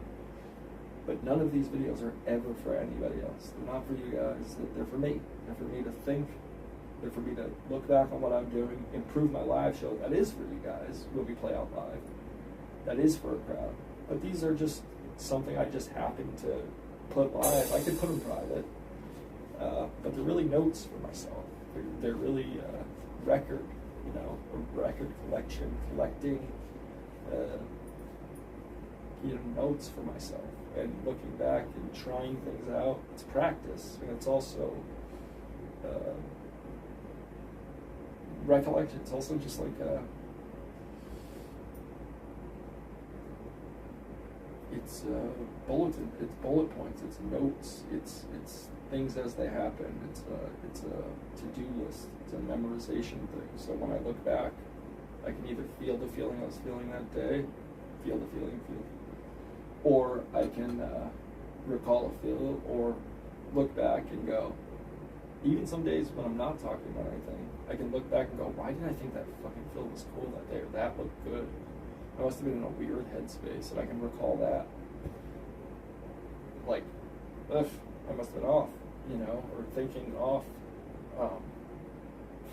But it's all there for my notation. It's all there for me to look upon, for good or for bad. And it's not always, sometimes you don't want anybody to fucking hear it, but it's out there, and that's what I choose to do, because sometimes people inspire me. Sometimes I'll put something out there, and maybe I'm drawing and someone says something nice or cool, or reminds me of something, or it gives me that little motivation or spark, or it gets me amped up, and I go, yeah, okay, cool, that's motivation. I should be drumming. Like, that makes me want to play more. Or sometimes someone says something critical, like, hey, you know, this sounds bad, or that thing looks weird, or then I take that into account. I might say, who gives a fuck, you don't matter, but I also might go, oh shit, they're right. My video would have been all fucked, and that, you know, it's just good. And some days I need a distraction. I just need a distraction, where I need anything, whether it's a comment, whether it's just somebody watching, and I go, oh, I wonder who that is, when I see a number up there on the side. Whatever. Hopefully you leave a comment or a song, but it's something else to put my brain somewhere else. If I was just sitting drumming alone, nothing on, I wouldn't be able to recall and go back to moments or things I did to remember them. But also, I might stop playing way earlier, because then I know there's no accountability. There's nothing there that I can look. I don't have to look back on this. I can just sit down, and if I'm distracted or thinking about something, or something's weighing on me, instead of drumming it out like I should and venting it out on the drums, I might just go, maybe I shouldn't be playing. Or I'll be really distracted and I'll sit and think. And I find that you can think a lot crazier thoughts in your head than what you'll vocalize. Like, sometimes you think some dark, stupid shit in your head, or some negative ass shit in your head, but it's way harder to verbalize that shit. Like, even to yourself, if you're alone, no camera on. Like, when you say something, like, you might think something in your head and you go, like, yeah. But if you were to say it out loud, you'd laugh at yourself. You'd go, like, you fucking idiot. You don't think that. Like, shut up. That's so stupid to say. Like, sometimes you just you make yourself accountable. Like, you know, like, you say something in your head, like, I should just die. Like all emo and fucking downtrodden. Like, that's so dumb to say. And if I thought that in my head, I might be like, you know, and think way deeper about that than I should, because you have a negative fucking brain. But if I said that out loud, I would go, shut the fuck up. Like, that sounds so stupid to say. You know you don't feel that. So it's a level of accountability too, where I'm just like, okay, whatever I'm saying is probably true feeling. Because the other shit isn't reality that I would think that's negative. The shit that I'm saying is my analyzation of how I'm feeling and what I'm analyzing, what I'm thinking in my head, and figuring out why I'm thinking that or why I'm feeling that, and then I just say it out loud to nothing. But I can always, maybe I never listen to it again. Maybe I don't even check this video. Some I don't, but maybe one day I do, and that helps me because maybe I'm feeling the same shit that I was when I was recording this drum video. So it's always a good reminder to look back and go, like, you dumbass, stop that shit. Like, this is why you figured that out. You thought about it, you had the time, you didn't listen to that stupid shit in your head, you just analyzed that dumb shit and thought, why am I thinking like that? Why would I think like that? You know. So it's really healthy. I think it's healthy for as a drummer and a musician, it's super healthy and super positive and super beneficial to always record yourself. Because some people, I love people that are like, I can't watch myself singing or playing, I hate it, I get so embarrassed. It's like, well then you should probably watch yourself way more. Because if you're embarrassed by what you're doing when you watch yourself, what do you think people watching you think or feel? Like, why are you embarrassed of yourself? You know what looks good because you've seen people that you idolize or you see and go, damn, they're cool on stage. So why would you hate watching yourself? Either watch yourself and emulate that, what you think is good, or figure out ways to mold yourself to look more like that. Or, you know, you need to just watch yourself way more. There's no reason why you should hate that, like, or be embarrassed. So if it's something you're doing that you love, now if you're, you know, if it's Halloween 1993 and your mom made you dress up like Skip or Barbie's little sister so that you could accompany your sister on Halloween, and, you know, you hate that video because it wasn't your choice, you wanted to be Donatello, the Ninja Turtle, yeah, I get that. And that's a totally fake scenario. But I can imagine 90s Halloween, somebody's like, dude, go be with your sister. You're like, I don't want to be Skipper, dude. I got the staff. Like, what the fuck? And then you go do that. I can understand why you don't want to see that video. Though it would be hilarious. You're probably, I'm embarrassed. But if you're playing guitar or something that you have a passion for and love and you're embarrassed to watch yourself do that, you should be fucking doing it 15 times more. Like, literally recording every time you pick up a guitar then. So it's super beneficial as a musician to always record yourself. I learned that from hockey. Anytime I was practicing shots in the garage or hockey, I always had a video camera on. Old school, like camcorder back then. But every game I started filming, sticking pucks I started filming. Every little time that I could skate, you see progress way more and you can work on things because in any profession like this, you watch NHL players play. And you see the moves that the fluidity, you see the things that make them look good. And you're like, oh wow, they look great, but why don't I look like that? So you really, it helps you form into that or mold into that or get better. So it's super important. And then musicians, same thing. All the greats do that. All the great athletes, all the great musicians, like, it's so important. And then, like I said, just mentally, just to be able to, it's embarrassing sometimes. It's also uncomfortable sometimes. You're like, I feel better today, actually. I don't want to think about that. And then I watch a drum video, and at the end, I'm sitting where I'm feeling like shit, it either makes you read like that and go, fuck, dude, I gotta stop feeling like that. It's negative as fuck, or it's a not healthy way to think it, or shit, I'm glad I figured that out. You know, things start to make sense in different times. So I think there's nothing not beneficial about being accountable, putting yourself to an accountable, being on video, being on recorder, whether it's a sound recorder, audio, video. Like, you can benefit so much from seeing yourself outside of yourself, because my head says I look like a 73-year-old man trying to play the drums. I suck. My mentality of myself from the inside out is, you're the worst person. Just in general, not even drumming. Just, you suck, dude. My thoughts are negative. I'm so hard on myself. That's the absolute truth. I think I look disgusting. I'm miserable. I have an old, cranky, old man, miserable fuck in my head who hates this guy.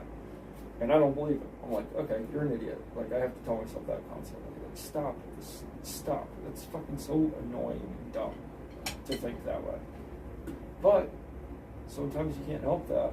I do a lot better at that, but sometimes you can't help that. So you watch a fucking video and you go, oh, you know what? You can take yourself out of yourself. Even though it's you can see yourself from outside of you. It's hard in the moment to judge what you're doing. Like right now, why are you talking like that? Why does your hair look like that? You know, you're always thinking of what you're doing in the moment. But if you're not paying attention to that, you're just doing, and you're in the moment, you can watch back later and go, oh yeah, I wasn't in my head right there. I was just flowing. I was just doing what I was doing. That looks cool. Oh, you know what?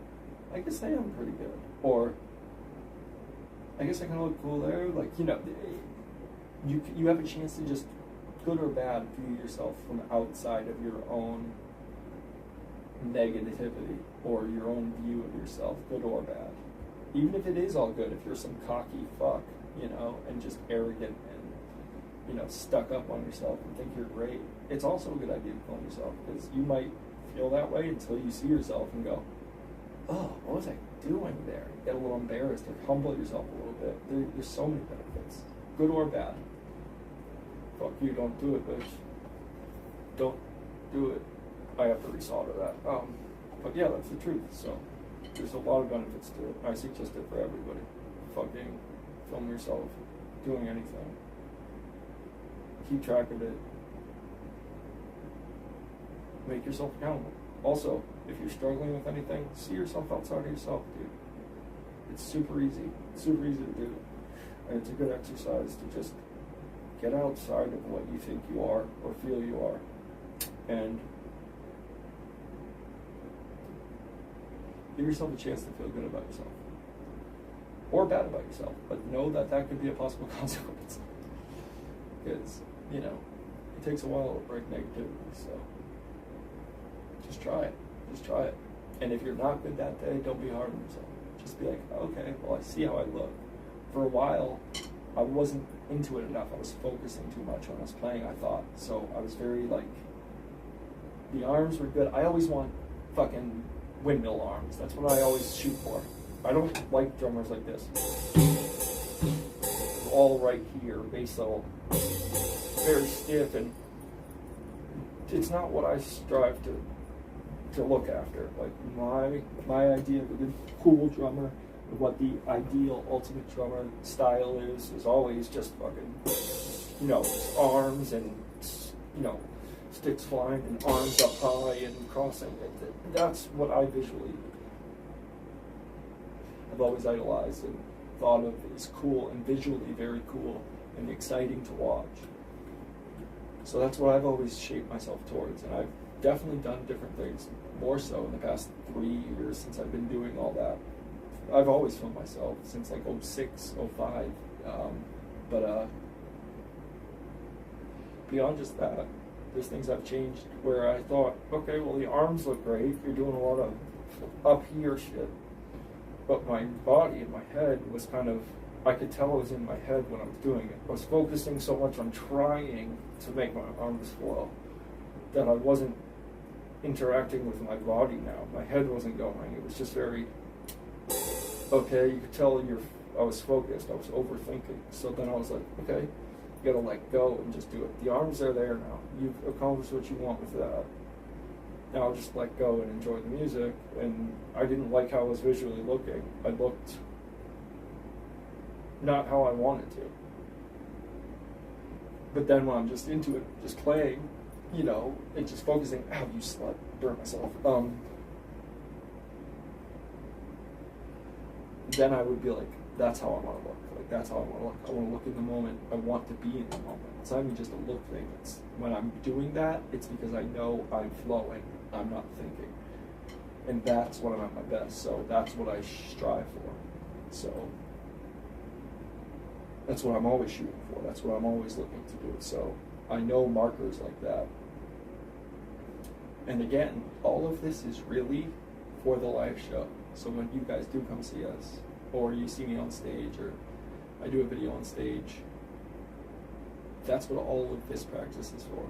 And then when I record live videos, those videos are kind of the barometer of where I'm at with my practice and how I'm performing the live show. And even those are practice sometimes, where I'll try a new fill and go, I wonder how that sounded in that show. I'm going to check that later, and I'll go and watch it and go, damn, that worked. Or sometimes I'll watch it and go, ooh, that was forced. That was really forced. That doesn't fit at all. That doesn't sound good there. And that's really a forced fill and it doesn't work out there.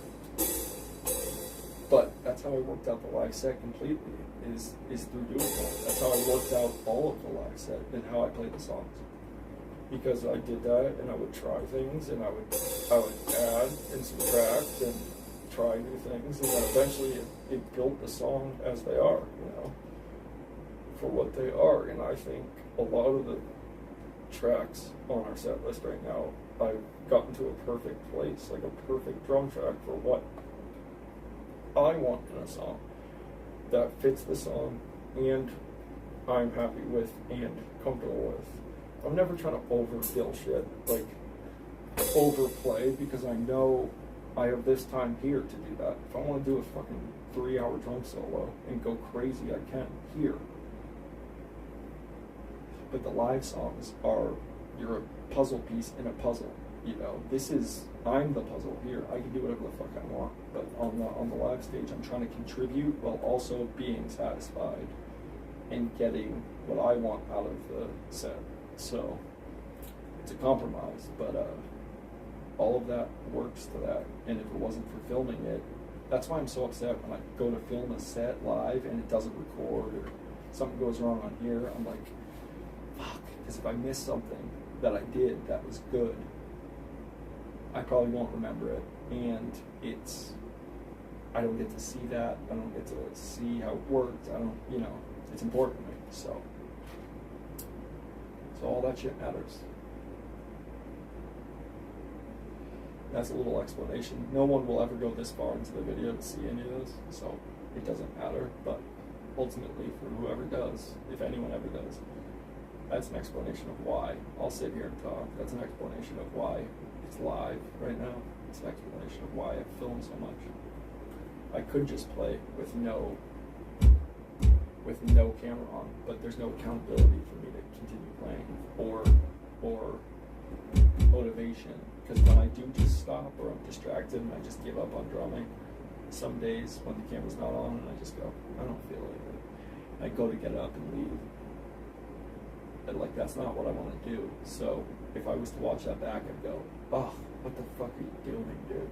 You only played an hour and then you fucking did. Like, no, I would never let myself do that on camera. So I really try to, I always am filming. Again, people are like, oh, he's always filming it. You know, there's 10 people, you know, there's 49 people watching. Why are you doing that? I'm not doing it to start a YouTube channel. I told people that. I'm not doing it to try to make money on videos or be a YouTuber. Like, I don't give a fuck about that. I don't care if no one watches. Like, it's for me.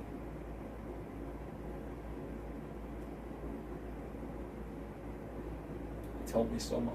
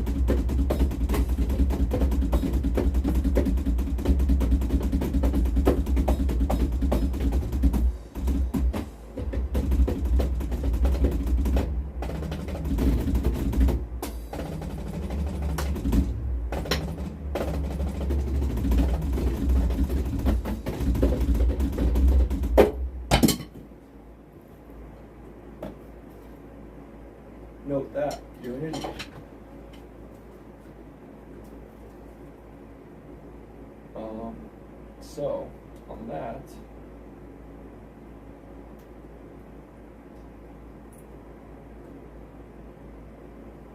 artist. Boy, you're gonna carry that way a long time. I think New Wi-Fi Veil came out today. I'm fucking pumped on that. I haven't begun listening to it. That's fucking something to look forward to listen to. Love those guys. They make me happy. The music is amazing. So that's something I love. Oh, please don't blast. I don't think Arch Enemy Will Rise at this time of the fucking night is something that is good for anybody.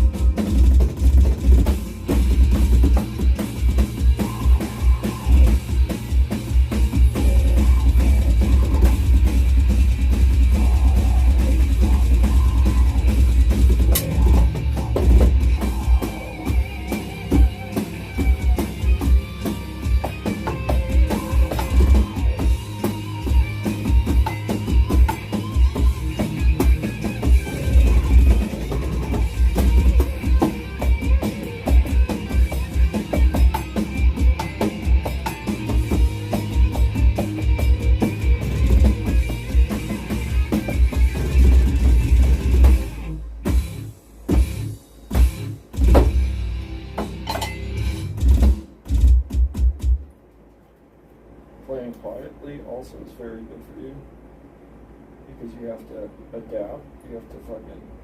It's very hard to play quietly because you're pulling back and you can't like fly the way you want to fly. You can't put the pressure you want to put.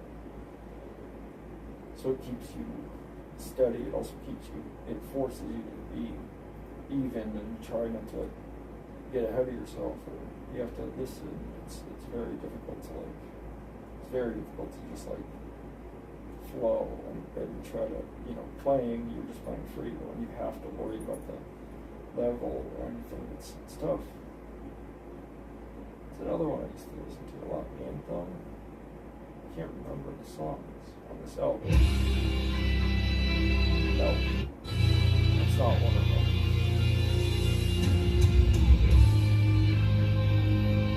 It used to be one I listened to a lot.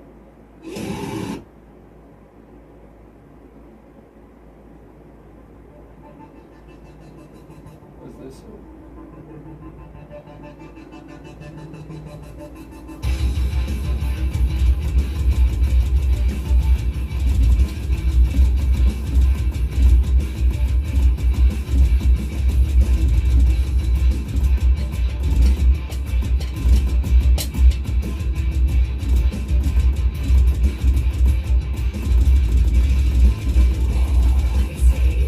Oh yeah.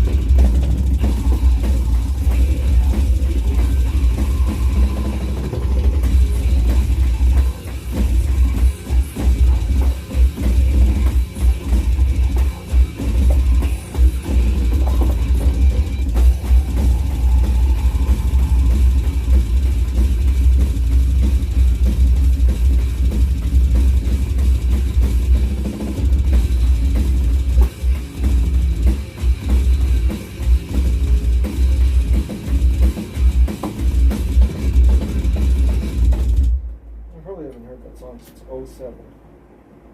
It's a great one to add. I haven't thought about that song in so long.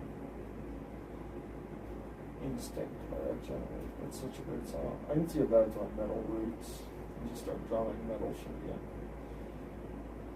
That's when I was the most well, not right now is when I'm most in shape ever with drumming it. most skilled I've ever been in drumming, but like that's when I would get on my like cardio shit. That's when I would be on my like real fucking grind as far as like best shape I was in back then, you know. So I gotta remember to stay in the metal is like where my heart's at. Like I love playing metal. It's not powerful. Like there's not a it's not like it's not hard to look cool. It's just not as powerful looking or emotional or any of that. So I really enjoy playing just a little more steady, cool, arms up stuff, but with metal you gotta be sharp.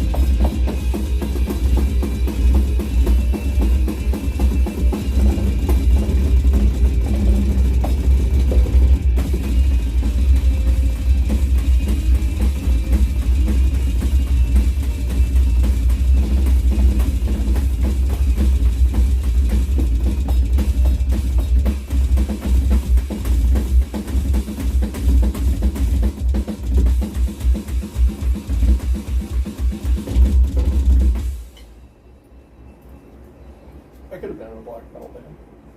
I mean, not really, but maybe I will. Maybe I'll fucking join a black metal band.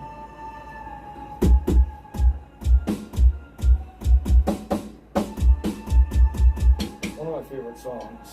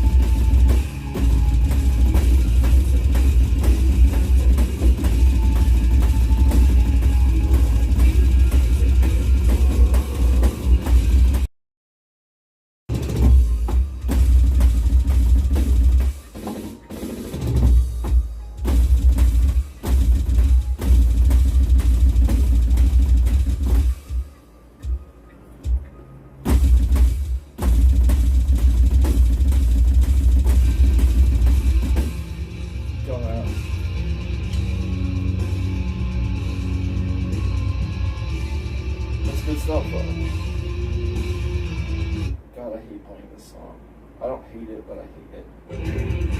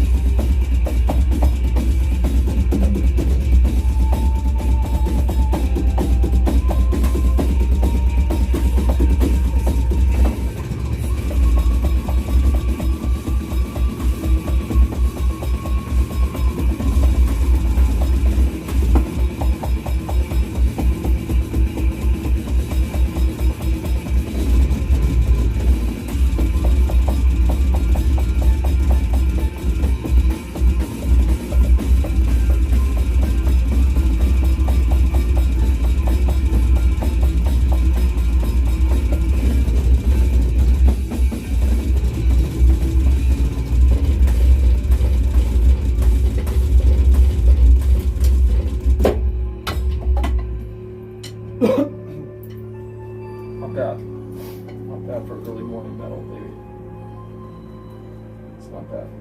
It's not bad at all. I wasn't in the right position on the pedals there for a second. I can feel that. I gotta piss. I'm pinching my fucking dick shut, basically, but I'm not missing it. Oof. What a great song. Yeah, it's off this, of course. It's a hot song.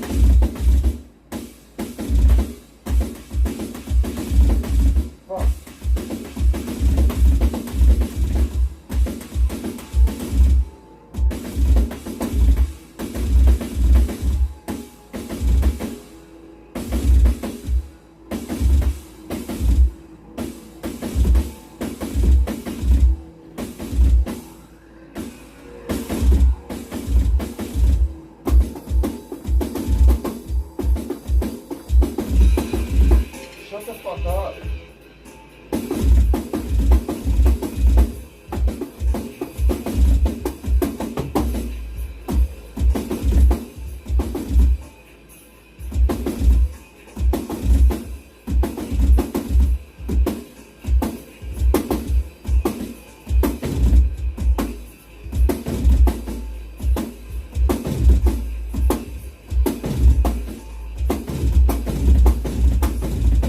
Can't focus when there's another beat going on in the background.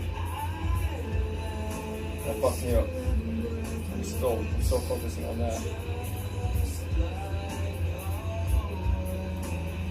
Oh shit. You know what time it is? Wake up, baby. I'm gonna wake up. What time is it?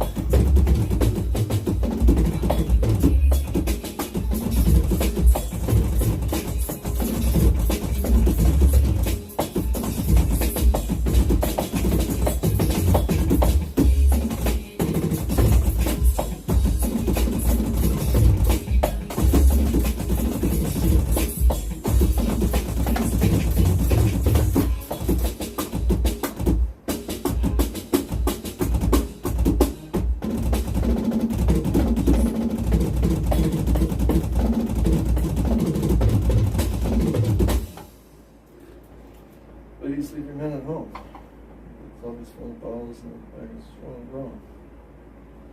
All you fellas leave with your friends. Is it too late? 30.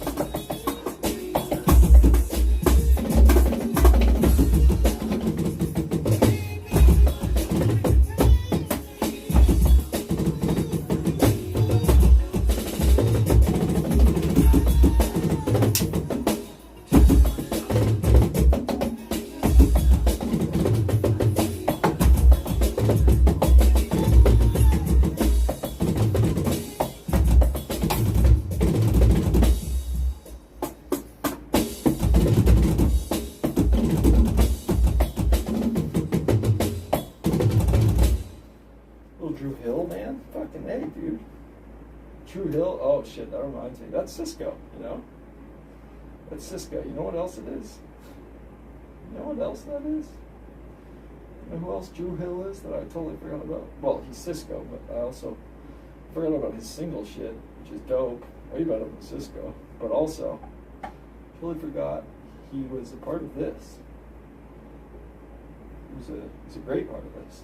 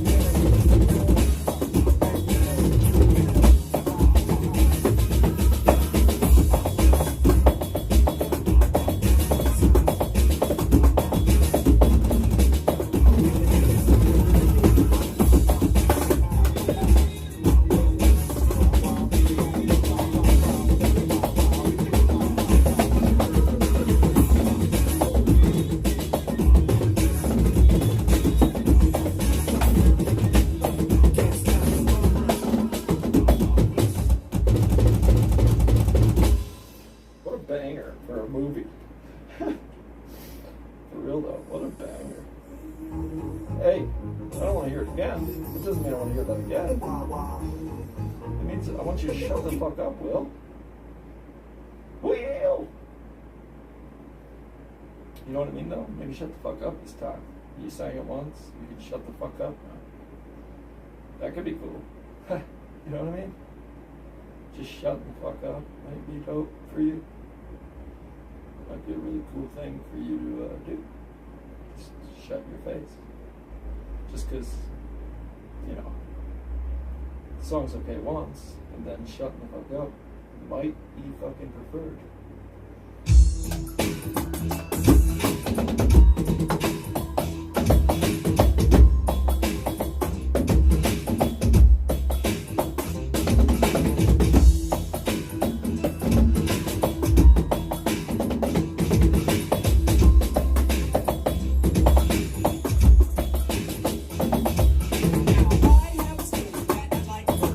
About the style you all know, never scared as hell. Comes to me and I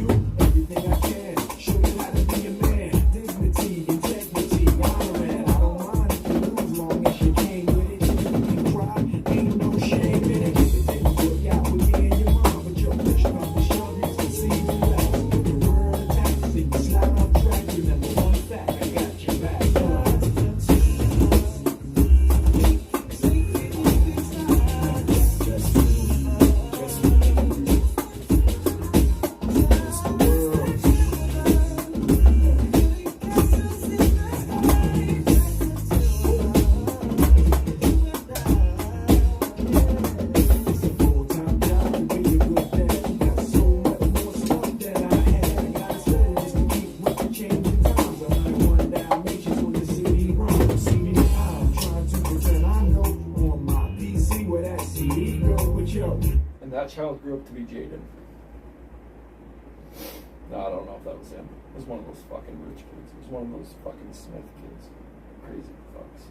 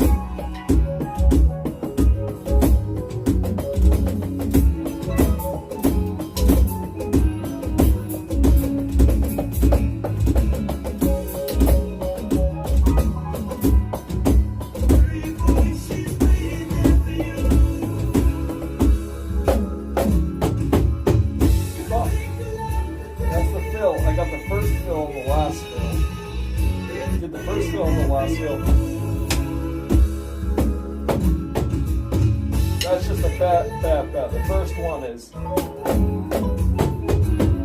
fuck, boom, boom, boom. That's the last fill.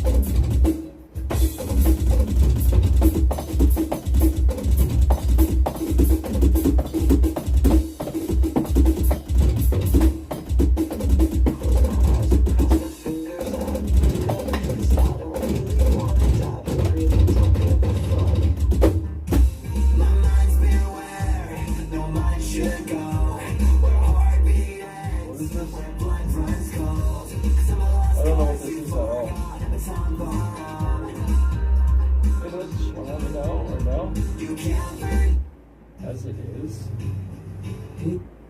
No idea who that is. That's weird. Weird. I don't know who that is.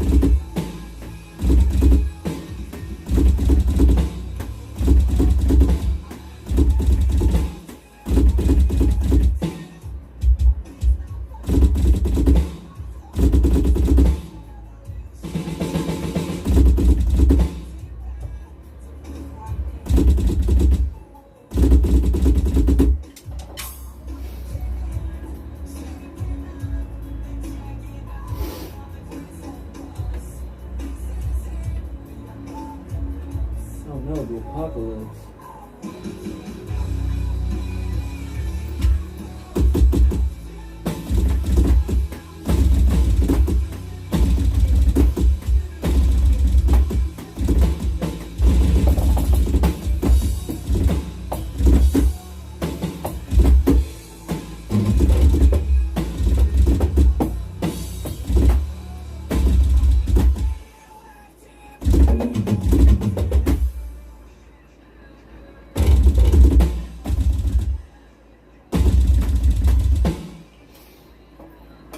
That's weird.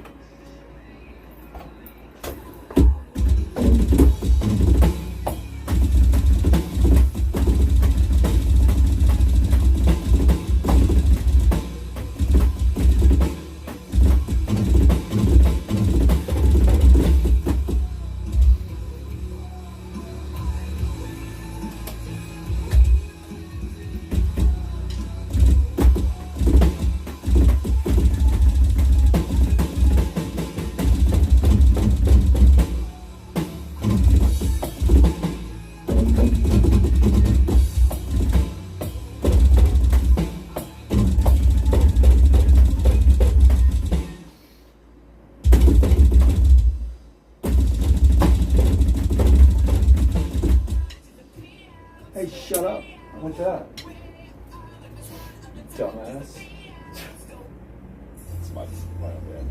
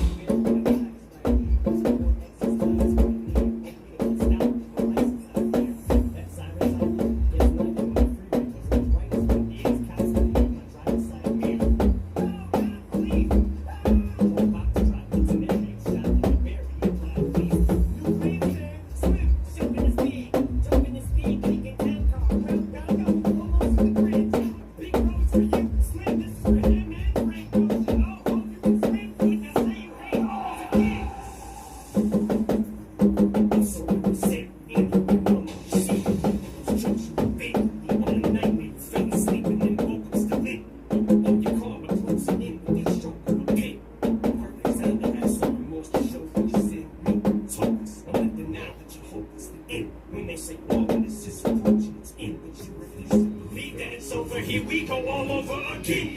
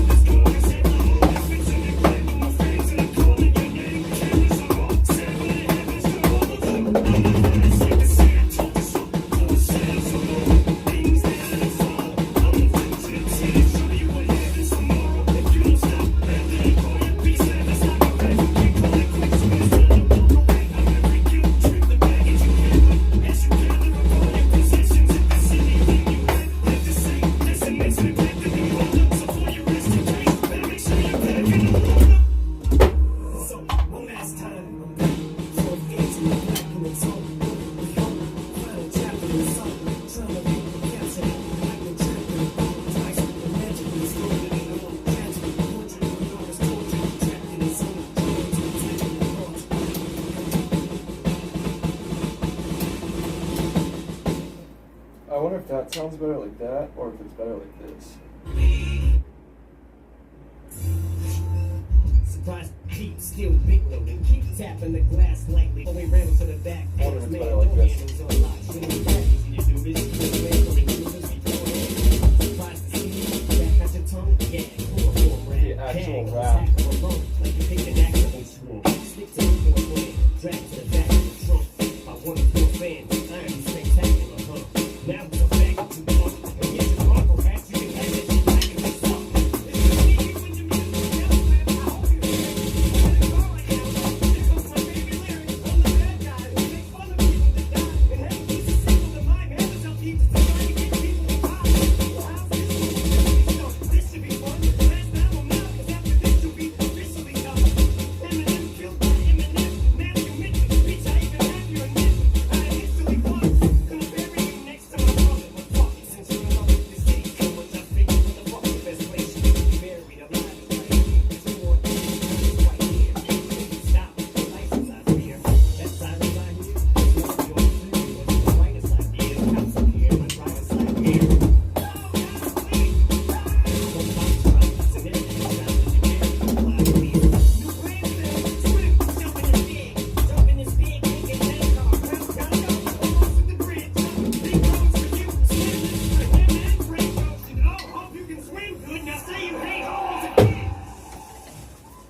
Also, let's see. This is better.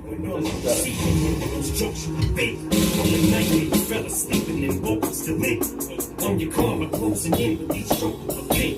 Perfect time to have something more to show. You said no, it's hopeless. I'm letting now that your hope is the end. When they say all of this is approaching its end, but you refuse to believe that it's over. Here we go all over again. Next to the wall, I'm stacking up all the minds. Toilets up, yeah, 'cause I'm talking a lot of shit. I'm backing it all up. What in my head? There's a voice in the back and it hollers after the track is demolished. Dying your lack of approaching. I'm ringing in your ears. I'm a bullets on the back of your tongue. So seeing your couple doors after your conscience. On your time, it's almost something you haven't acknowledged. Travel some more, but I'm not feeling too jagged. It's full. I'm the police you hate, that you became. With everything that you stole and going back on you. Every woman you told. Bad about the understanding you have when it comes to your daughters. I represent everything. You take for granted, 'cause Marshall Man is the realest personas. Half of us all in Matthew and Stamps is symbolic of you not knowing what you had till it's gone. 'Cause after all the glitz and the glam, no fans that are calling your name. Cameras are all sad, but it happens to all of them.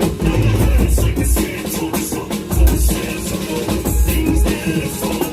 I'm the future that's here to show you what happens tomorrow. If you don't stop, after they call you peace, it's like a red who can call it quits. It's time to walk away. Every kill, trip the baggage you had, but as you gather up all your possessions, if there's anything you had left to say, just an instant back to the hold up. So for your rest in case, make sure you're back in the hold up. So, one last time, we're back. North into the black and it's on. Home, final chapter in song.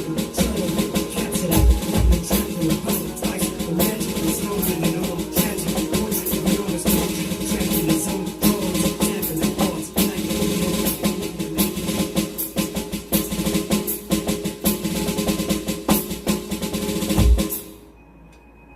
They weren't loud enough. They weren't open enough. They didn't have enough range, like openness to them at all. Yeah. The other one had so much open.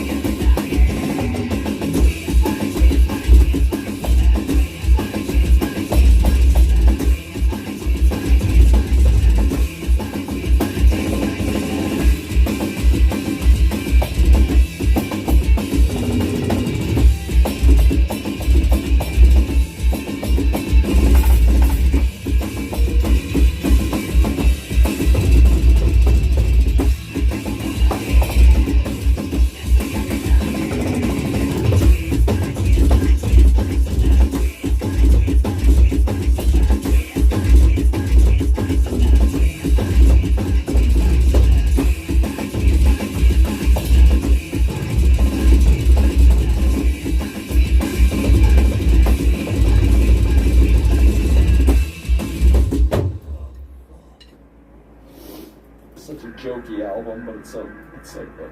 For what it is, it's terrible, but it's good. It's horrible.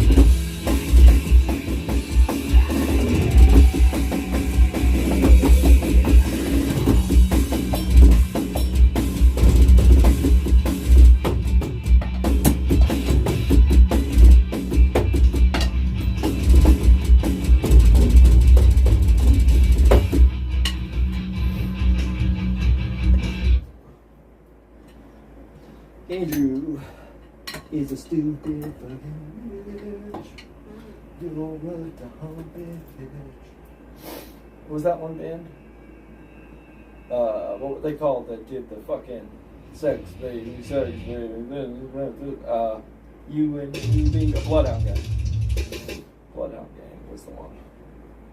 But not that song. Bloodhound Gang is, they have a different one. What is that song called?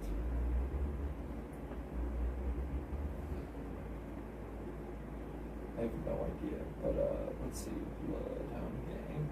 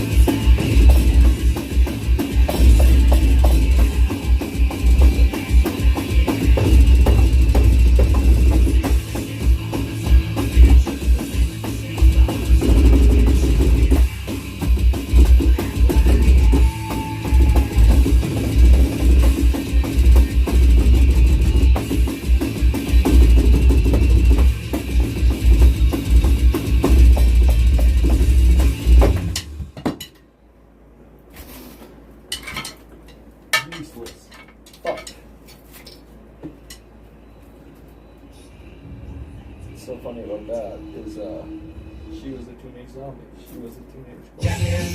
I'm looking out Jedi Knight.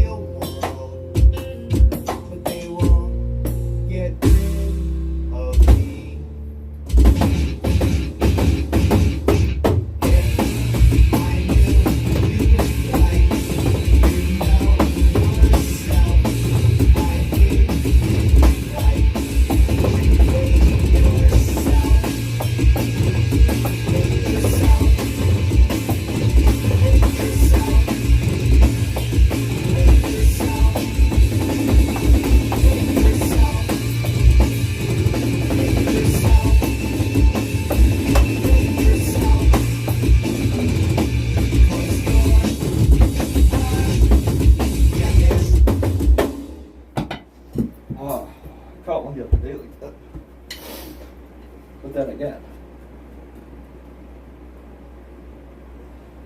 even once in a while, stupid motherfuckers get lucky. What the fuck is, I gotta get going. Gotta get up and get moving. I'm good though for a while, actually. I didn't realize it was that early.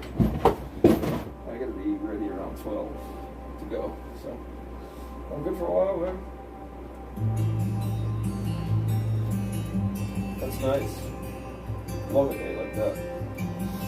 12 o'clocker.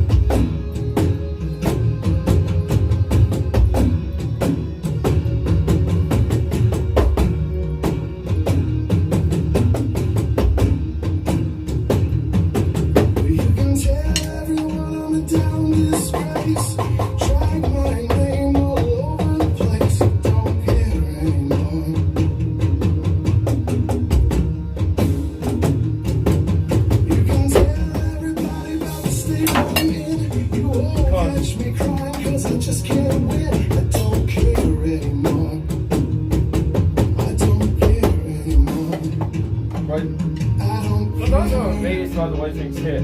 What you say, I don't play the same games you play.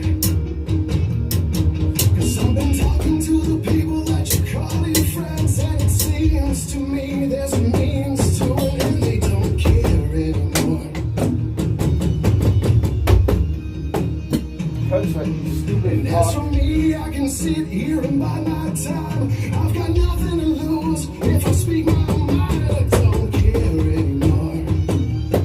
I don't care no more.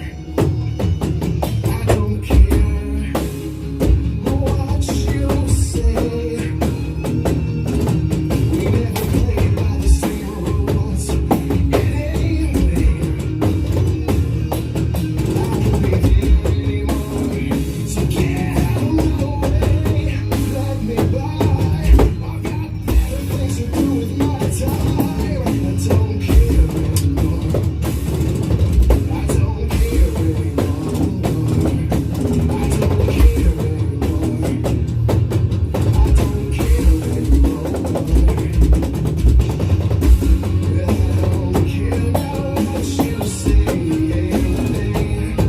'Cause every day I'm feeling fine with myself.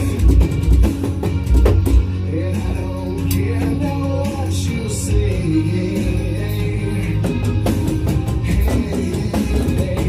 I'll do all right by myself.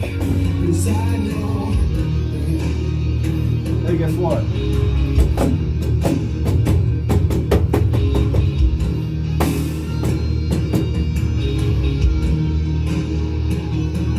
Cause I remember all the times I tried so hard.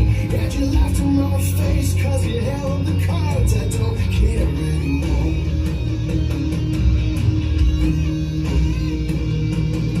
Yeah, I really ain't bothered what you think of me. Cause all I want is for you just to let me be. I don't care anymore. Do you hear? I don't care anymore. I don't care what you say. I never did believe you much anyway. Oh, we never know. So get out of my way. Let me by. I've got better things to do with my time. I don't care anymore. I don't care anymore. I don't care more. What? You listen, I don't care.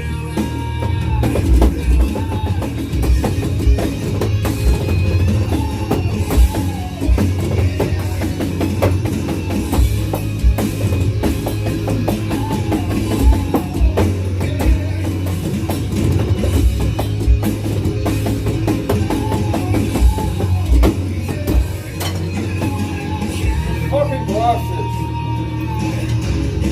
I need to break them.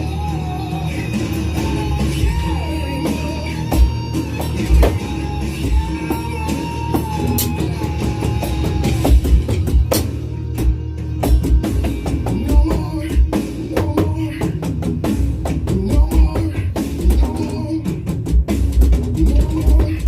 no more,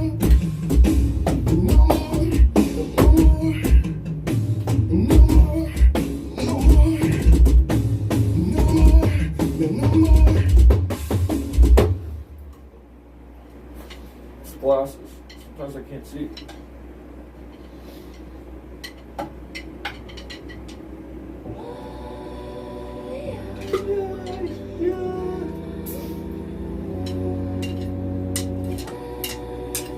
I'm a little bitch, being a little bitch. Look at you, looking at me. I know you know how I feel. Loving you is hard, being here is harder. You take the wheel. I don't wanna do this anymore. It's so surreal. I can't survive if this is all this love.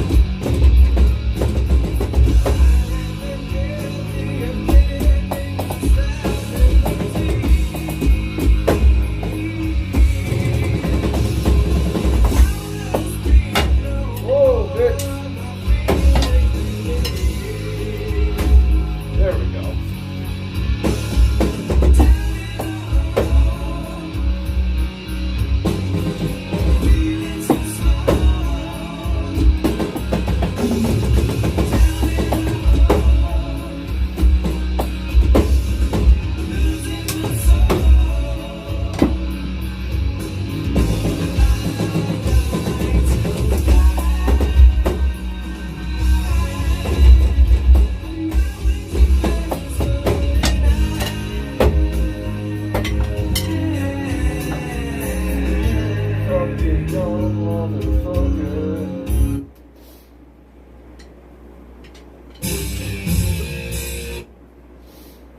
You're all I've got tonight.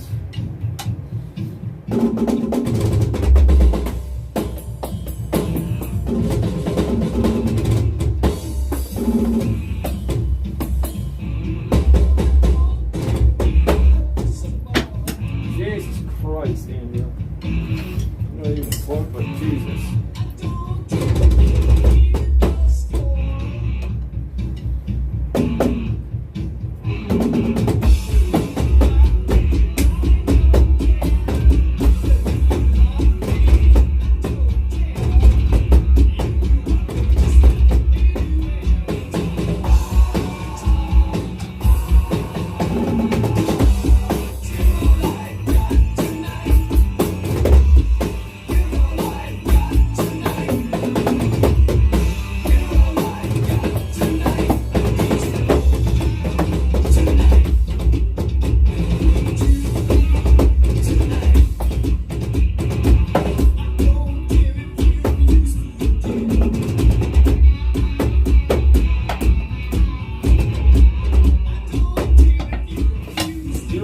Don't asshole. Once I'm stuck on it.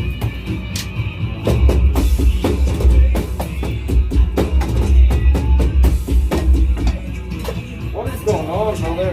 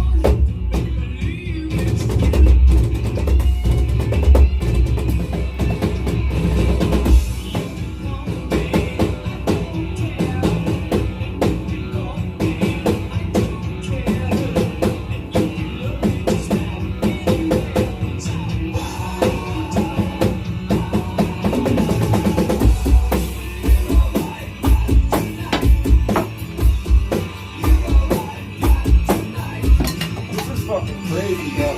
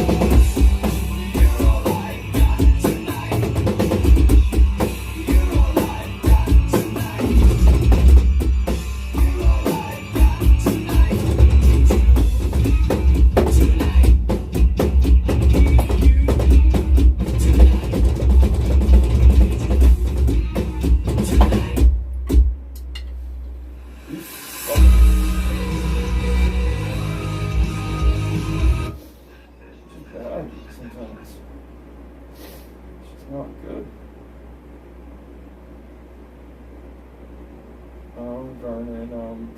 I'm burning for you.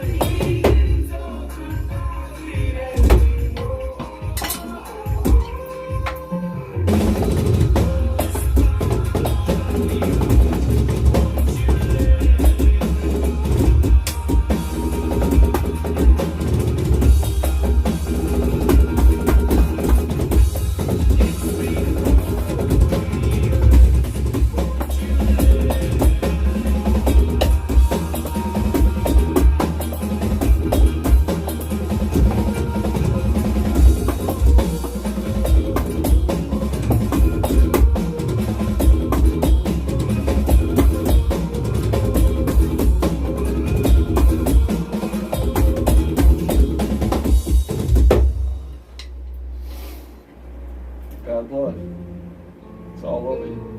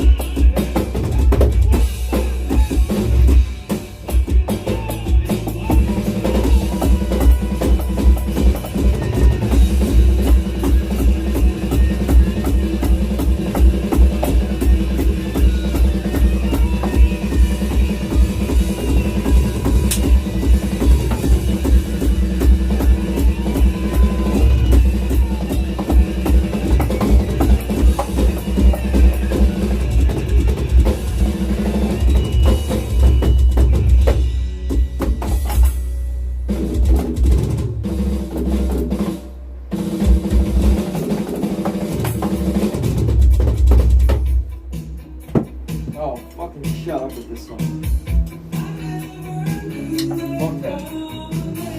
Fuck you, where you were being a bitch. Fuck that song. Let your beauty rains fire.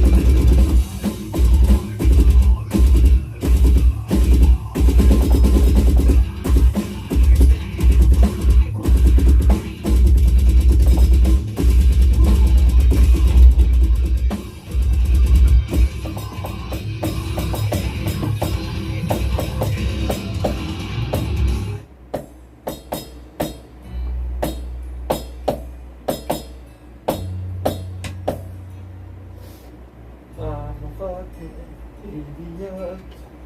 I fucked up. Oh,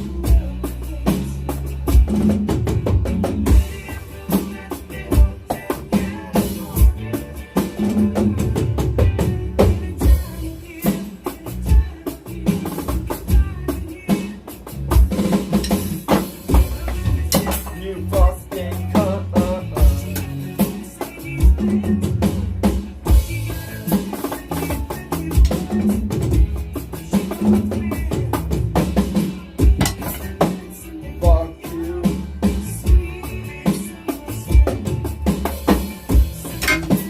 You're a fucking dumb fuck, dude.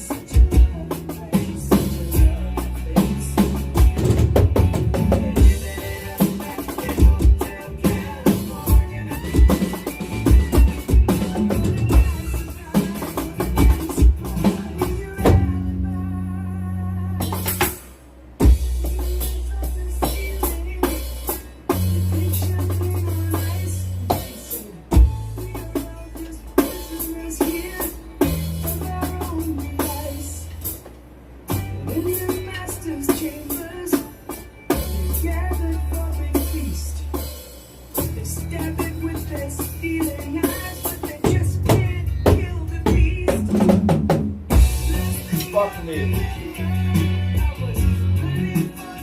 It was right. It just wasn't the drum. It wasn't the drums I wanted.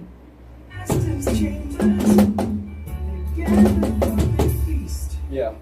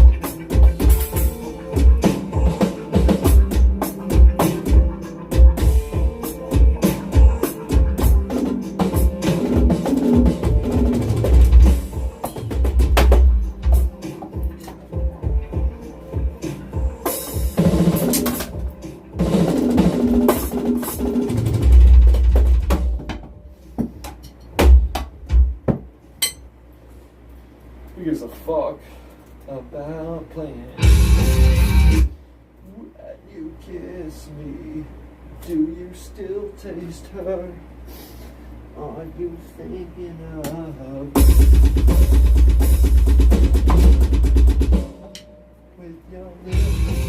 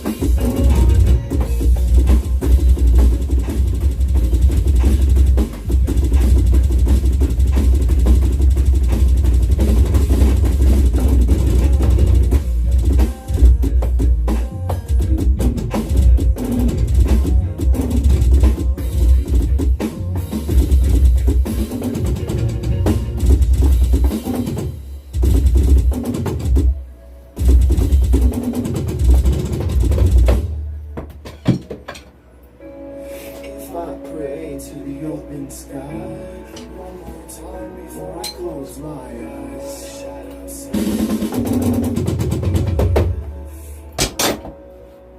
I didn't want that one. So when hell is empty, devils here are vast and plenty. I've had a few friends with many. Devils here.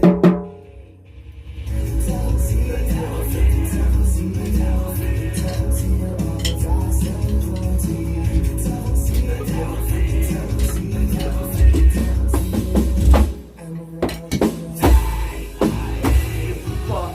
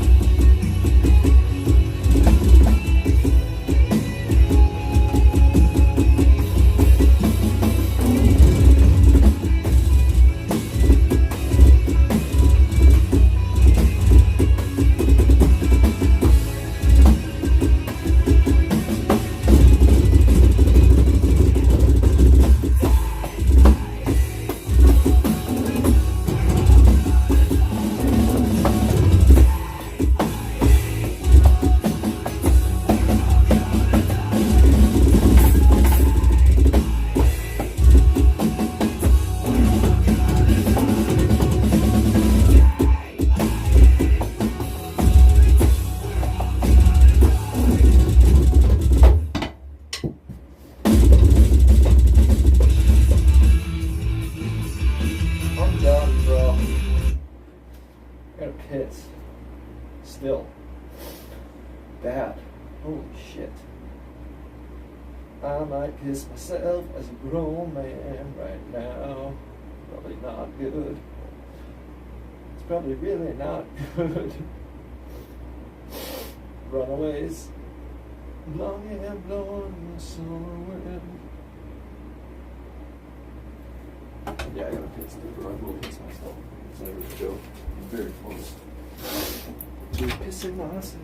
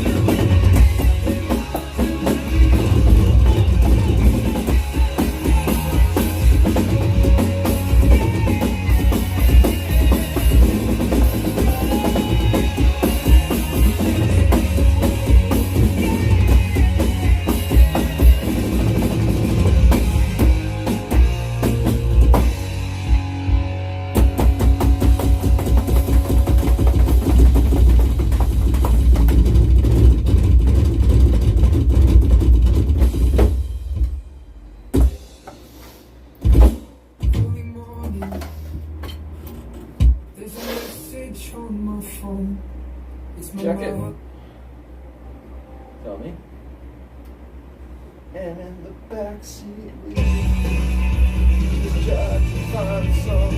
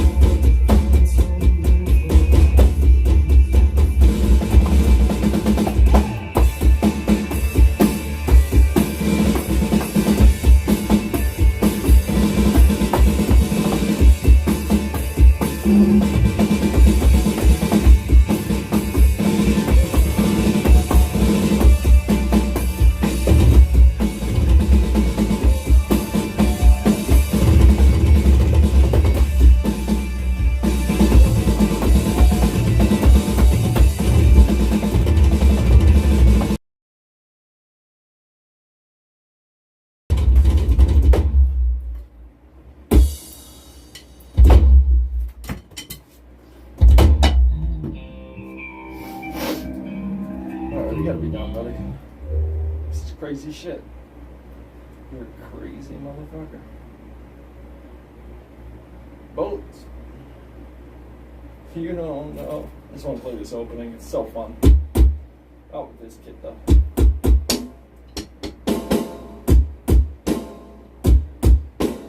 Yeah, maybe this one. Such a fun opening. Just so beautiful.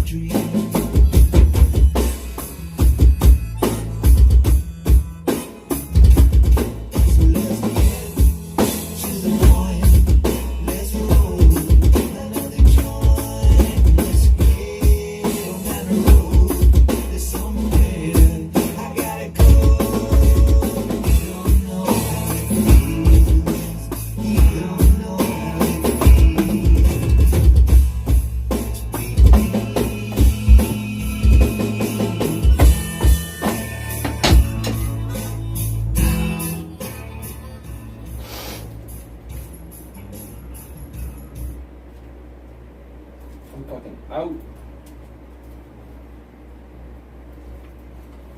It wasn't fun at all. I just did it. Pass time, not think. Not have my head catch fire from thinking. I'm running Windows 95 on this brain. This fucking computer's ready to turn. Like, update software. I'm like, what? I can't play the Titanic video game on this? What the fuck? It's taken from real life, actually. My grandma had the game. She bought it at a flea market, but she had Windows 95, and we could never play the game because it didn't take that. You had to like get an update. I was like 6, so I had no idea how to do that. My sister was like 9 at the time, so she had no idea to do that. So we always just looked at the games, and Myst was one of them. I've never played either one of those, but I'd just look at the box a lot and be like, oh, that's cool. And she was holding up one of her desk shelves with a jar of Jiffy. Oh, I mean, not Jiffy, Skippy. I just would look at the Skippy like, that peanut butter's been there since I was like 3. But it wasn't peanut butter. It was a computer desk. If you ask her. It was a part to a computer desk. You grow up thinking that. I'm like, yeah, your computer desk looks alright, but I don't see the jar of Skippy here, so might have to order one of those used part or something, but other than that, the computer looks great. Work at like a Geek Squad. Windows 95, baby. If you ain't got it, I'm not surfing the web on your computer. If I don't have to use an AOL trial disk to get on there, go fuck yourself. I'm not into this new technology. Tried downloading it on this, but it wouldn't let me. I wanted to downgrade to 95. Goddamn technology. I don't like to get things fast. I want to wait so I can really absorb what I'm about to look at. I want it to take 30 minutes. Alright, this is cool, great. Seen a little bit of it. When the whole thing loads, it should probably be pretty sweet. No videos. Maybe pictures, if you're lucky. But the thing about it is, you want to play ski free, you can do that. Watch out for the abominable snowman. That's cool. There's a version of Paint, kinda. You can play that. Oh, you want to do something else? No, that's not a thing. There's nothing else. But yeah, other than that, this is the computer for you. Windows 95. Desktop. Let me know. Anyway.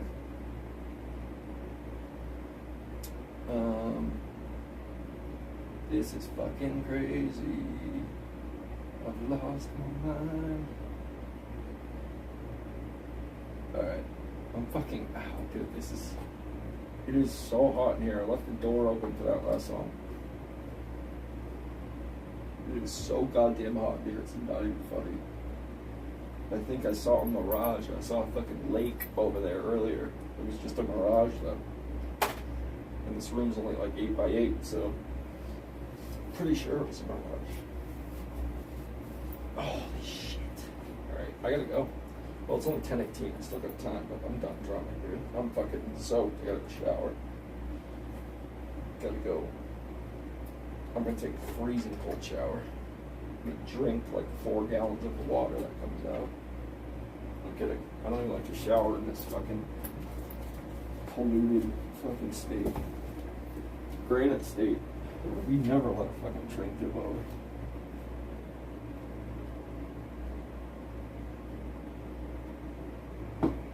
Weak foundation. I'm just kidding. That sucks. It's terrible that that happened down. What do I look like? Thomas the fucking Jenkins? I can't do anything about it. I just have to pay the price. Fucking deal with the chemical sludge that we're gonna deal with. Probably hasn't made its way over here yet, but maybe, who knows. I'm just glad the people I knew who lived out there are